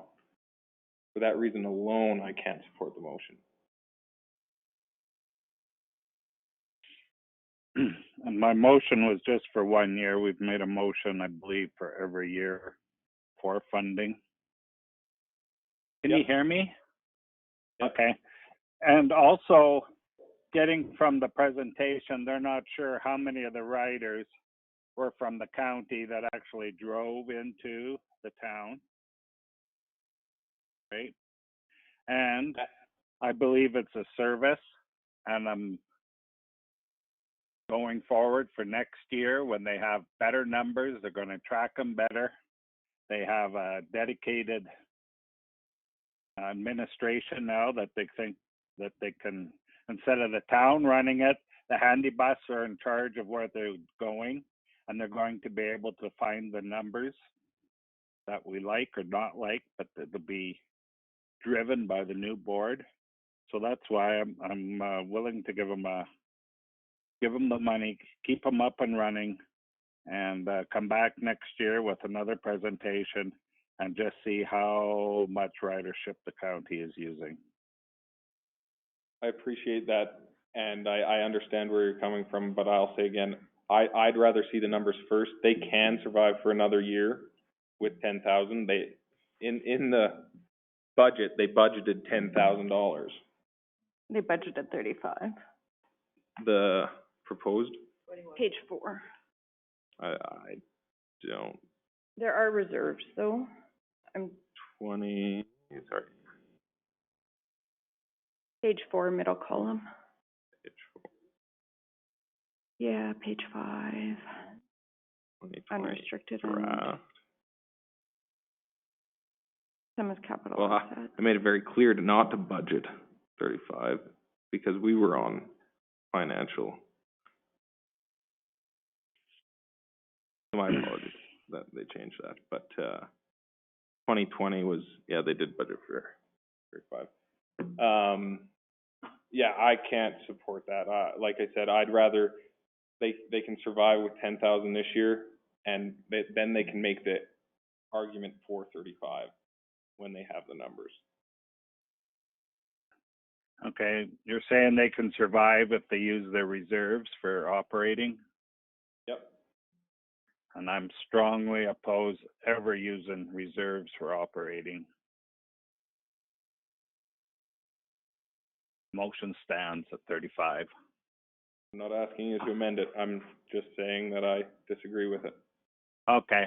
I thought maybe you were amending No, I it. was not. Okay. And just Sorry for for that. clarification, we, as I said in the organizational meeting, we did go through a very different process of changing our structure, and there was two main options laid out. One that Jason, myself, and a few other board members were in favor of, and the one that they went with, and there was more efficient options on the table than the one you see now.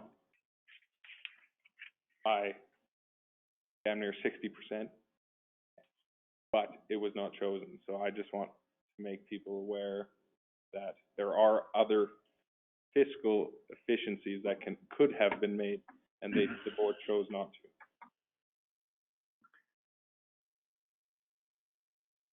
Still a board decision. For information's sake, what did we give, Valley Bus? Valley last year? Is that We 2 do or have 5? that. I can We did pull it 5,000. 5,000 for them, 10,000 for, and that's another issue I have. If we raise this, we're gonna have to raise that one. No, Not necessarily. no, that one was raised a few years ago. It was, I think, at 2, and it was raised up to the 5 because they were short some funding for a vehicle, and it never came down from the 5, so. Valley Bus 5 is was fair. 1,000 in 2018, 2,000 in 2019. Let me just see if I can find 2020. just thinking in my mind about the ridership of that one up there and or the comparison between the two of them. Historically, Ben, it's been about 400 people, we've always said, supported Drumheller. That area, back to the ambulance requisition days. And I'm thinking it's kind of like it goes over to Rosebud down into Hazar there. So 5% of the population. And just for clarification, we also worked with High River Handy Bus to see how it was run down there. The entire funding they get from municipalities is 20,000, and they have 100 more rides per year than we do.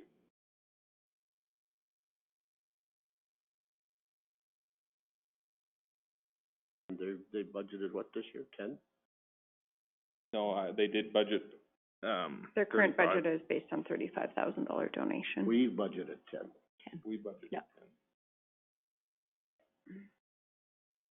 So it would be a motion to not only we'd have to take it out of account, or What we will do is add in, if this motion is passed, we'll add in the 25,000 into the interim budget and bring it back in April at final budget. And I'd feel more comfortable with the 10,000 and bring back my numbers and tell me how many people from the county use the system. That's the way I'd feel more comfortable. Because even with my figuring, at the high end, we're talking 3.5%, 4% of the use. And, in my mind, it just doesn't justify. 10,000 is 5% of the total municipal funding, which would be on the high percent on the user side. Would be 5% of the users. Another factor I'm just taking into consideration is on page 118 of our package. It was pointed out that they were forecasting a loss of $92,800 in 2020. With the reduction of services and staff, they actually realized a $17,500 loss, or it said it was projected. I'm not sure if that's finalized, sorry. I would anticipate that we would see some continued impacts from COVID. I don't know how long, but through 2021, certainly it could be a factor. So just raise that, like that could impact their expenses as well, or their ridership. It seems to have significantly impacted in 2020. And I think it's important to show that there are a number of county community organizations that fund the handy bus, which can't speak for Cheetah Lion, but Carsland Auxiliary, I mean, those, I'm sure they see that as putting those funds in for their community members. The in-county support is important to look at too.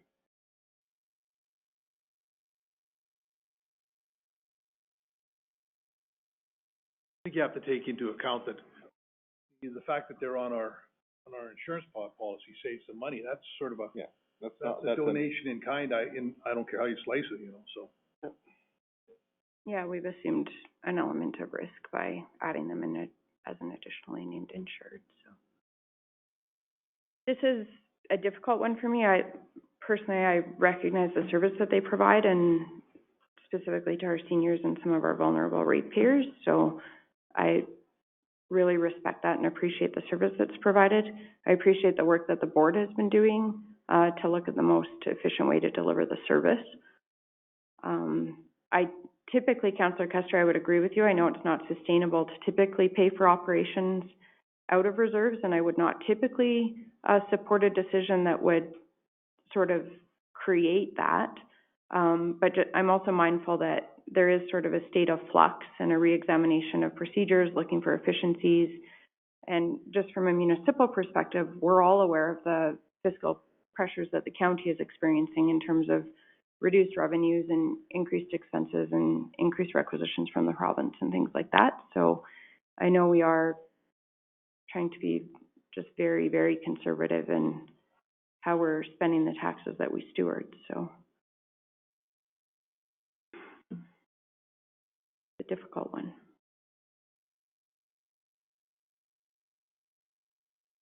And I do hope that through this year, they can prove that the new model is very effective in reaching out and getting new users and increasing the profitability of this organization. And if they can show that next year, whoever is sitting in these chairs, I hope they do think about raising the funds. But until that is proved, I don't believe that they should get the funds.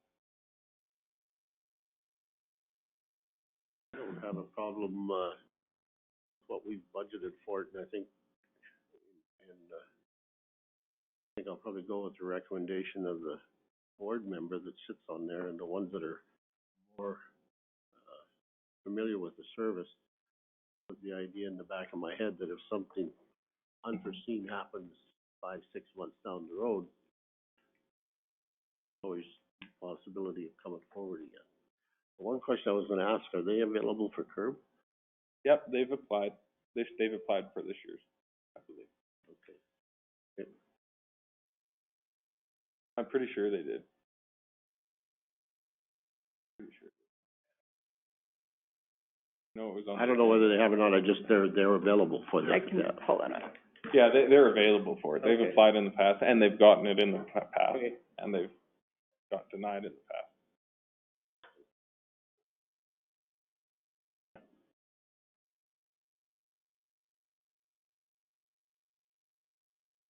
All right. Is any counselor opposed? Yes. Yes. We will call a roll call vote. Reeve Link is opposed.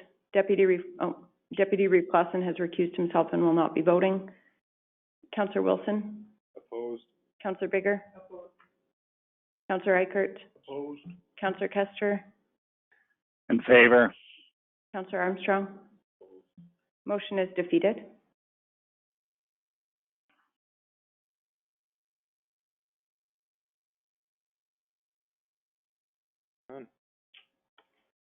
I am hopeful that as more data comes back and we can make some data-driven decisions, that the council of the day can take that into consideration with the handy bus's request.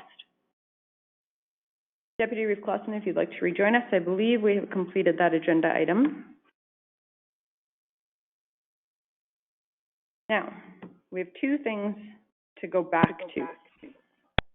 2.3, the unfinished business letter to the Premier, or business arising, sorry.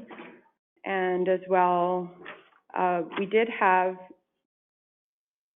Deputy Reeve Clausen and I will be looking for some council direction on the growth plan. And so there was a recommended motion by administration that was circulated via email that both Deputy Reeve Clausen and I have considered, and I think is prudent given the current draft of the growth plan that it looks like we will be considering at the board level. We are looking for some council direction on that.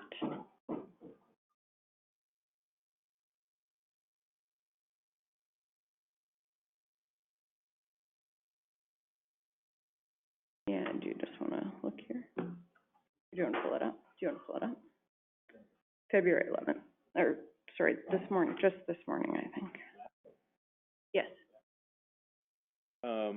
And then we'll go back to Tom. We did pause Yep. Tom's conversation. Yeah, no, we have two things to go back to for sure. I would just the motion arising, I would enter that into the. I'm gonna have you read it just you gotta because it read it. wasn't in the package. Okay. Motion arising that the county. Go ahead now. That the Wheatland County does not support the draft regional growth plan dated February 2nd, 2021, as submitted and presented by the consultant HDR Calthorpe, and Wheatland County is concerned that the significant portions of the growth plan have not been submitted as required, and further, that the contract between the CMRB and the consultant is worth over $1 million and stipulates the submission of the regional growth plan, the regional servicing plan, and the regional evaluation framework. And further, that Wheatland County is greatly concerned that none of this work has been satisfactorily completed. And further, that Wheatland County has contributed over $165,000 worth of staff and elected officials' time over the past 13 months towards this project. And further, that Wheatland County Council requests analysis of time and money spent by all member municipalities as contributions towards the work of this consultant for review and discussion at the next CMRB board meeting. Prior to any further funding of this project by CMRB in the province of Alberta, Wheatland Council is of the opinion that an accounting of all the project costs to date and the project work submitted be provided, and further, that the CMRB board should review the draft submissions under the lens of the provincial mandate of red tape reduction and other provincial economic strategies. And I will not read that again. Because you knew Councillor Wilson was going to ask. There is a motion on the floor. Questions or debate? You're here.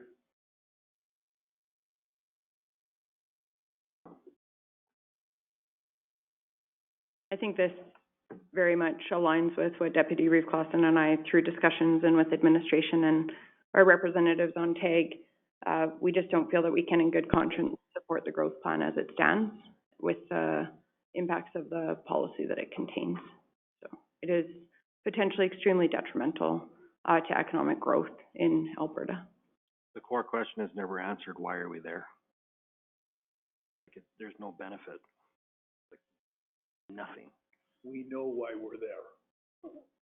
We still not a, well, even just because another municipality in our area is there is not a good enough reason for me. Well, it is not a good, it may not be a good reason, but we know what the reason is. Yeah. And when you look at the servicing side of it and look at, the whole idea was is to save money and make us work together. Well, if you're gonna have something that's 21 miles to Chestermere border from this building, how can you do regional servicing at a cost-effective rate? More localized servicing makes sense. There's just not enough money in the pot to do that. Well, and we've had an opportunity over the last number of years to demonstrate some of those efficiencies, and they could have been, there was an opportunity to flesh some of that out in the servicing plan, and we have not seen that. No. We haven't seen a spirit of moving towards that. If we look at probably the top servicing concern, I would think everybody would agree, there would be consensus, it would be around water servicing. And the City of Calgary made it very clear early on in the process that their data and their reports would not be available in time to commit to any type of servicing plans or agreements or that type of thing, which that's their purview, that's their jurisdiction. But in terms of, I think, demonstrating some of the efficiencies that we would be striving for through this growth and servicing plan, that contributes to that challenge of doing that. So I see this obviously complex, and I try and look at it too from a provincial perspective, but I'm not sure how a provincially elected leader at this point could even entertain approving a plan that deters and actually explicitly eliminates the possibility for things like employment centers in rural areas when we're in the economic crisis that we are, and with everybody's focus on economic recovery. And my concern is that we're not just going to drive investment, or I guess direct investment, to the urban areas where this plan is attempting to direct it. I'm gravely concerned that we're going to direct investment out of the province, because this will be seen as red tape. It completely counters everything that the provincial government is trying to do, and that we've been trying to do as well for years. I know our departments here at the county have been striving to eliminate red tape and make processes more effective, particularly for our developers, and I've heard really good things. And this is taking us in completely the opposite direction. Well, and a lot of commercial industry has gone to a neighboring county out of the city of Calgary on that because the costs in Calgary are too high. There's reasons those companies have gone out. I've talked to them, I've hauled out of those warehouses, and they're very pleased to be where they're at. They get a newer building, their taxes are drastically lower, but they don't need, some of those places don't need all the big services that consultants say that they need. So there's a need out there. Usually the market dictates where it's gonna go. Absolutely.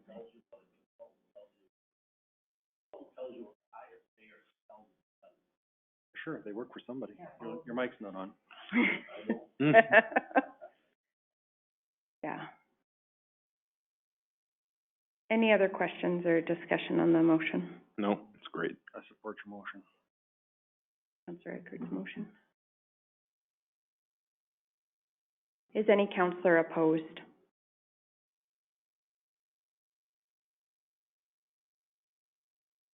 Motion is carried.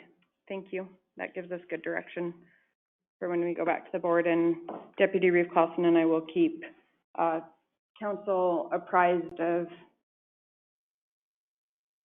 any amendments or anything that, any substantive amendments. Hopefully there will be consideration of some of the points that the rural municipalities are making.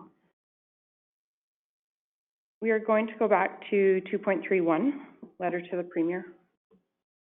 Open the floor to further discussion because we... That's you, Tom. Well, I'm gonna make a motion, and because I have to make the motion, and because I'm not a politician, it is gonna be harsh. None of us are bullshit. We're not. That's why that's the only reason I sit here, is because I don't have to be. I move to send a letter to the Premier, all MLAs, all municipalities in Alberta, all Alberta MPs, requesting that as lockdowns are doing more harm than good, both financially and mentally, that they be lifted.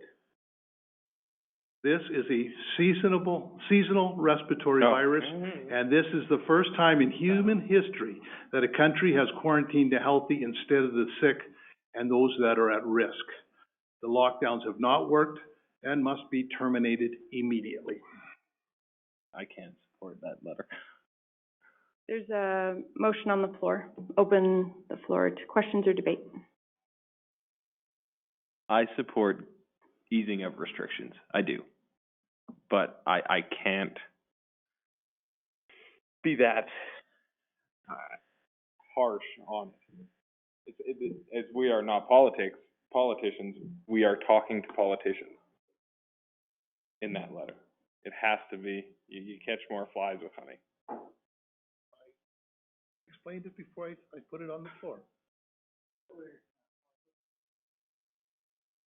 So in other words, We're are not you willing doctors to reword your document? Yeah, just reword the, I am willing to reword it as long as the spirit of that is in there. I would think that your, Yeah, ask staff to draft a letter. one concrete we have is data, and we can believe that the data isn't supporting the amount of restrictions that we are holding. I do have another. I am good with that. I am good with Okay, sending this. so what's your motion? Well, there is a motion on the floor. If I could respond to the motion on the floor, and I wanted to respond to some of the comments that were made earlier, and I was reserving my comments. I will acknowledge that I am likely in the minority, and I appreciate that. I appreciate that we have diverse opinions around this table, and I think that there is strength in that, and it's one of the reasons I believe so strongly, honestly. I know you're shaking your head at me, but that I honestly believe that it's the diversity around this table that builds good governance and builds strong local communities, and why this level of leadership is so critical. I recognize the heartbreaking impacts of both COVID and the measures that have been put in place by other levels of government. I also recognize the complexity of the time we're living in, and I'm grateful that I'm not responsible for the governance through this. I also will recognize that I see concerning and disturbing issues both federally and globally. So what you were alluding to with that, I question everything that I see, and I do see some concerning things. I also recognize that this is not a dichotomy. So it's not either or. We're living with a novel virus and potential crisis resulting from economic impacts of restrictions, mental health challenges, and addictions. And I think the biggest thing I would like to acknowledge is the impacts that I see from both those from the measures that have been put in place that have economic impacts on people, and also the impacts that people have experienced directly from the COVID virus. It is a dynamic situation. I know I heard Councillor Bigger talk about that previously. It's dynamic. Science is dynamic. As information improves, data is collected and analyzed, that information is used, and measures and recommendations are iterative. They're dynamic. They change as we have better data.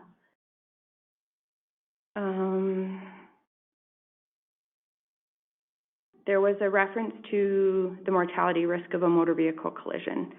And I think that actually could be a good parallel, because just like COVID, our activities in relation to our driving habits can have impacts on others.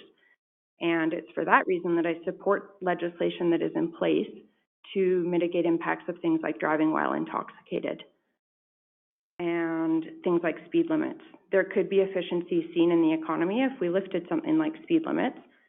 People who are part of our supply chain could potentially, they would have to offset some different factors in determining this, but they could potentially have a more efficient business if there weren't legislation in place around things like speed limits. And I think that's why I think it's a good parallel. I think we could see mortality risk from MVCs increase if things like intoxicated driving or speed limits were not in place.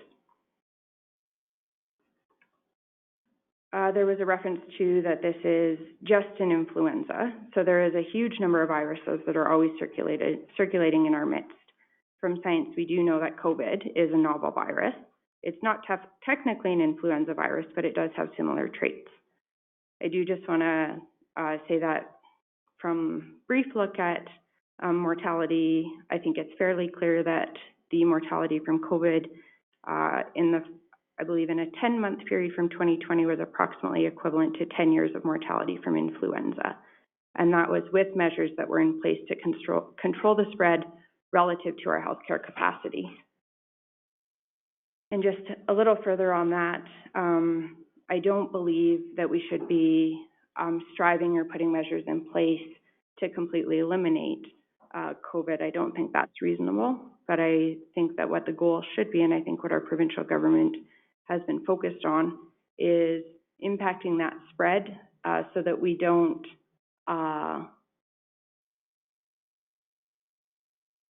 impact the capacity of the healthcare system as it currently is. There was a reference to the response of children, and this is impacting children.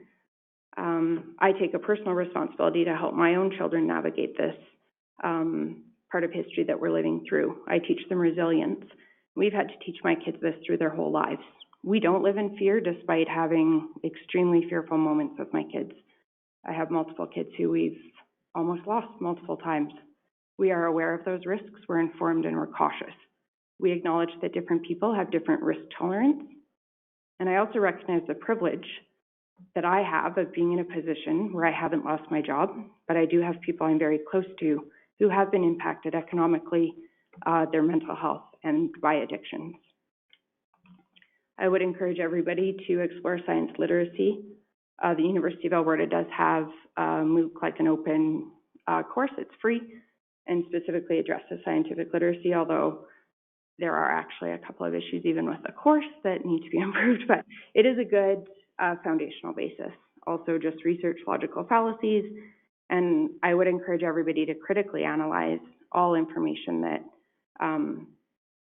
is kind of shared by media or social media or wherever we're getting our information. In terms of the reference to lockdown, I take a little bit of exception to the term lockdown. I don't feel like in Alberta we are necessarily living within a lockdown. Premier Kenney has referenced, and I genuinely tried to find the percentage, and I can't find it. I know he has said it verbally in a number of his addresses, but I have in my mind that it's in excess of 85% of businesses are open. The provincial government also admitted an error in differentiating essential versus non-essential businesses early on in the pandemic. And there was some discussion around a potential or encouraging the government to look at a regional approach. And what has been shared even just recently, I heard it last week, I believe it was in one of Dr. Hinshaw's updates, but it might have been one of the ministers or the premier's addresses, that they are considering a regional approach and they have been monitoring the regional numbers. But that at this point in time, they, for various reasons, are not choosing to go with a regional approach. There may be some, I do recall very initially when they reopened or lifted some of the restrictions, I believe a couple of communities lagged a little bit. I think it was Brooks and Calgary were delayed slightly just because of regional COVID numbers.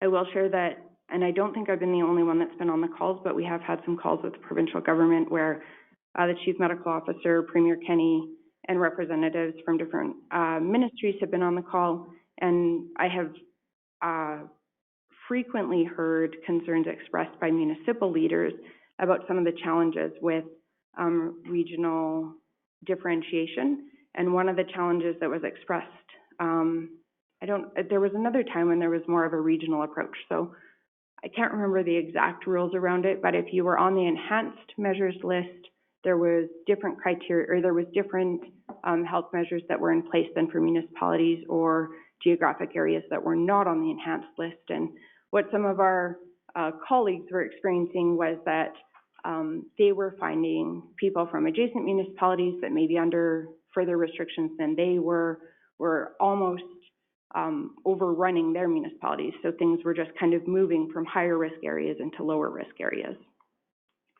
In terms of advocating to the province to look at a reopening plan, they have very publicly announced and shared information about a phased plan. It is data-driven. It's primarily based on hospitalizations, although they have indicated that they are following other factors or data that could be pertinent to the best way to approach reopening or lifting or imposing measures, public health measures. I appreciate that that is data-driven and that it's linked to hospital capacity primarily. I think the number one thing that I have seen our provincial government do is that they have been focused on measures that minimize economic impacts and yet maximize the impact on risk mitigation. And I know how frustrating it is that we can't socialize, or that there, are public health measures in place precluding us from socializing inside. And obviously when it's minus 47 outside, it's not super conducive to having a 10-person gathering outside. But that's the way it is, and I believe that one of the reasons that that measure is in place is because they are seeing impact from that, and there is not a hugely significant economic impact by minimizing socializing in private settings. A lot of the rationale for the measures has been shared. I'm sure not all of it has been shared, and I recognize the complexity of what the province is dealing with that. I alluded to, I'm cognizant that we can't eliminate the virus. We need to control the growth in relation to our healthcare capacity. I do think that there are some really proactive, concrete things that we can do to help. So over the last year, I've been looking for ways to support local. I've very, very purposefully looked for businesses and sectors that were impacted by the restrictions, and I tried to think creatively. Sometimes I actually would make a list, and as I had money, I would work through my list, and I'd go to my hairdresser and buy a product because I couldn't go in and get my hair cut, but I could buy something from their business and have curbside pickup. I actually had delivery to my doorstep in the country because we have such amazing businesses. I've bought gift certificates. We've done takeout. I've tried to look for ways to support our businesses that way, and I would encourage everybody in our municipality to do that. I can't remember who I heard it from or where I read it, but somebody said, look for the businesses that you want to see when this is all done, and think of ways that you can help make that happen. So I've been focusing on that. I already alluded to, I've been trying to foster resilience in my kids to counter mental health impacts. I've been looking for ways to support people that I think might be vulnerable or share resources. And I'm doing what I can to minimize the risk of spreading this virus, including here to you guys, because I could be the one bringing COVID in. because my actions impact others, and I care about all people, including our elderly, our vulnerable, and even people who are not elderly or necessarily known vulnerabilities. There is a small percentage of people without vulnerabilities. I realize it's relatively low risk, but I also have a very acute understanding of statistics. I had, I think, a 1 in 1,157 chance of having a child with Down syndrome. When you're that one person, and that's a gift, that's not a negative thing like a probability of dying from COVID might be. But when you're that one person, that has an impact, and it has a ripple out impact. And some of the impacts we're seeing are directly from COVID, some are indirect. So I am at council's will. I will pen a letter at the direction of council, but I also recognize this is an extremely complex issue. So do you have an amendment here? Well, can I amend my, as I say, I'm not a politician. I'm gonna call it as I see it, and I understand what I'm saying is harsh. So could I make can I amend my motion to direct staff to draft a letter asking GOA these restrictions due to economic fallout and the psychological damage done to members of society, while underlining the importance of the quality and normalcy of human life? I amend my motion. You can do anything, it's your motion. I guess, I just have a question about your motion. Yes. Like GOA has I'll find the plan. I think the big thing with Tom's motion is the groundswell has to start telling the government that it's not their job to mandate our health or my rights.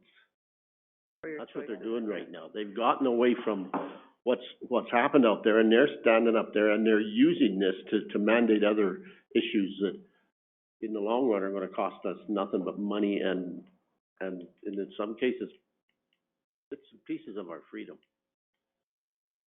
They have a job to do it, but part of their job is not mandating my health. That's my job. I have to look after myself. I can't, if I'm gonna depend on the government, then I'm in big trouble. And I don't know how to say it any other way. I don't know how to say it. The reason I'm bringing this forward is there's a local MLA that honestly believes that we are not being strict enough. She believes that that is the direction of society, that we are not being strict enough. And I don't have the numbers. This is only my feeling, but the people I interact with have had enough of this. They are willing, so if the government if a member that is sitting in caucus believes, and she's talking on my behalf, that we need to get stricter lockdowns. I need something out there for the people that have contacted me and that I talk with that say enough is enough already. We need normalcy back. And I recognize that elected officials were never just representing one sector of people. And because of the complexity of this issue, somehow, particularly there's pressure on our provincially elected leaders. And while they don't mandate our health, we are all responsible for our own health. That's why I make the decisions that I make. And we've talked about this before. I've made these decisions prior to COVID. Our families had to be very cautious. That's just a fact. I'm sick of it too. I've been sick of it for 15 years. I don't want to cry in council. I am sick of it. But what our provincial government is responsible for is the delivery of our healthcare system. And we are living at times in the last year in a state of emergency, a health emergency. And I know we've had some conversations around modeling and that type of thing. You mentioned the variants. That has always been a known risk with a virus. There is always a risk of variants. In fact, there's been thousands of variants with COVID, to my understanding. There's just been, I think, 3 primary ones that are identified right now that have significant impacts. Right now, the impacts are on transmissibility and potentially on severity of disease and mortality. Some of that comes from the level of transmission and the impact that it has on healthcare systems. When we are comparing COVID to historical pandemics or health situations, we're not necessarily seeing the mortality, and I don't think we will see the mortality that we have seen with other viral pandemics. Part of that I attribute to our incredible healthcare system and the care that even some of our own ratepayers have received that have saved their lives in our healthcare system. And so it's complex. In terms of what we say to people, the provincial government has issued, it's called a path forward. It's a roadmap to help Albertans understand how restrictions will be eased in steps over the coming months. It is data driven. I have looked into that. We're at step 1. We're actually already below the ratio or the kind of the indicators that they were looking for step 2, but they would like to see that for 3 weeks. And the reason that is because the main factor hospitalization that they're looking at is a lagging factor. Mortality lags hospitalization even further, but they also are watching just case counts and counts of the variants as well. We're very close actually to step 3 as well. If we can keep the current trend going, we are very close to reaching step 3, which opens up, I'll send you guys the link, but it opens up the vast majority of the economy. And also gets us much more back to our regular life with, you know, indoor social gatherings with less restrictions, indoor seated events, things like that. And we're still a bit off of stage 4 where we essentially go back to life as we knew it. Nobody can predict these timelines. What if we change the letter and move it into the positive way of thanking the government for restrictions that they're being lifted, a plan that they come forward with, and allowing Albertans to make their own choices, like be in a positive way? Do you understand what I'm trying to say? Like thank them for this, going forward this plan. They may have heard that lockdowns, that people were wanting lockdowns, but the majority of the county residents, or from our county, are quite happy that the restrictions are starting to lift. It's helping mental health. It's helping this and that. I don't know. Because to be honest, the letter's not going to change their plan that they've got already. I understand that 100%. And we're also saying that, even if you want to say that, we just want to make sure that you understand that the restrictions were very taxing our mental health for our residents, and we're glad that the restrictions are starting to lift. I support your motion as is. I'll just let's let this motion live or die on my amendment. Yeah, there is a motion. The only other thing I am sort of cautious with is, and it's more, I guess, to Councillor Bigger's comments. I just, and take this for what it is. In terms of letters, personally, I would try and just reserve letters for extremely compelling things where I hope we do have a chance of making an impact. Something where as local leaders, we have maybe a unique position. I am confident that our provincial leaders and our federal leaders are well aware of both sides of this and the perspectives that some people have that restriction. In fact, I've personally discussed this with them. They're well aware that a percentage, and you would be surprised if you look into some of the polling around this, it would not support that the majority of people are actually, I can probably pull it up super fast, and take polling totally for what it is.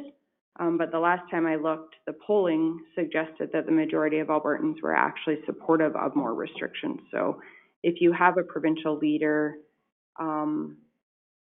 saying they are representing their constituents, it may be based on majority of constituents and not necessarily, the first one that comes up is from November. But you can look into some of the polling. I just think we have to, it's easy to discount the complexity of this and the different perspectives on it. But having said that, it's a letter and we reserve it for whatever. The last item on our letter of correspondence is High River talking about coal mines, which don't affect us in the least. So we'll take that for what it's worth, right? It's like, let's get it out there. You know, any publicity is good publicity as long as they spell your name right. And you don't have to, you can just, you know, this is one of the unfortunate deals that, you know, you have to put if this Oh, were to I am go always forward, at the that will you of have to put council. your name on something that you don't agree with, and I understand that, and I understand that I'm putting some people in, but something has to be done. They give us timelines, and you talked about the timelines, and if it gets to this is gonna happen. This is gonna happen, but there's always a but. And then, so we're below. We should be in stage 2 or stage 3 already with the hospitalization. There's a There's a rationale for variant. phasing it. Yeah, there's a variant, and there's always gonna be a variant, because it's a virus and it mutates. And that's why they analyze the impacts of the thousands of variants that there have been. Yeah, so anyways. Just a quick note about Mayor Snodgrass's letter. That actually is a good example of what I'm referencing. So High River is directly impacted by, when that coal policy was rescinded. That has direct impact on High River and a number of municipalities. And so I guess I actually see that letter as very pertinent because they're directly impacted in a unique way. And I might be naive, but I actually would not necessarily, and I realize much has changed since we received that letter, but I'm not sure that I would personally be pushing us to advocate on the coal policy because we're not as directly impacted on it and we don't have that unique local perspective to push forward on behalf of our residents. And I guess that's what I'm saying. I don't see this as something unique to Wheatland County. This is something that we're experiencing on a global level. And all of the impacts, I'm not just talking COVID, and there's economic impacts to people dying too. And there's economic devastation from an uncontrolled virus as well. More people die if we exceed our healthcare capacity unnecessarily.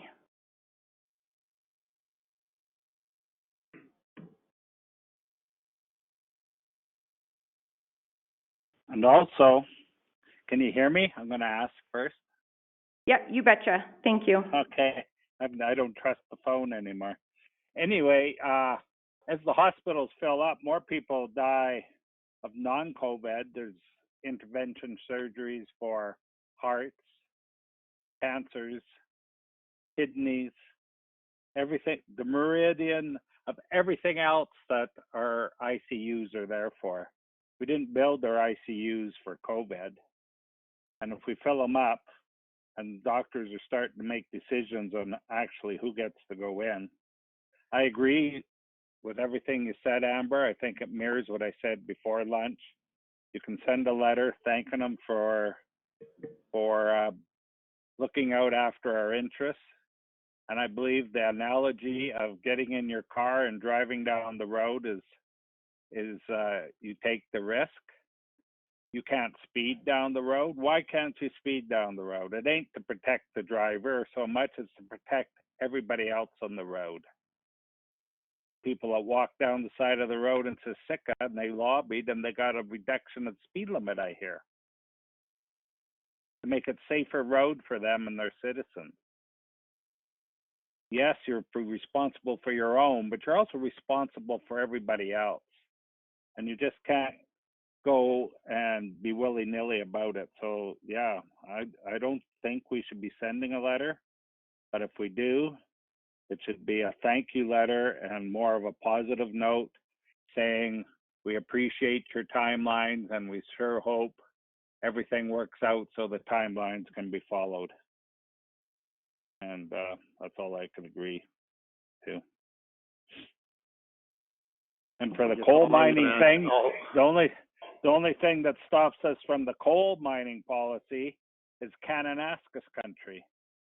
The Highwood Pass is I think kind of like a mini divide from where we get our water from, our irrigation water, and our drinking water comes from that same irrigation water. That's the watershed. I believe it starts at Highwood Pass, which is in Kananaskis country. So it depends how far up the coal mines come. Depends if they take High Country Pass off and develop into a coal mine, then we'll be directly affected too. So yeah, you never know. The only other thing, and it may be relevant, it may be not, but it's been bugging me, but I'm gonna say it anyways. If you go back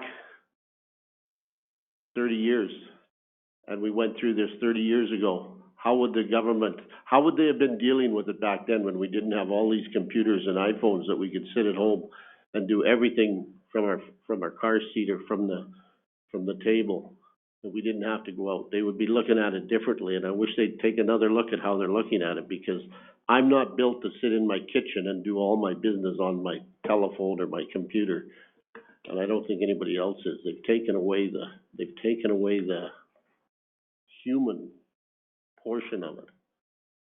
And 30 years or 40 years ago, they wouldn't have been able to do that.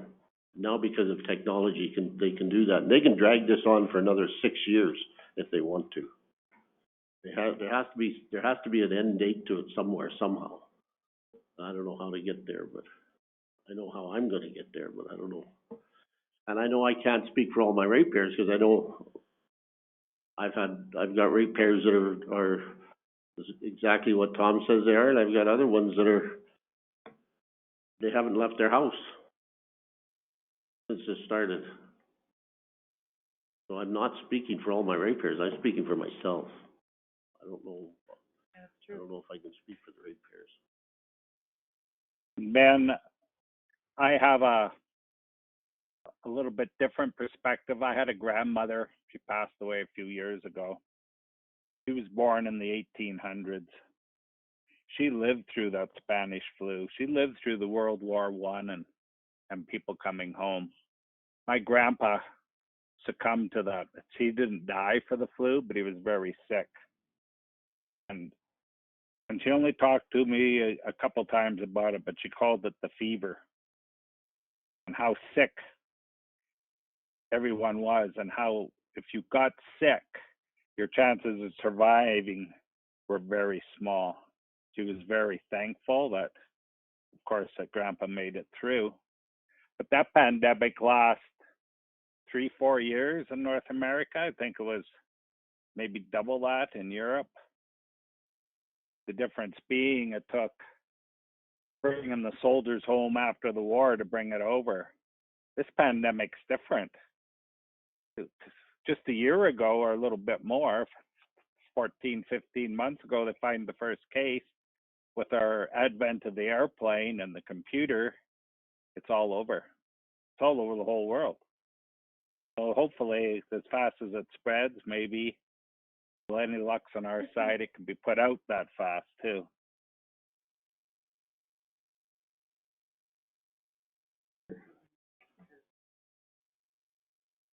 We can't, because we don't know what the mortality rate would be without healthcare. What you're saying, Ben, about working from home, I understand.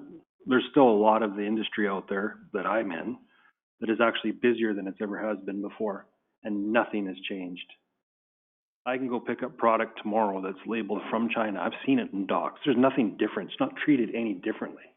International products are not treated any differently. No, but They're still treated the same, handed, fingerprinted, everything. I could deliver to the lodge stuff. But there is a Nobody difference. knows where it came from. There is a difference. My son runs, the grads that he runs, and he said this. He said, it's getting harder to get parts because industry, and not local, not the local part shop, industry out there, because of the layoffs, because of the things where there's nothing available. They're not producing it like they were before. So it's starting to affect all the way down the Good line. incentive for us to be more self-sufficient on a local level for our supply chains. Yeah, maybe not oranges. Anybody can put a motion on the floor to call the question, but I don't, okay, question. And You have to state it as a motion. I will call a vote. And can I, have a recorded vote, please? Certainly. I mean, it was for staff to do the letter, right? Right. Staff Okay. will do. Yes. Yes, the letter will come back before it comes out. Sorry, just to confirm, this was the original motion with the amendment? Margaret, would you mind just restating it just for clarity for everybody if you have it there?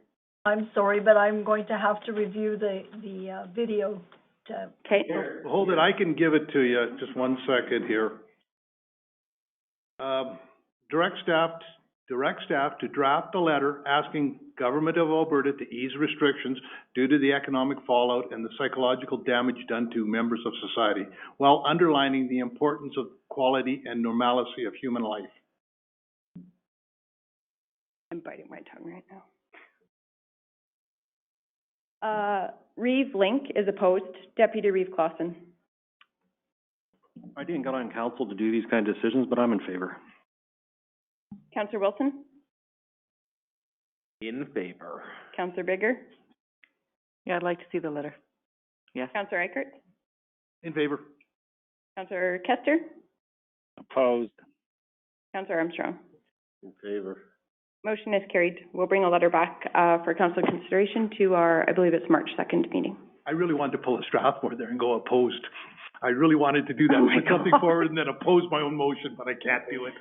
Well, I'm biting my tongue to not say we're going to send a letter to GOA to ask them to do what they're already doing, recognizing that they're already recognizing what they're asking them to recognize. So, but I support it. I will sign my name to that I'm letter. hoping staff is really creative and can really put a little more into it or something.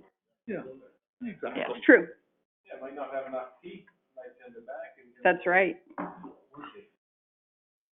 Okay, That's something off like that. that is always good. Accomplish something today, though. Okay, we're gonna move, and please correct me if I'm missing something. I believe we have completed up to 2.41. Oh, my God. Yeah. Yep, sounds Okay. right, that's what I got.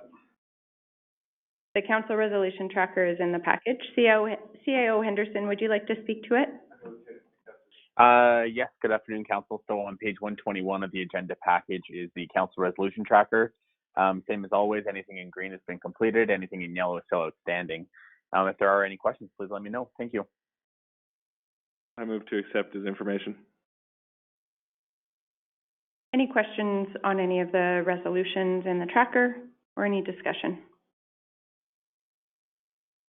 Just say I really, really like this, though. I really like, because I realized it was when I reread it, I go, oh, yeah, we still got to work on that. Exactly. Good job, Brian. Brian sends me emails on things I haven't done yet. It's great. Yeah, it is. It's awesome. I thought I had a question. Sorry, guys. Just, I apparently didn't save it with the note. That's okay. Okay, I'll follow up with it after. Is any councillor opposed? Motion is carried. We'll move to 2.42, Dallin Community Hall Association plaque request. Yes, good afternoon, council. Brian from administration again. The current president of the Dallin Community Hall Association is set for retirement. Gerald Rasmussen has been volunteering for 25 years. So just in accordance with our communication policy, we wanted to go forward and get him a plaque for his recognition of service. Thank you.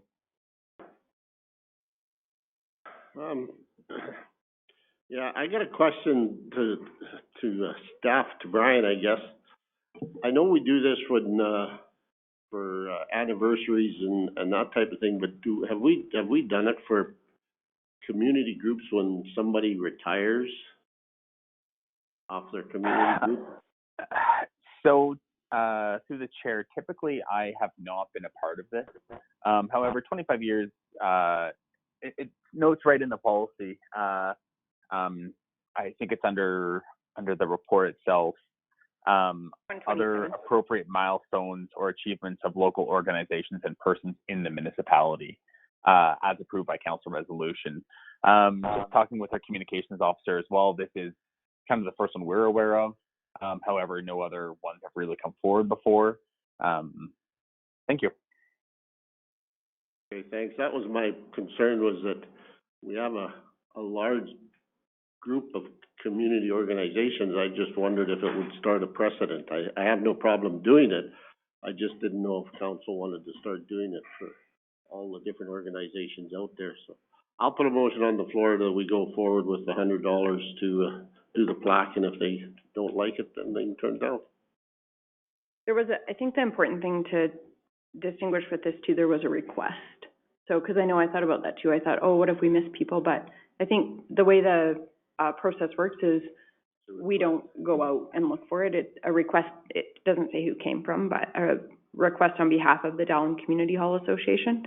And in terms of precedent, if we're setting a precedent to recognize 25-year-long volunteer commitments, we might have a lot of them in Wheatland County, which is awesome, but I'd love to recognize that. I think it's amazing, the volunteer spirit in our county. I genuinely do. It's when you look at what happens in our communities and our arenas and our community halls and... Oh, I do, and I recognize Gerald, and he's done a lot up there. I don't have a problem with it. I just was worried about setting a precedent that we weren't doing, but if policy allows it to happen, then I don't have a problem with it. Yeah, and if 10 come in next year, that's great. As long as they're finding young replacements, as they were. Exactly. Yeah. Any other questions or discussion? Good questions. Is any councillor opposed? Motion is carried. We'll move to 2.43, letter of support request for another Universal Broadband Fund application from TELUS. Good afternoon, Reeve Lincoln Council. Tracy Buto from Administration. At the last council meeting, both ExploreNet and Rigstar requested a letter of support to include with their application to the Universal Broadband Fund. Administration created a template letter of support for both companies. Shortly after the meeting, TELUS also requested a letter of support. We are asking Council to provide support to TELUS through a resolution. Thank you. Council's wishes. I'll move it. Oh, you prick. Oh, sorry.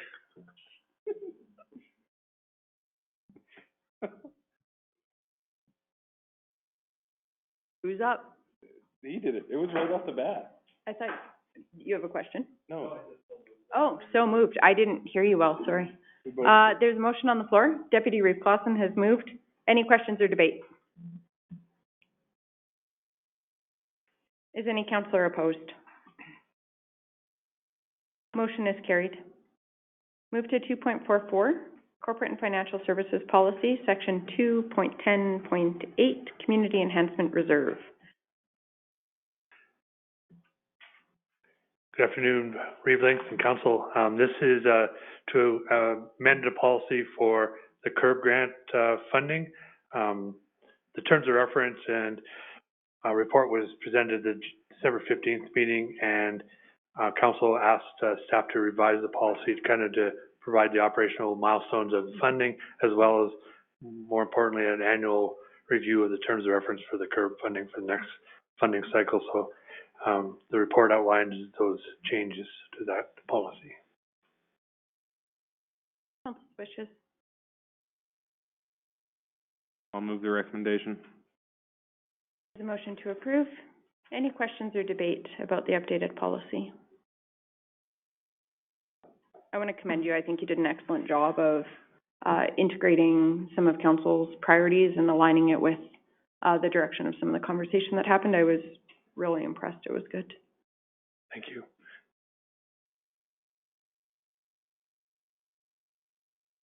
Any other questions or discussion? He has a razor. Maybe you could lend him yours. You're clearly not using it. Hey, I've shaved up a little. Jason's just jealous because he can't keep up. Oh my God, it gets so itchy. I wake up with it in my eyes. There's a motion on the floor.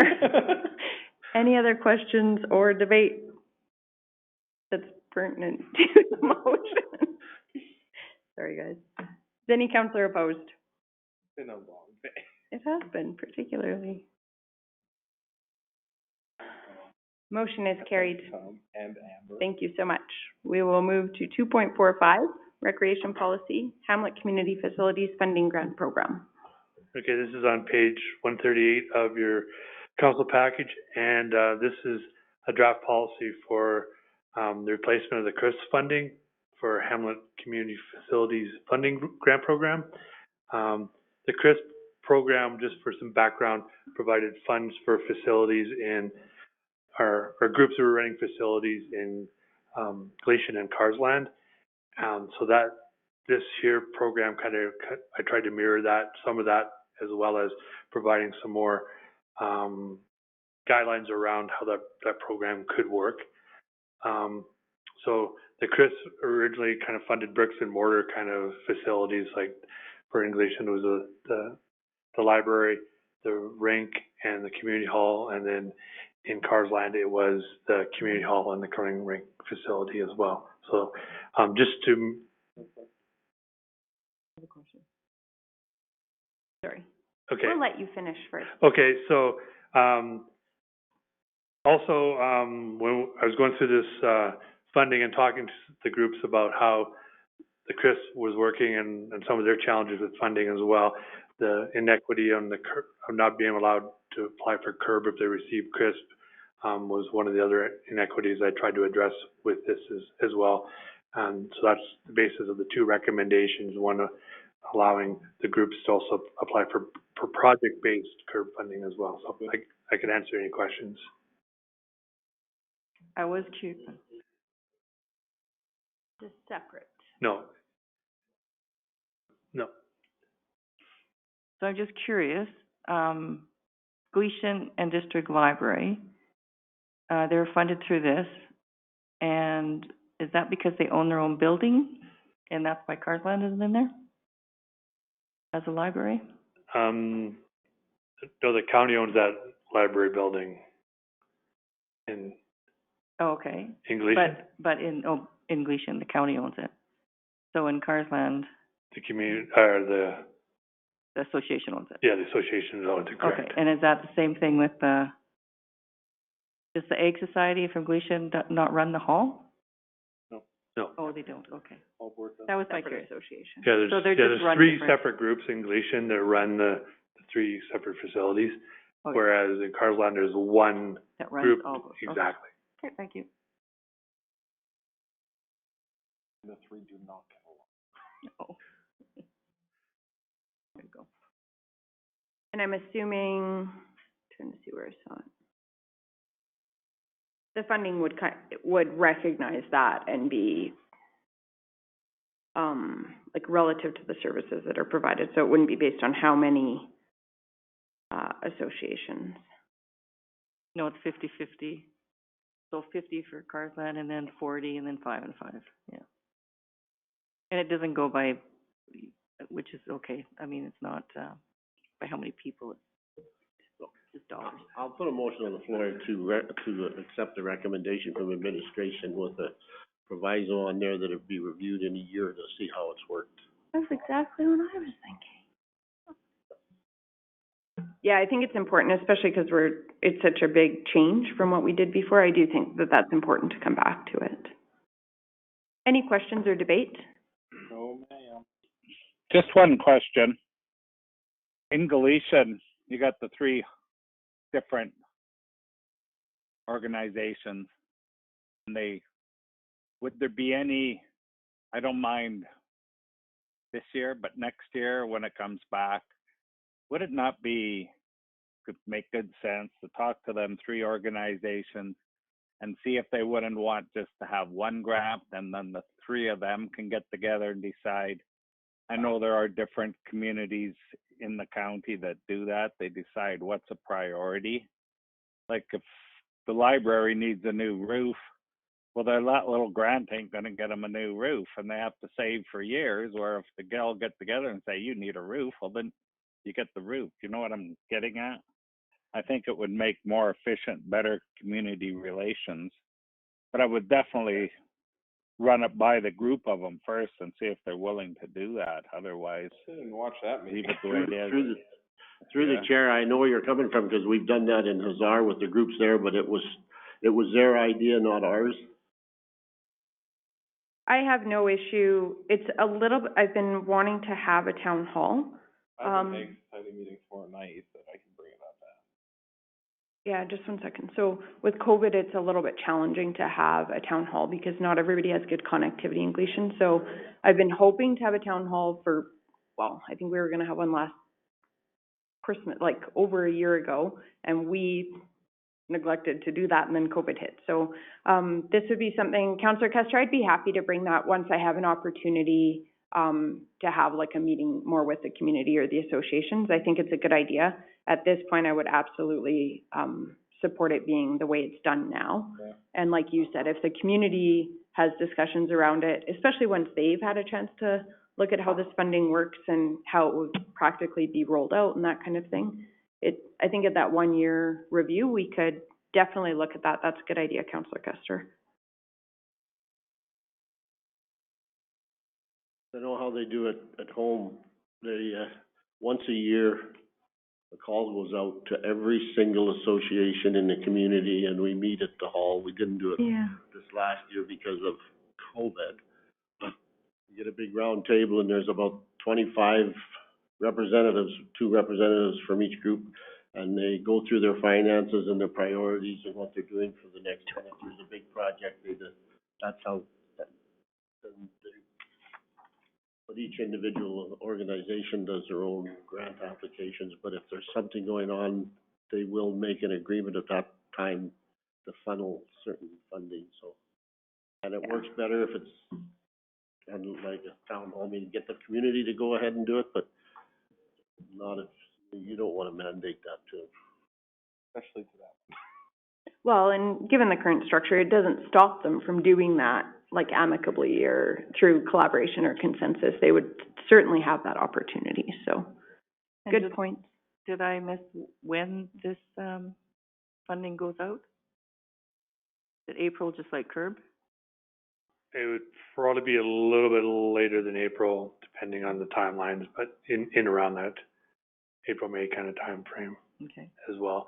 And council would also get to see the applications and what they're looking for, and that can help maybe prioritize some of those, and maybe going back to the groups as well, saying, well, this one group needs, there's that open dialogue that can happen as well once we get those applications in and what they're looking for as well, right? We can prioritize those projects as well based on need.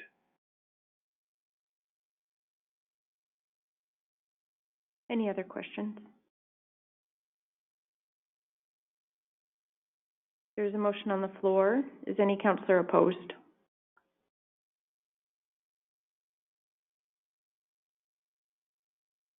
Motion is carried. And so you'll bring that back in a year then for review by council? Yeah, well, council will approve the projects as well, right? So right, they'll see the projects, we can bring it back after. Yep. We'll move to 2.46, protective services policies.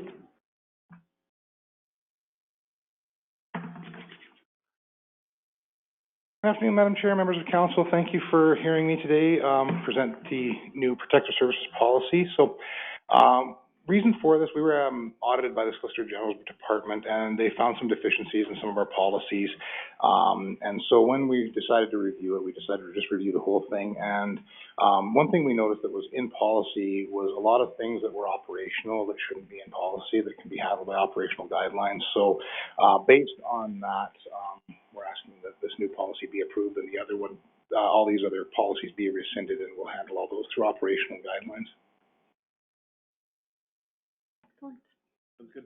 I will move resolution 1 that council approve the revised and renamed policy section 8.1 protective services policy. Any questions or discussion?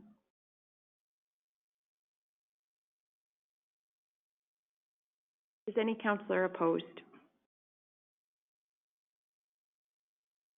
Motion is carried. There is a second resolution to rescind existing policies. I also move. Councillor Bigger has moved. Any questions or discussion? Is any councillor opposed?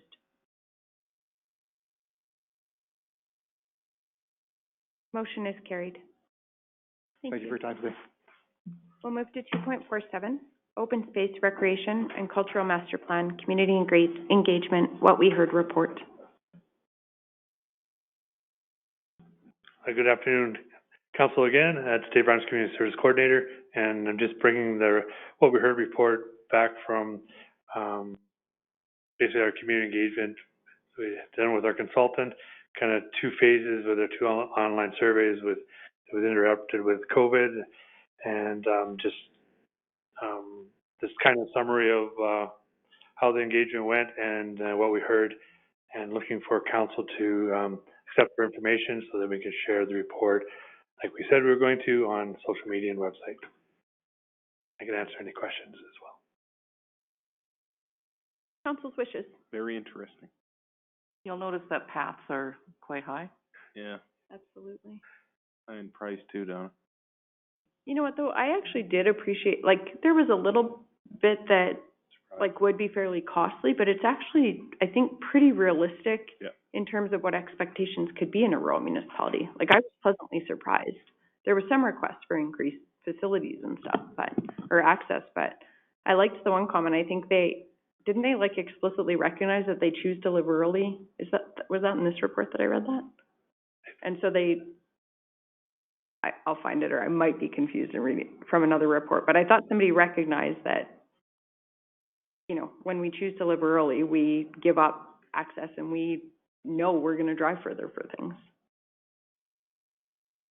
Yeah, I think that was in the how far away you are or whatever. I sure hope it was, because I think it was I'm really confused. Yeah, that just sounded familiar with about how far you had to drive for facilities.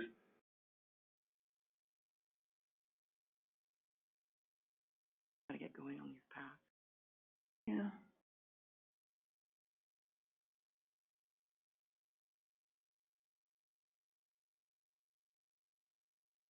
Wilderness camping, sign me up.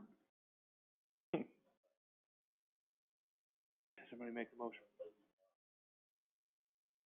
So it's not an open. I'll move that council receive the Open Space Recreation and Cultural Master Plan Community Engagement, What We Heard report for information. Any questions or further discussion?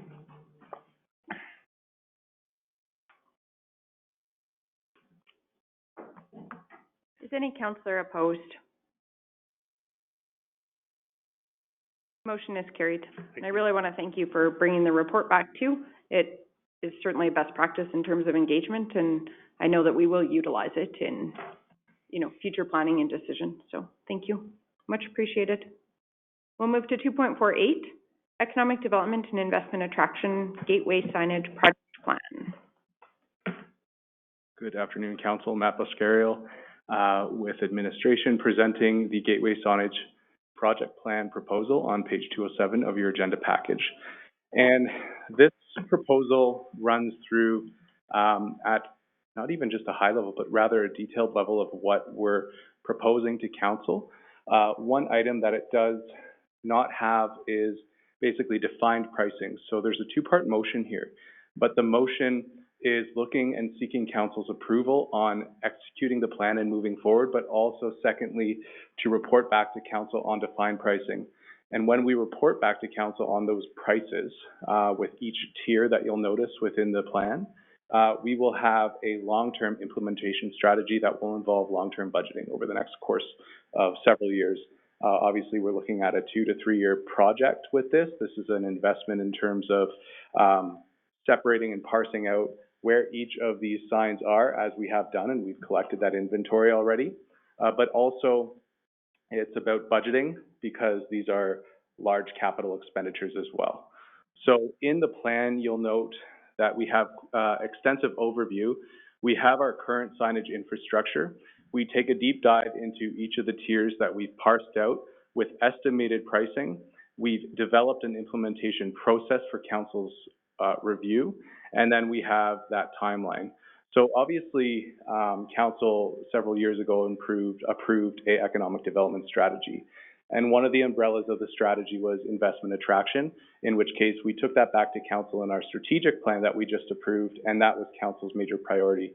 This signage project is a major element of investment attraction. It's the first thing that visitors, tourists, people who live here see within the county as they enter and as they exit and come back in. So it's kind of a very important element of that investment attraction, of course. So we have developed that physical plan inventory with each tier, and we've developed the methodology of how the design and development can occur. Also, another part of this plan that I really want to touch on is the corporate identity / logo.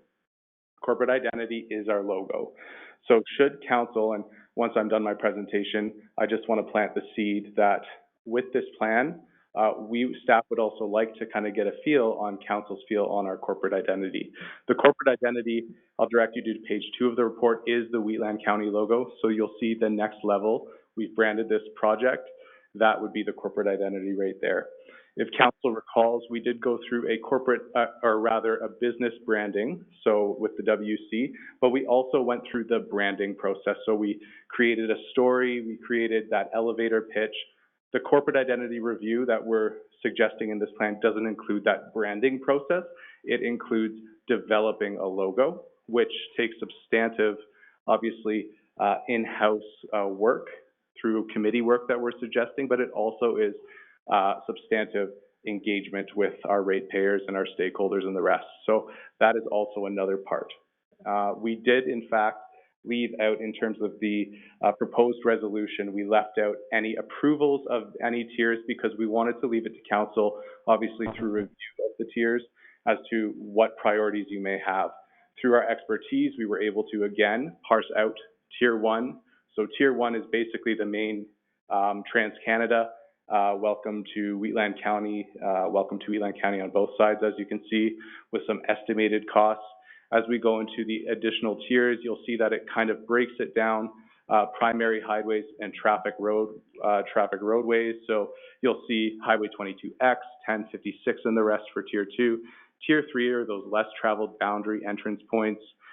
Tier 4 are the hamlet and community facilities and industrial parks, really taking a look at the various hamlet identifiers, a revamp of the signage so that you know you're in a specific hamlet, you know you're going to another hamlet, kind of that nice hamlet community feel that we're looking for.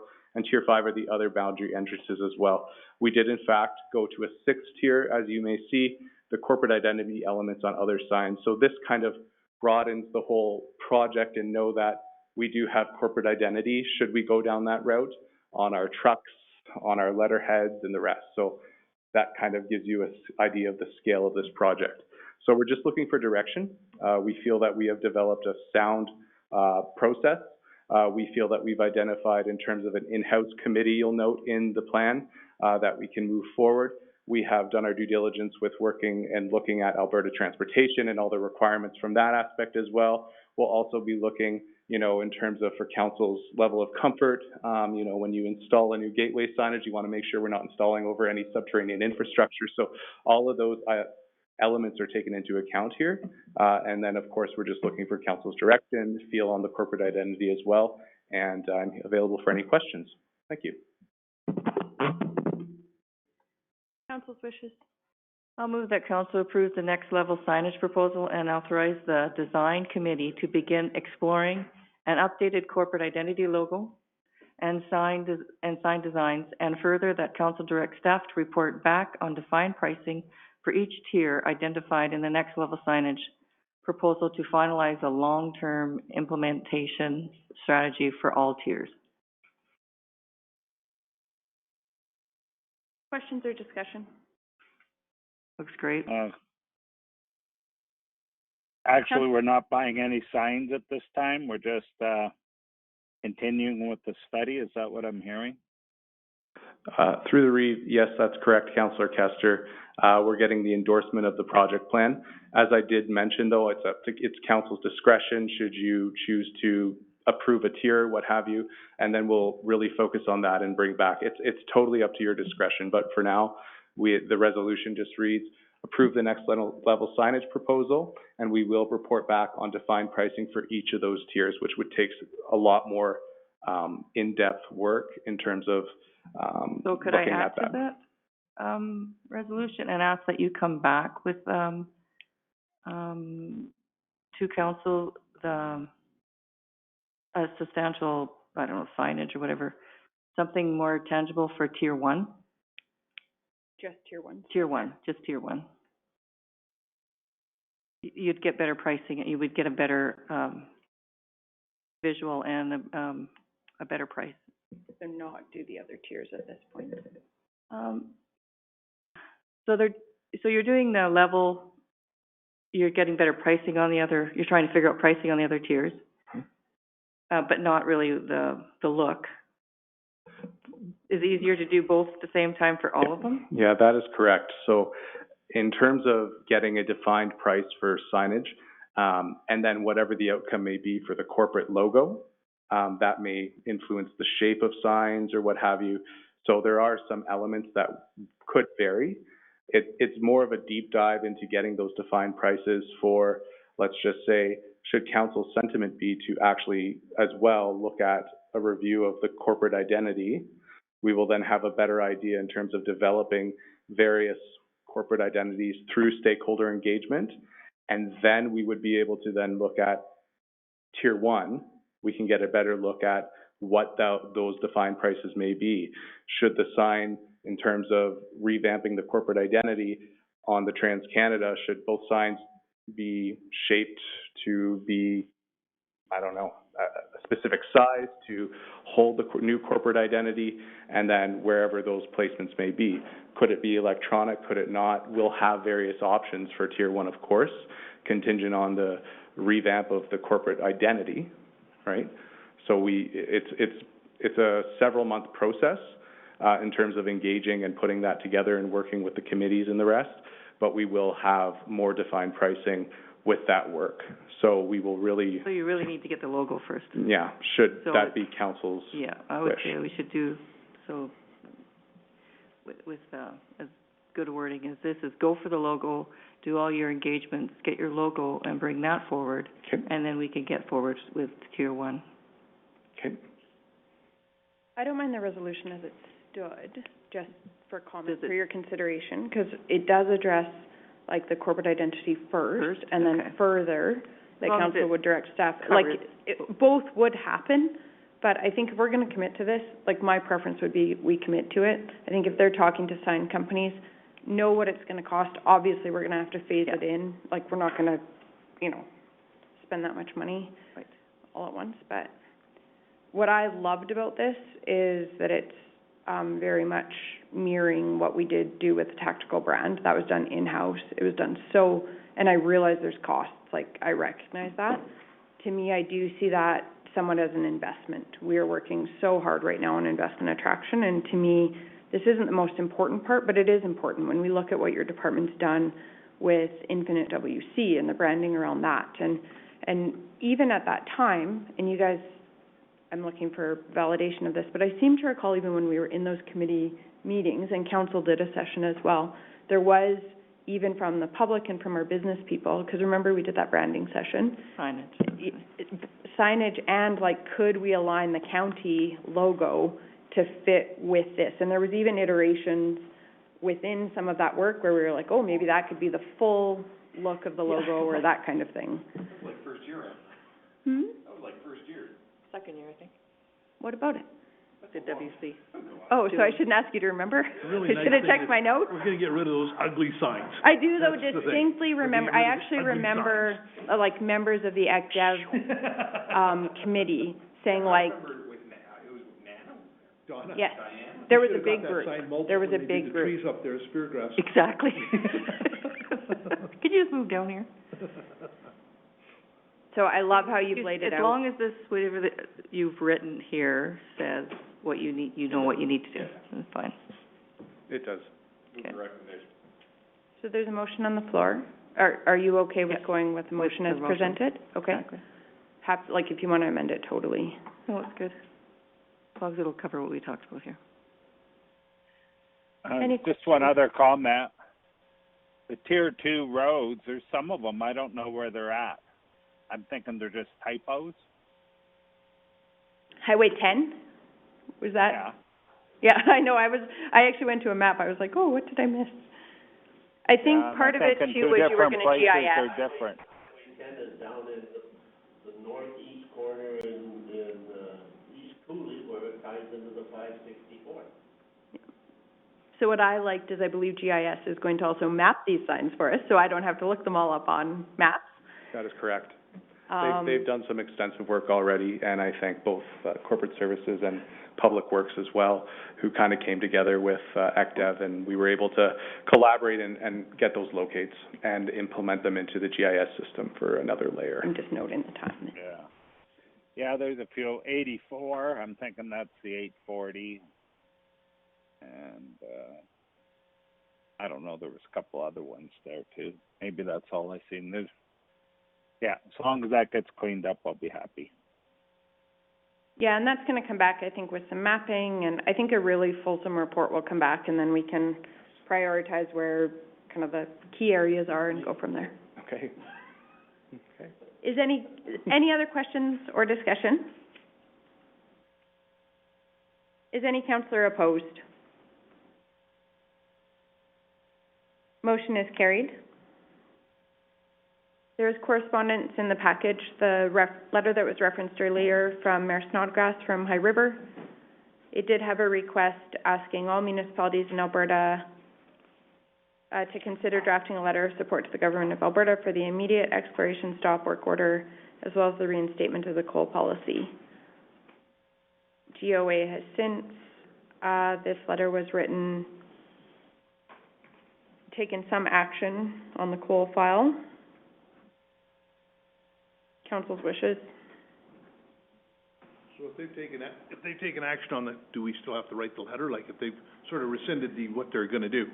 Yeah, I think there will be opportunities for ongoing engagement, but I don't feel like at this point, I don't think a letter is timely right now. Right. Yeah, exactly. Well, I'll accept the letter as information. Okay, there's a motion to accept this letter. Any questions or discussion? Motion is carried. Really, just because this one's quick, everybody had an opportunity to have a look at the Paint the Barn Red book.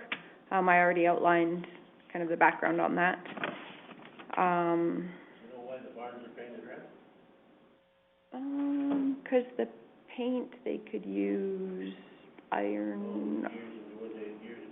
Years ago, they boiled wood. Yeah, iron oxide.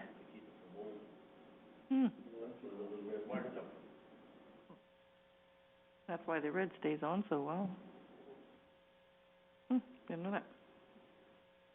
I did the Oh, we're gonna miss building you. over there, and I used a red chalk line to snap my screws.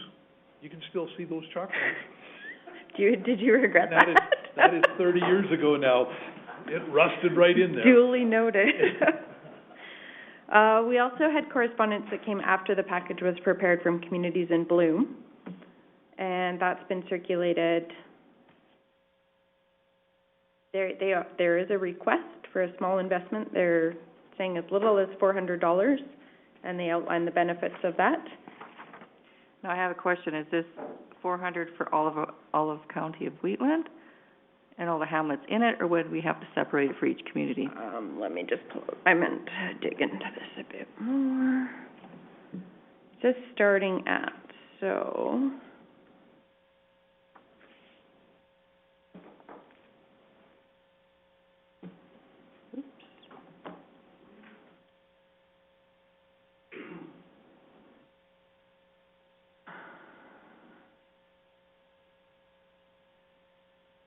So, a municipal, the fee is determined by population categories. So it's unlimited members, the newsletter. I don't have an amount. And then there's different rates for businesses, nonprofits, individual students associations. Let me just see if I can very quickly. I did mean to look this up. I think it would be a very good incentive for us to offer, but I'd like to know the cost of paying for the Community in Bloom's sign up for all of our hamlets. But we'd have to ask them if they're willing to participate in it, then we would pay it. If not, then we don't have to pay it. But I think we need to find out. So I think if we wanted, you could put a motion on the floor just for administration perhaps to bring back more information on membership cost specific to Wheatland. And then I wanted to get a sense for if this was a direction council wanted to go in or not. I think it's especially good this coming up here. they're asking, it's a small amount of money, but are they saying that they're asking to, so that they'll train us? They'll train the, That we do our own Communities in Bloom? no, I think that they're offering us, to facilitate, people that want to do it. So let's say Speargrass wants to be judged as a Communities in Bloom, member, then, they would have, facilitators talk to Speargrass and tell them what, So that's 400 Thanks. for each group? Or that's what I don't know, It's would be based on our population, so we would need more information. They do actually have like a cost-benefit analysis on their website.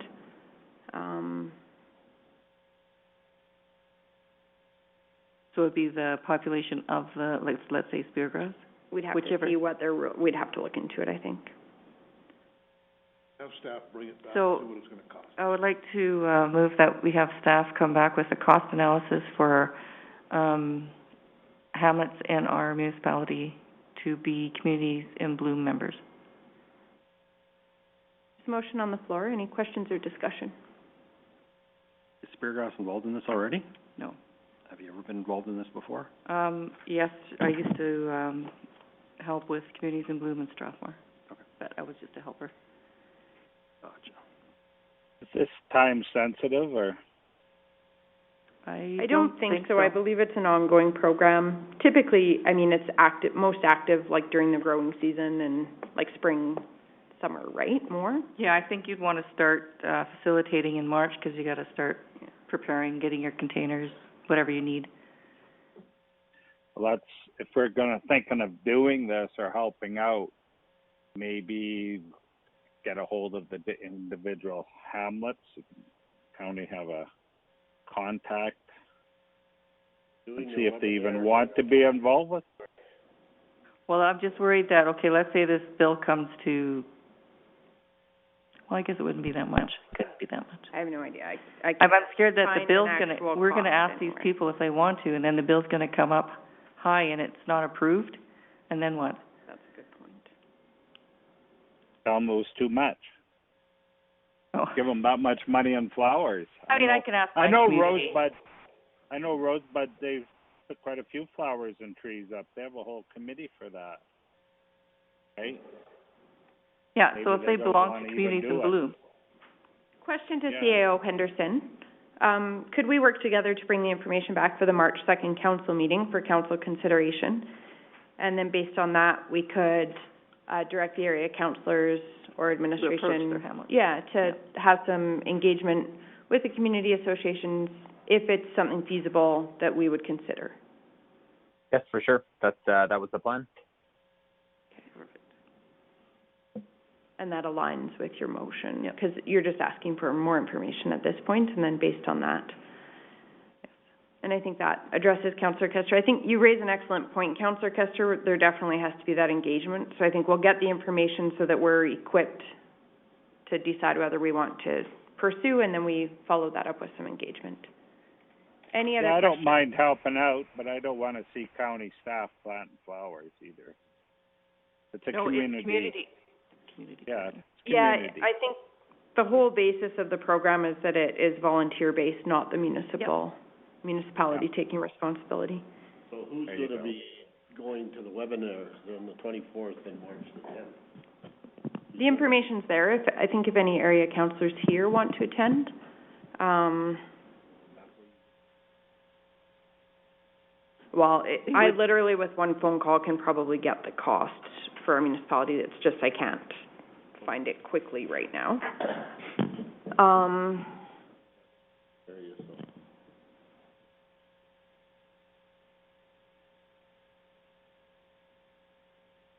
Yeah. Reeve Link.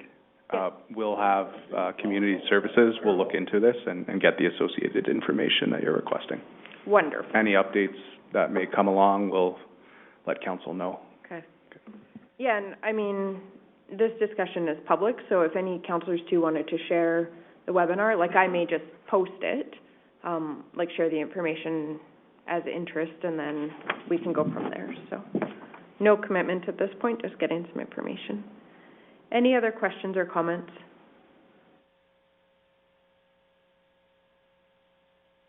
Is any counselor opposed? Motion is carried, and I was remiss if we could have a motion as well, just to accept paint the barn red. It's sort of correspondence. We'll just accept it. Thank you, Councillor Armstrong. Is any counselor opposed? Yeah, it's beautiful. Motion is carried. Prior to us moving into closed session, can each counselor please affirm that they're in a private setting where they'll be the only person able to access confidential information in order to uphold our council code of conduct? Councillor Kester, can you affirm? I affirm. Perfect. I will move us into closed session. Is anybody opposed?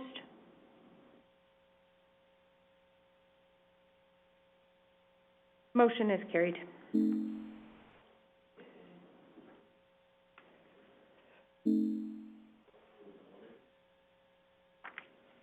That would be awesome. Okay. It'll be a minute probably to transfer calls anyways, so.